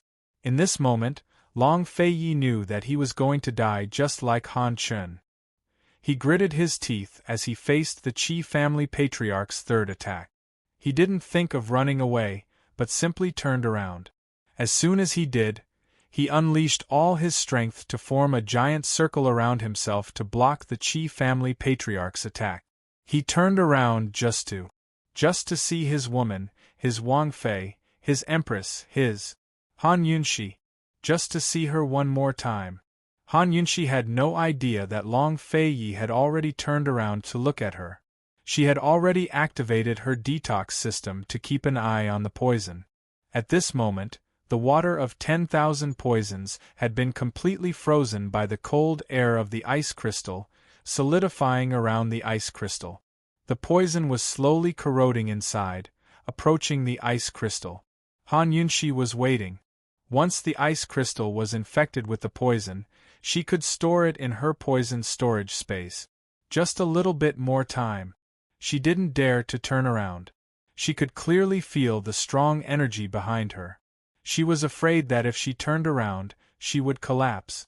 Then, she wouldn't be able to detect the spread of the poison. She looked at the frozen scene in front of her and muttered, "Long Fei Yi, you have to hold on. You promised me. This time, you can't lie to me. You mustn't lie to me. Long Fei Yi, no matter how many times you've lied to me, you mustn't lie to me this time. Don't." In the end, Han Yunxi couldn't hold back, because she smelled the stench of blood. It was very, very thick. She turned her head abruptly. In that instant, she was stunned. Tears burst out of her eyes and poured down her face. Only then did she realize that Long Fei had long turned around. At this moment, he was looking at her. His deep eyes were filled with sorrow, love, and reluctance. He was covered in blood. The blood had already soaked his clothes and was dripping down. The ice water below him was already dyed red. Long Fei Yi, don't lie to me. Han Yunxi broke down. At this moment, Re-er's heart-wrenching cries could be heard. Daddy, Daddy. Chapter 1361. Long Fei Yi and Han Yunxi didn't expect Re-er to come back. They turned their heads and saw that Re-er wasn't the only one back. Gu and Yen-er were also there, and Han Xiang wasn't far away. They didn't need to think to know that they were forced here by Han Xiang. Actually, Long Fei didn't have much strength left. Even his consciousness was starting to blur, but the sight of the 2 young children before him made his eyes fill with unwillingness and tenderness that would never fade. No matter what, he couldn't fall, he couldn't. Father, what's wrong with you? Boo-hoo. What's wrong with you? Re-er suddenly broke free from Gu's hand and flew toward Long Fei Yi. He was clearly 10 years old, but he cried like a 3-year-old child. Don't come over. Long Fei Yi and Han Yunxi exclaimed at the same time. Gu wanted to stop him, but he couldn't. Re-er, don't go over. Gu wanted to chase, but Yen-er was still in a daze and Han Xiang was about to catch up. He didn't dare to be careless and could only protect Yen-er and watch from the side. Family head Qi didn't put Re-er in his eyes at all. The sword in his hand didn't stop. For the 4th time, he gathered all his strength and wanted to slash toward Long Fei Yi. Long Fei Yi turned and saw Qi Lianjue's sword. He shouted in shock, Re-er, go away. Be good. Father, when the family is in trouble, I will bear it together. When the country is in trouble, I will also bear it together. The 10-year-old Re-er's voice was still tender, but his words were sonorous and forceful, firm and unyielding. He was worthy of his identity as Long Fei Ye's son, and even more worthy of the title of Crown Prince of Great Qin. He didn't fly to his father's side and stand side by side with him. Instead, he flew in front of his father, opened his arms, and burst out all his vital energy to protect his father. Qi Lianjue's sword slashed down fiercely, and Gu watched helplessly. He almost let go of Yen and rushed over to block for Ru. Long Feiyi instinctively wanted to carry Ru, but Han Yunxi was much faster than him. Han Yunxi flew to the front of the father and son. With her back facing Qi Lianjue's sword, she held Ru in her arms. In this way, Long Feiyi watched Qi Lianjue's powerful sword energy cut down on the top of his wife and son's head. This was his most beloved wife, his most beloved son. This was the only warmth that the heavens had given him in this life. How could it be destroyed in front of his eyes? If the heavens wanted to bully him again, then he would crush the heavens. I forbid it. With this roar, Long Feiyi leaned over and hugged Han Yunxi and Ru. An incomparably powerful force erupted from his bloody body. It was so powerful that it directly shook off Qi Lianjue's sword aura and even shook Qi Lianjue to the ground. This force was none other than the Lustbite power. 10th grade divine power? Qi Lianjue exclaimed, 10th grade, it's really 10th grade. It turns out that the Lustbite power is 10th grade divine power. There were 9 grades of vital energy and 9 grades of power. The amount of true Qi cultivated every month was the same, but the amount of true Qi cultivated every month was different. There were thousands of kinds of power, such as the Wolf Sex Vital Force, Han Yunxi's Phoenix Power, and Long Fei Ye's Lustbite Power. The grade of a martial artist was based on vital energy. The grade of vital energy determined the level of a martial artist. Power was just an auxiliary, and the grade of power had never been so important. However, there had always been a rumor in the mysterious continent that there was a kind of power that defied the heavens and was known as divine power. This was because this power was different from other powers. This power could be cultivated to the 10th grade. Once one reached the 10th level, this kind of power would suppress all other levels of genuine Qi, and one would become a supreme being. Even 9th grade vital energy wasn't a match for it. Long Feiyi protected Han Yunxi and Ru as they slowly landed on the ground. Qi Lianjue scrambled to his feet and subconsciously retreated a few steps, unable to hide the fear on his face. Long Fei Ye's Lustbite power was 10th grade divine power. Moreover, Long Feiyi had clearly just advanced to the 10th grade. This was simply a miracle that defied the heavens, a terrifying miracle. Even in the mysterious continent, this kind of power would make him a supreme. Qi Lianjue had only admired Long Feiyi in the past, but seeing such a young Long Feiyi now filled his heart with dread. Every advancement required a period of time to adjust. At the very least, Long Fei needed more time to recover and adapt from the 9th to the 10th level of spiritual force. Qi Lianjue's eyes flashed with killing intent. No matter what, he couldn't miss this chance. If he could give up the ice crystals, he could give up Cloud Realm Continent as well. But Long Feiyi had to die. Long Fei never expected the Lustbite energy to rise to the 10th level, nor did he expect it to be part of the legendary celestial energy. In a low voice, he told Han Yunxi, "Take Ru and the rest away, quick! I can take it." Could he withstand it? He was very clear that he needed at least a day to recuperate. But whether it was Han Yunxi, Ru or Gu Qishao, none of them could buy him a single day. He could only do it himself. By now, the poison from the water of 10,000 poisons had spread to the ice crystals. Han Yunxi activated her poison storage space and sucked the ice crystals into it without hesitation. Perhaps the ice crystals were too strong, but Han Yunxi only felt her head grow heavy and dizzy. Still, she forced herself to hold on. No matter what, she couldn't lose consciousness now. Ru, take little sister away. Mother's begging you. Han Yunshi pushed Ru towards Gu.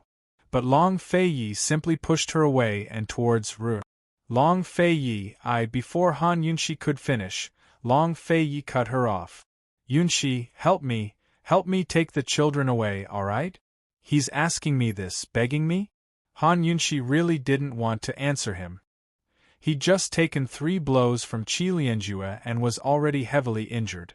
Even if his lust bite power had advanced, he couldn't fight against Qi Lianjue for now. If he stayed, he'd still have to hold on. Only death awaited him. I won't lie to you. Let's go. Long Feiyi urged. Han Yunshi wanted to cry, but only smiled wryly until her heart, liver, spleen, and lungs ached. This time, she believed him. She believed that he wouldn't lie. Of course she believed that he'd hold on with his life to buy them time to escape. But even if they escaped smoothly, what about him? What about after his promise was fulfilled? Would he still be able to hold on? Would he still be able to go back? Han Yunshi smiled until tears streamed down her face. She knew that the most rational thing to do was to leave and take the children away. At least protect the children. But she couldn't do it. She really couldn't. Mother, I won't go. I won't go. Father, I won't go. I won't go. I won't go. Ru struggled to break free of his mother's hand and throw himself over, but she held on to him tightly.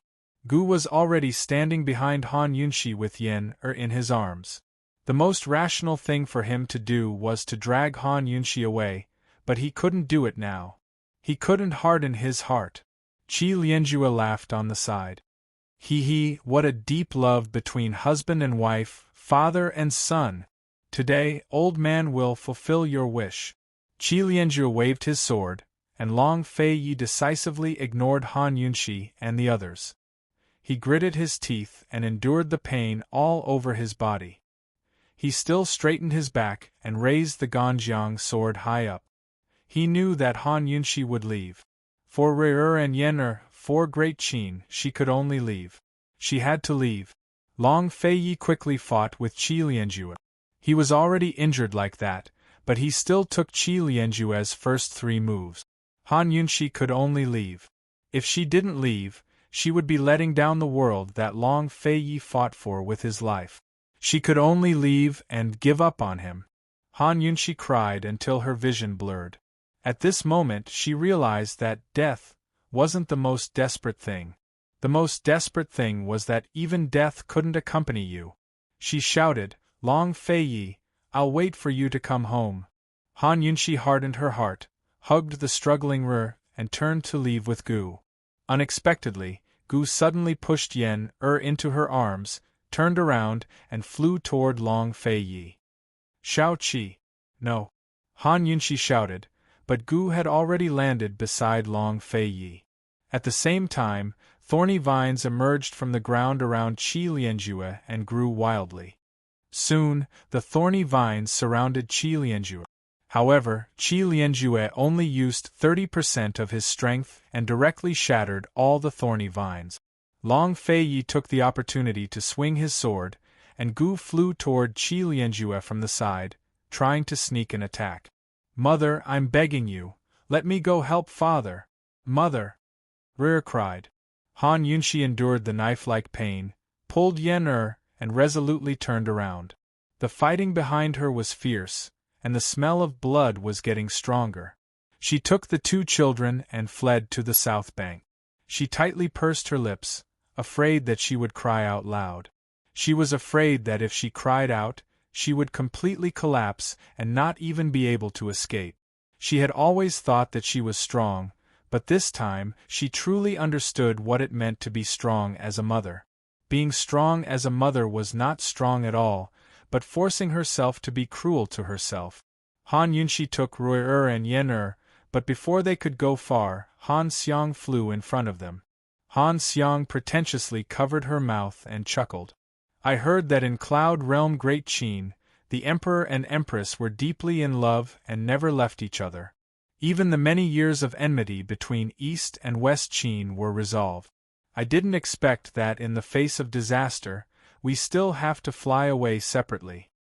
Even if we leave, I will tear you to pieces. Han Yunxi's eyes flashed with a frightening viciousness.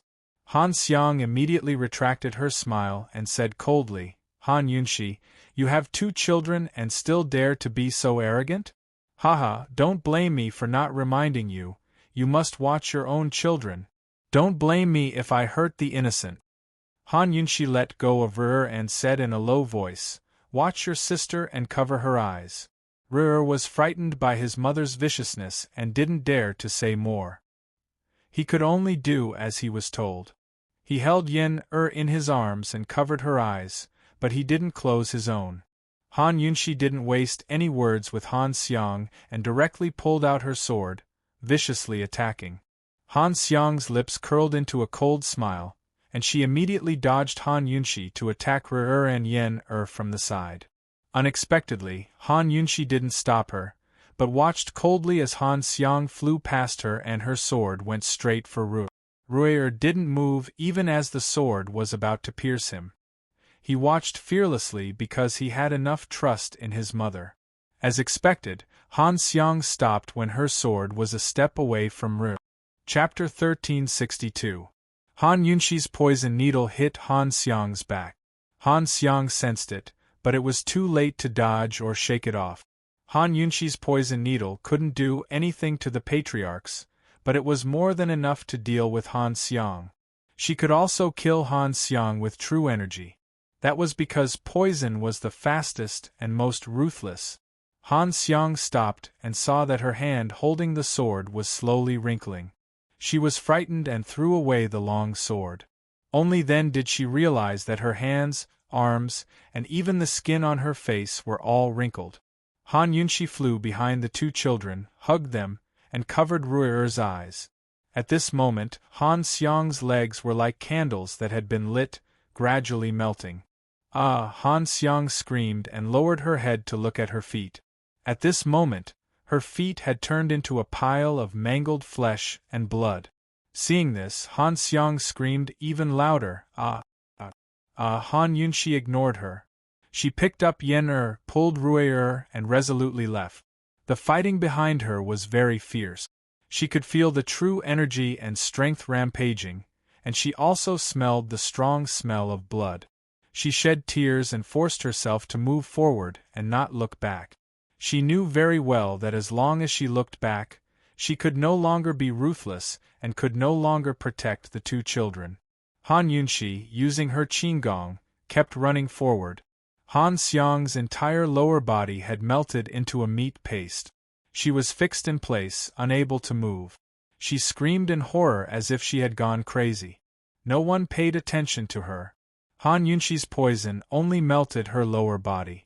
Her upper body and face were still intact except for aging. However, she suddenly stopped screaming. Her frightened expression was stiff on her face, and she didn't move anymore. Perhaps she died of pain, fear, or poison. In short, she would die a horrible death.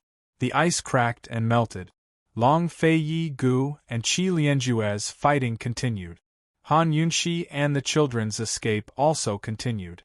Suddenly, Gu was shaken out by Qi Lianjue's true qi and fell heavily in front of Han Yunxi. Gu's body was riddled with wounds, blood gushing out from his mouth. Godfather! Ru'er cried. Han Yunxi stopped abruptly and looked back subconsciously. She saw that not far behind her, Long Fei Yi was stabbed in the shoulder by Qi Lianjue. Han Yunxi let go. Without a second thought, she let go of Ru'er's hand and flew towards Long Fei Yi. At this moment, Yen-er suddenly muttered to herself. No one could hear what she was saying clearly. She slowly turned around with a wooden expression. Her tightly clenched fists also slowly loosened. She mumbled to herself. When she saw the bloody scene behind her, her eyes suddenly widened and she fell silent. But in the next moment she burst into tears. Father! Mother! In an instant, an incomparably vigorous force erupted from Yen-er's body. Almost at the same time, the phantom of a huge phoenix spread its wings and appeared in the sky. The power of the phoenix! Before Ru'er could finish her words, she was violently shaken away by this force. Everything around her was shaken away, including Han Yunxi and Long Fei Yi in the distance. All the remaining ice on the ice sea flew up, and the waves that surged up to the sky became even more intense. Everything, under the guidance of this force, formed a huge whirlpool, a whirlpool of ice and water. This huge vortex constantly rushed up to the sky and swept down, all the way to the bottom of the ice sea. All the water, all the ice, and all the people were swept up. No one was spared. The phantom of a huge phoenix was faintly discernible above this vortex. There were very few birds around the ice sea, but at this time, countless birds flew in from all directions. There were ordinary birds, but there were also many rare birds of the mysterious continent. They all circled around the huge vortex, chirping. 100 birds paying homage to the phoenix. The strange phenomenon of Yen-Er's birth appeared once. Unfortunately, no one saw it. In the huge vortex, everyone's life and death was unknown. Long Fei Yi, Han Yunxi, Qi Lianjue, Gu Ru'er and Yen-Er were all in the center of the vortex. There were two unknown forces in the whirlpool. One of them was pushing them up, while the other was pulling them down. They were in the center, torn apart by these two forces. If they continued to be pulled like this, they would definitely be torn in half. Qi Lianjue could not protect himself, so he could not deal with Long Fei Yi and the others. He tried his best to stabilize himself and prepared to sink. The power in the center of the vortex was very terrifying. Unable to escape, they could only try to escape in two directions. Han Yunxi and Long Fei Yi were below Qi Lianjue. Long Fei Yi did not have much strength left. Han Yunxi supported herself on one side and Long Fei Yi on the other. She gradually felt that there was a force at the bottom of the vortex pulling her. It was not pulling everyone, but pulling her alone as if to suck her down. Perhaps falling down was safer than being in a stalemate here, but she did not want to fall. Long Fei Yi and Gu were here. Ru'er and Yen-Er were also here. How could she leave?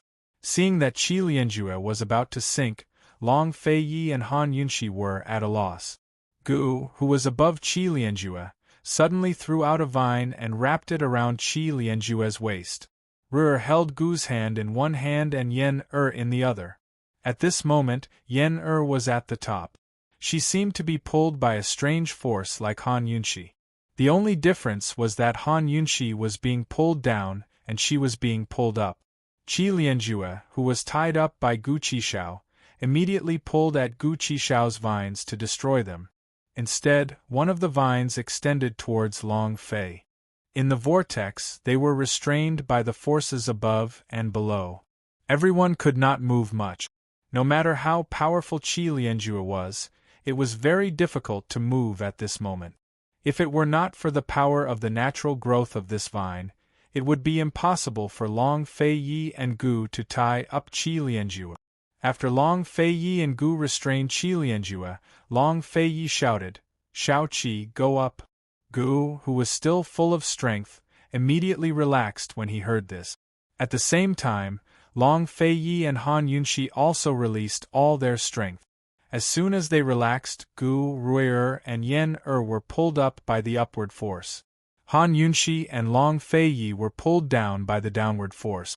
In just a moment, in the struggle between the two forces, Qi Lianjue was torn to pieces and melted into a blur. Gu held Ru'er's hand and Ru'er held Yen-Er's hand. They flew higher and higher. Gradually, Gu noticed that something was wrong. Yen-Er seemed to be pulled up by a force and kept going up. "Ru'er, pull Yen-Er and find a way to rush out," he said loudly. They could not go up anymore. They could only think of a way to rush out of the vortex. The further they were from the center of the vortex, the less they would be restrained. They should be able to do it. Ru'er was about to speak when a strange scene appeared around them. Like a mirage, cities appeared around them one after another. "It's Jinyang City of the mysterious continent," Gu exclaimed. "Godfather, how could this be?" Ru'er was frightened. Gu was also confused. He could not explain what was going on. Could this be an illusion? Yen-Er closed her eyes as if she was asleep. She was quiet, tender, pure, and clean. Ruyer quickly noticed his sister's abnormality. He held her hand tightly, wanting to pull her into his arms. However, he could not do it. He even felt another force pulling Yen, fighting with him for Yen. He cried, "Godfather, I can't hold Yen. I can't hold her anymore. What should I do?" "Hold on." Gu did not have much strength himself. He could only guarantee that he would not let go of Ruyer. He took a deep breath and quickly spat out a bramble vine seed, which he planted in his flesh. The thorny vines immediately shot out from his arm and wrapped around Ruyer before reaching for Yen and wrapping around her as well. "Godfather will hold on. Think of a way to get us out." Gu could not even speak. But who knew that before Ruyer could move, the force pulling Yen suddenly became stronger. It was several times stronger than the force they had endured in the center of the vortex. In an instant, the vines were all broken. Ruyer subconsciously held Yen's hand tightly, but he really could not hold on. Yen's hand slid out bit by bit. He could not stop it no matter how hard he tried. Ruyer cried, "Yen, wake up! Look at your brother, wake up! Yen, don't sleep. Father and mother are waiting for us. Wake up, will you? Yen, I swear. I swear I won't find you annoying anymore. Wake up, say something. I like to hear you talk, say something. What happened to you? Yen, the little shadow is here. Wake up. Brother Ing is here." Even though Ruyer was wailing and shouting, Yen did not wake up. Yen still didn't wake up. Her fingers slipped out of Ruyer's grasp and flew into the surrounding illusions. As soon as she flew in, the illusions of the surrounding mysterious continent all disappeared as if they had been shattered. Ruyer was on the verge of breaking down. "Yen!" Gu shouted, pulling Ruyer tightly, afraid of losing him again. Soon, the power of the vortex suddenly weakened. Gu and Ruyer flew out and fell far away. At this time, the power of the vortex under the ice sea was still increasing. Long Fei Yi and Han Yunxi fell into an indescribably deep hole in the ice. At this moment they were lying on the side of a pool. A strange scene appeared in the pool. A modern city, tall buildings, and endless traffic. All of this was foreign to Long Fei Yi, but very familiar to Han Yunxi. Why was this happening? Why was she still enduring a force that wanted to drag her into the pool? Her phoenix power had awakened the ice crystals. Had Yen's phoenix power destroyed the ice sea and opened the spacetime tunnel? Could the biggest secret of the ice sea be the power of the ice crystals, but the spacetime tunnel? Long Fei Yi held Han Yunxi's hand tightly. Of course he could feel the force dragging Han Yunxi down. However, he didn't have much strength left. "What is that place? Do you know?" Long Fei Yi's weak voice was filled with fear. Chapter 1363. Han Yunxi was all too familiar with Long Fei Yi's fear right now. He'd felt the same way when she told him she wasn't the real young miss of the Han clan. She didn't know how he'd managed to quell that fear afterwards.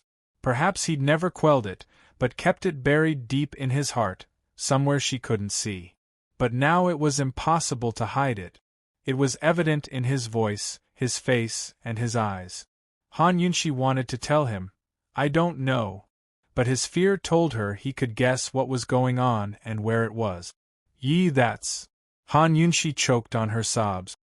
"That's the world 3,000 years in the future." Long Fei's gaze was soft as he looked at Han Yunxi. He didn't say a word, but he slowly tightened his grip on her hand, pulling her even tighter. Seeing his pale face and blood-soaked body, Han Yunxi's heart ached so much that tears streamed down her face. She couldn't speak, but she held on tightly to him. Unfortunately, the strength of the two of them was like a mayfly trying to shake a tree in front of the force that was pulling them down. It was insignificant. Han Yunxi was pulled down bit by bit until her feet were already in the water. She mustered all her strength and pulled harder and harder. But it was at this moment that a wave of dizziness swept over her, both familiar and unfamiliar. The ice crystal was rampaging through the poison storage space. She couldn't control it. As the dizziness grew stronger, She began to lose strength and couldn't hold on to Long Fei. "Fei, hold on tight, hold on tight." As she mumbled, her consciousness began to blur. "Fei, hold on tight. Fei, don't let go no matter what." She had no idea what was happening. Was she unconscious? Or had she fallen into a dream? She didn't know if the world had gone dark, or if she couldn't see anything. In any case, all she could see was darkness. However, she could see her own hand. She saw someone holding her hand and walking in the darkness. Her eyes followed the hand up, but she couldn't see the person's face. She'd had this dream many times before. Every time, she couldn't see that person's face. Who was he? Was it Long Fei? She only felt weak all over and gradually felt like she was falling, as if she was going to fall into the abyss and into another world. "Fei, save me! Fei, don't let go, don't! I beg you, don't let go! I don't want to leave you, don't!" Just as she was crying, the man reached out his other hand and said, "Here, hold on tight." This voice belonged to Long Fei. It's him. In the recurring dream, the person holding her hand was Long Fei. His other hand was also holding her. She looked at his other hand and saw that there was a deep bite mark between his thumb and index finger. That was the mark she had left for him. He had said that the birthmark was a bite mark left behind by his lover in his previous life. It was Long Fei, there was no mistake about it. But why was it that the more she looked at the bite mark, the more she felt that something was wrong? Was this a bite mark or a birthmark? "Fei, is this a bite mark or a birthmark?" she murmured and subconsciously raised her head to look. In that instant, all the darkness around her was dispelled by the light. The sudden burst of light blinded her eyes. She heard a cacophony of sounds around her, including hurried footsteps, emergency bells, patients arguing with doctors, the call of the queue system, and the sounds of equipment being turned on in the operating room. These sounds were familiar and long-awaited. Was she startled? Could it be that she was back? No, she subconsciously opened her eyes and looked up. At this moment, she finally saw the person who was holding her hand. This person, he wore a shirt and trousers, had a refined and handsome figure and short hair. His features were indescribably handsome, especially those deep, dark eyes that were enchanting and mysterious. They were so cold that they kept people at arm's length, but they also had a charm that drew people like moths to a flame. Anyone who fell into them would fall for them forever, unable to extricate themselves. Han Yunxi looked into those all too familiar eyes and felt as if she had returned to the first time they met. She began to cry and wail. She couldn't tell if this was the first time or goodbye. Just what was going on? Was this a dream? Had the past 10 years in Cloud Realm Continent been a dream? Or perhaps, everything she saw at this moment was just a dream? He wasn't him, he was him. A dream wasn't a dream like a dream. She didn't understand, nor did she care. She only wanted to know, was he still here? "Fei, is that you? Long Fei, is that you? Is that you?" While she was crying, he suddenly laughed. "Yunxi, I've been looking for you for 3,000 years. Can't you give me an exception for cutting in line? I really missed you." She was stunned. Could it be that he was the director of Lingyun Group, the Mr. Li who'd been brought here by the director to cut in line? She didn't care, she only wanted Long Fei. "Who are you? Just who are you? Are you Long Fei, are you?" She wailed until her vision blurred. She couldn't see the person in front of her anymore. She anxiously wiped away her tears, but couldn't see him anymore. All the light receded and all the sound disappeared. Their surroundings returned to their original darkness and stillness. She stared blankly at her hands before realizing that she'd let go, and he'd let go as well. "Fei. Long Fei, come back. Where are you? You're back? Come back, don't leave me behind. Don't." She cried and shouted as she walked around in the darkness, searching everywhere. Suddenly, she stopped and looked down, only to discover that her feet had been sealed in ice. Yunshi, wake up. Don't cry. I'm here. Yunshi, I've always been here. Wake up. Long Fei Ye's voice reached her ears. It was so close, as if he was right in front of her eyes. Han Yunshi's eyes flew open from her hazy dream, only to discover that Long Fei Yi was right in front of her. She and Long Fei Yi were still trapped at the bottom of the ice cave. Everything that had happened just then had been a dream. There was no hospital, no Lingyun group, no Mr. Li, there was nothing. There was only Long Fei Yi in front of her. Long Fei Yi was still holding her hands tightly. The marks on Long Fei Ye's perlicue were real bite marks, not birthmark. Yunshi, what's wrong? Your legs. Long Fei Ye's face was filled with fear. Han Yunshi looked back and saw that her legs really had been sealed in ice. Moreover, the chill was slowly creeping up until it was about to freeze her entire body. Once her legs were sealed in ice, the force pulling her down seemed to have disappeared. Could it be the energy of the ice crystals? Han Yunshi exclaimed. Release the ice crystals, quick! Long Fei Yi said anxiously. Han Yunshi wanted to expel the ice crystals from her poison storage space, but discovered that they'd already shattered. That's right, when unleashed her phoenix energy, the ice crystals had already shattered and destroyed the ice sea. Han Yunshi had only summoned fragments of the ice crystals. As soon as they left Han Yunshi's body, the ice on Han Yunshi's body shattered and the force pulling her down reappeared. At this moment, her body slipped, and half of her body fell into the icy pool. She and Long Fei Yi exchanged surprised glances. Long Fei Yi hurriedly grabbed onto her, but he couldn't hold on to her.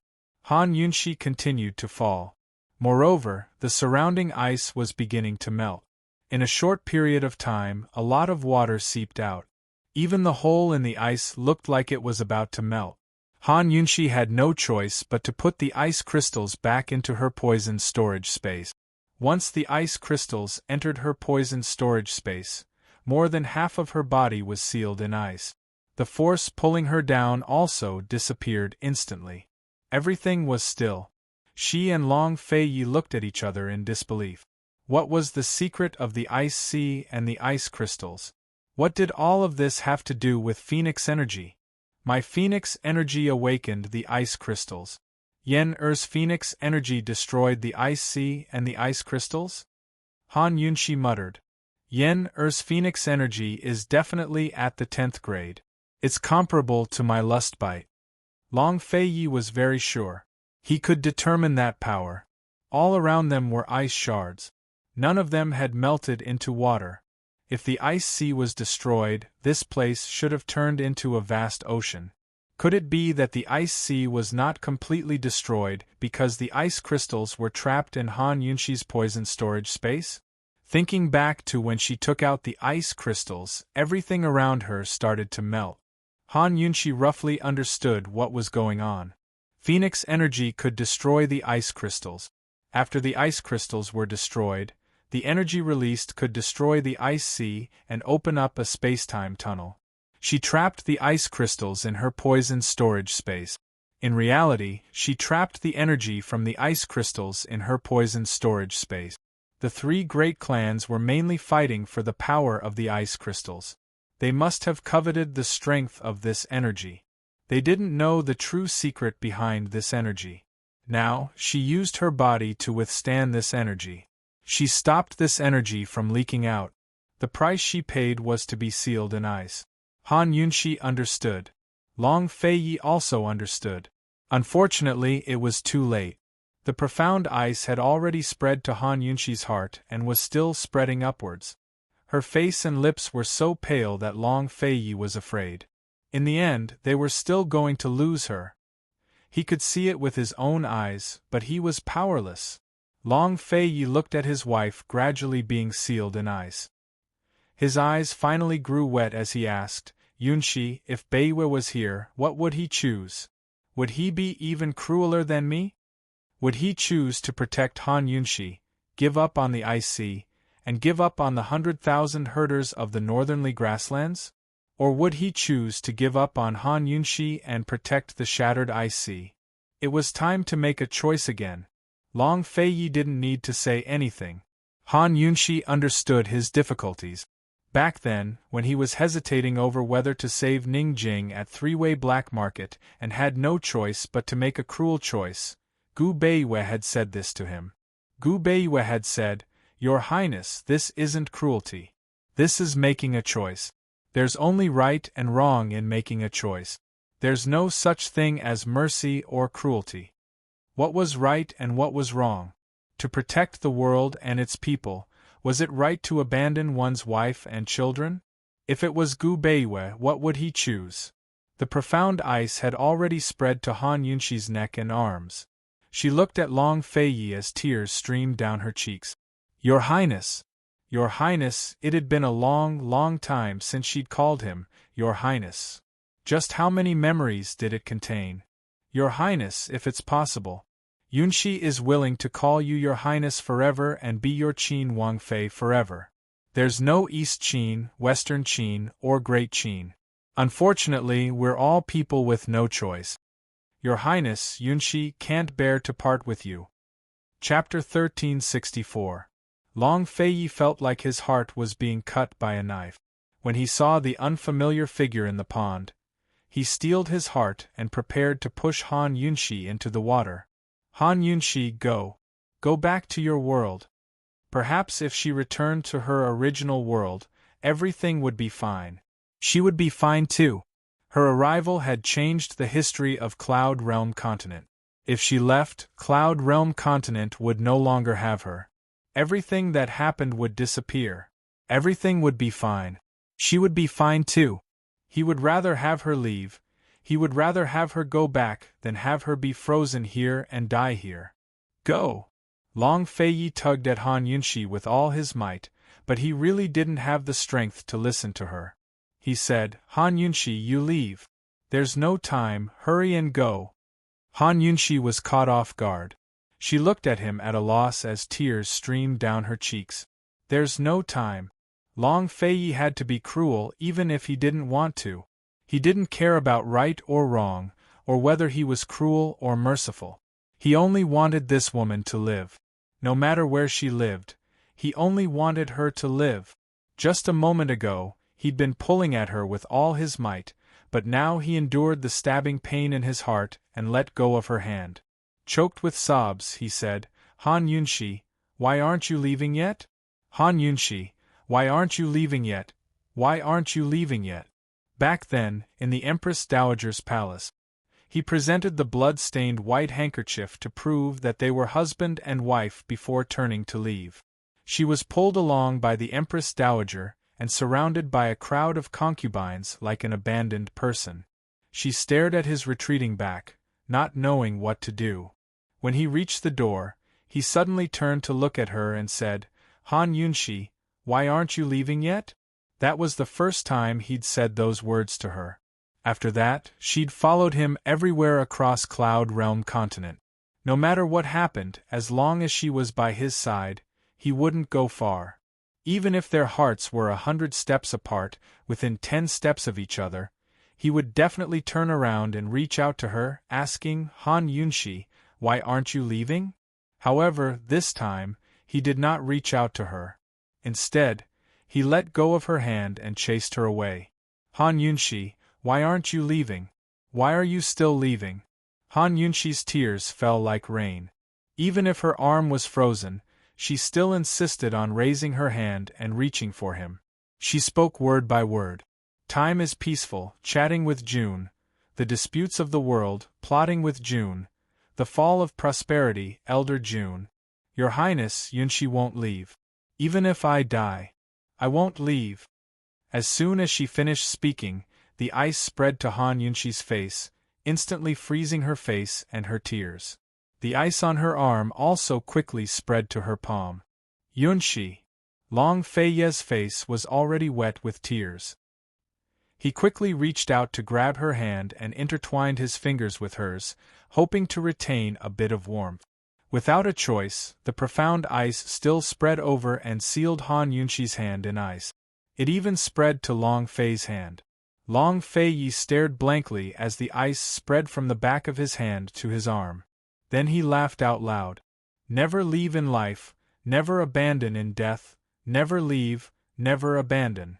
The ice spread rapidly until Long Fei Ye's entire body was sealed in ice. Husband and wife remained in that position with their fingers intertwined as they were sealed in ice. Once they were sealed in ice, the pool Han Yunshi had sunk into gradually froze over as well. All of the illusions disappeared without a trace. Outside the hole, the entire sea of ice was in pieces. All the broken pieces of profound ice gradually gathered together and merged together. Everything seemed to be returning to normal. Unfortunately, everything was returning to normal. Gu even brought Rui to search for Yen and Han Yunshi on the ice.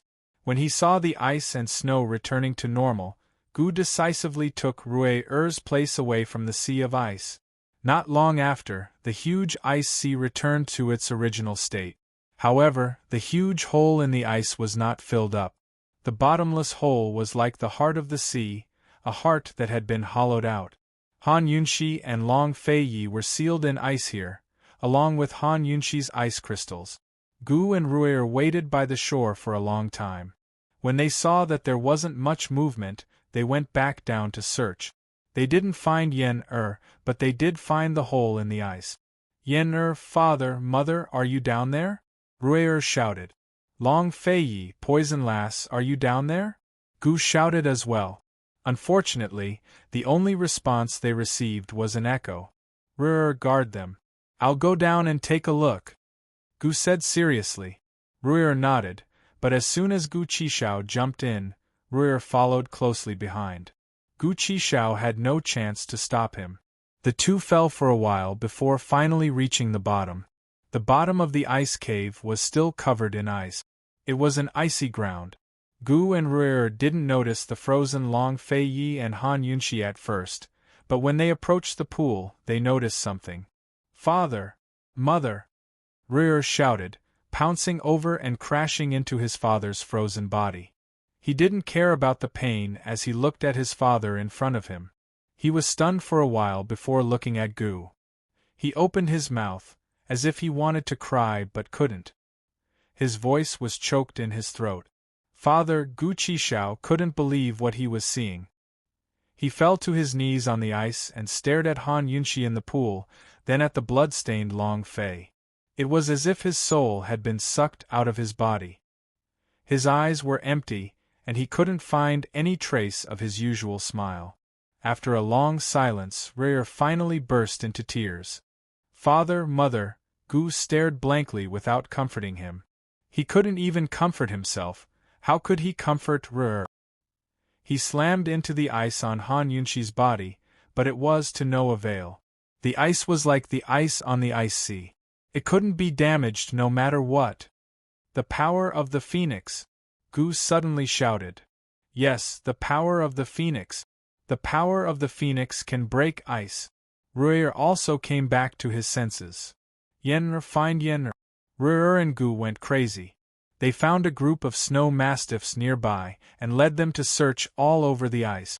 But after searching all over the ice sea, they couldn't find Yen. Finally, they returned to the ice cave dispiritedly. Godfather, are my parents already? Rui didn't dare to continue. Gu yelled at him fiercely, No! Impossible! Why would the ice sea recover? There must be a reason. There must be. Rui didn't speak again. He slowly leaned down and hugged his father against the ice. After a while, he started to shiver from the cold. Gu didn't have qi to protect his body. He was colder than Rui, but he still forced Rui into his arms to warm him up. He said, Rui, be good. Don't scare Godfather. Godfather can't lose you again. Rui was really obedient. He didn't move, but his tears kept falling. Gu kept wiping them away for him. The two of them were silent. They didn't know what to do and didn't think of leaving. Late at night, Rui suddenly broke free from Gu's hands. He cried out in shock, Godfather, my parents aren't dead. I can feel their qi, I can feel it. Rui pounced on his mother and patted her hard. He shouted with all his might, "Mother, did you hear me? I'm Ruer, Mother!" He pulled out the dagger he carried with him and slashed with all his might, trying to break the ice. However, no matter how much strength he used, he couldn't damage the ice. "Father, Mother, I know you're still alive. You must be alive." Gu was in disbelief. He pulled the excited Ruer and asked seriously, "Really? Really? Really?" Ruer was surprised and excited. He cried out, "Father and Mother aren't dead. Not dead. I can feel their true chi. They seem to be in seclusion. Their chi has all gathered together." Gu Qishao was overjoyed. "Really, really, really? Could it be that Long Fei Yi and Han Yunxi didn't die after being frozen? So they could only cultivate their chi in seclusion to resist the cold and hunger while waiting for help? Godfather, let's go find Yen quick. The power of the phoenix can destroy this ice. As long as we find Yen we can save them." Ruer was so excited that he was speechless. How could Gu not be excited? The two of them immediately left the ice cave, but Gu Qishao sensed something off as soon as they left the cave. He landed on the ice and said cautiously, "Ruer, there's poison." "Where?" Ruer also knew poison, but he wasn't as sensitive as Gu. "Under your feet," Gu murmured. Before Ruer could understand, Gu picked him up and ran towards the southern shore of the ice sea. Gu didn't explain, but Ruer quickly realized that the poison was spreading from the ice cave and was about to spread to the entire ice sea. Ruer didn't dare let his godfather carry him. His godfather was already injured, so he quickly got down and ran on his own. The two used a lot of effort to run to the southern shore and leave the ice sea. They panted as they looked at the black ice sea and stared at each other for a long time. Ruer spoke first. "How did this happen? Was it Mother's doing?" Gu couldn't answer. Why did the ice sea suddenly recover? Why did it turn into a sea of poison? Where did Yen'er go? What happened to Long Fei Yi and Han Yunxi? Everything happened too suddenly and too strangely. He couldn't understand. He only knew that he couldn't cure the poison in the ice sea. This poison was the water of 10,000 poisons. Could it be that the ice crystal was poisoned and Han Yunxi put it into the poison storage space, so the entire ice sea was poisoned? There was no antidote for the water of 10,000 poisons, and Gu couldn't do anything about it. How did this happen? Ruer was helpless. Gu hesitated for a moment and said anxiously, "Find the little one. The little one isn't afraid of the water of 10,000 poisons." Gu thought for a moment and pulled Ruer, saying seriously, "Ruer, remember, Father and Mother are still alive. You have to hold on. Let's find the Grand Tutor and discuss this." Ruer nodded seriously. Okay. As long as Father and Mother were alive, he wasn't afraid.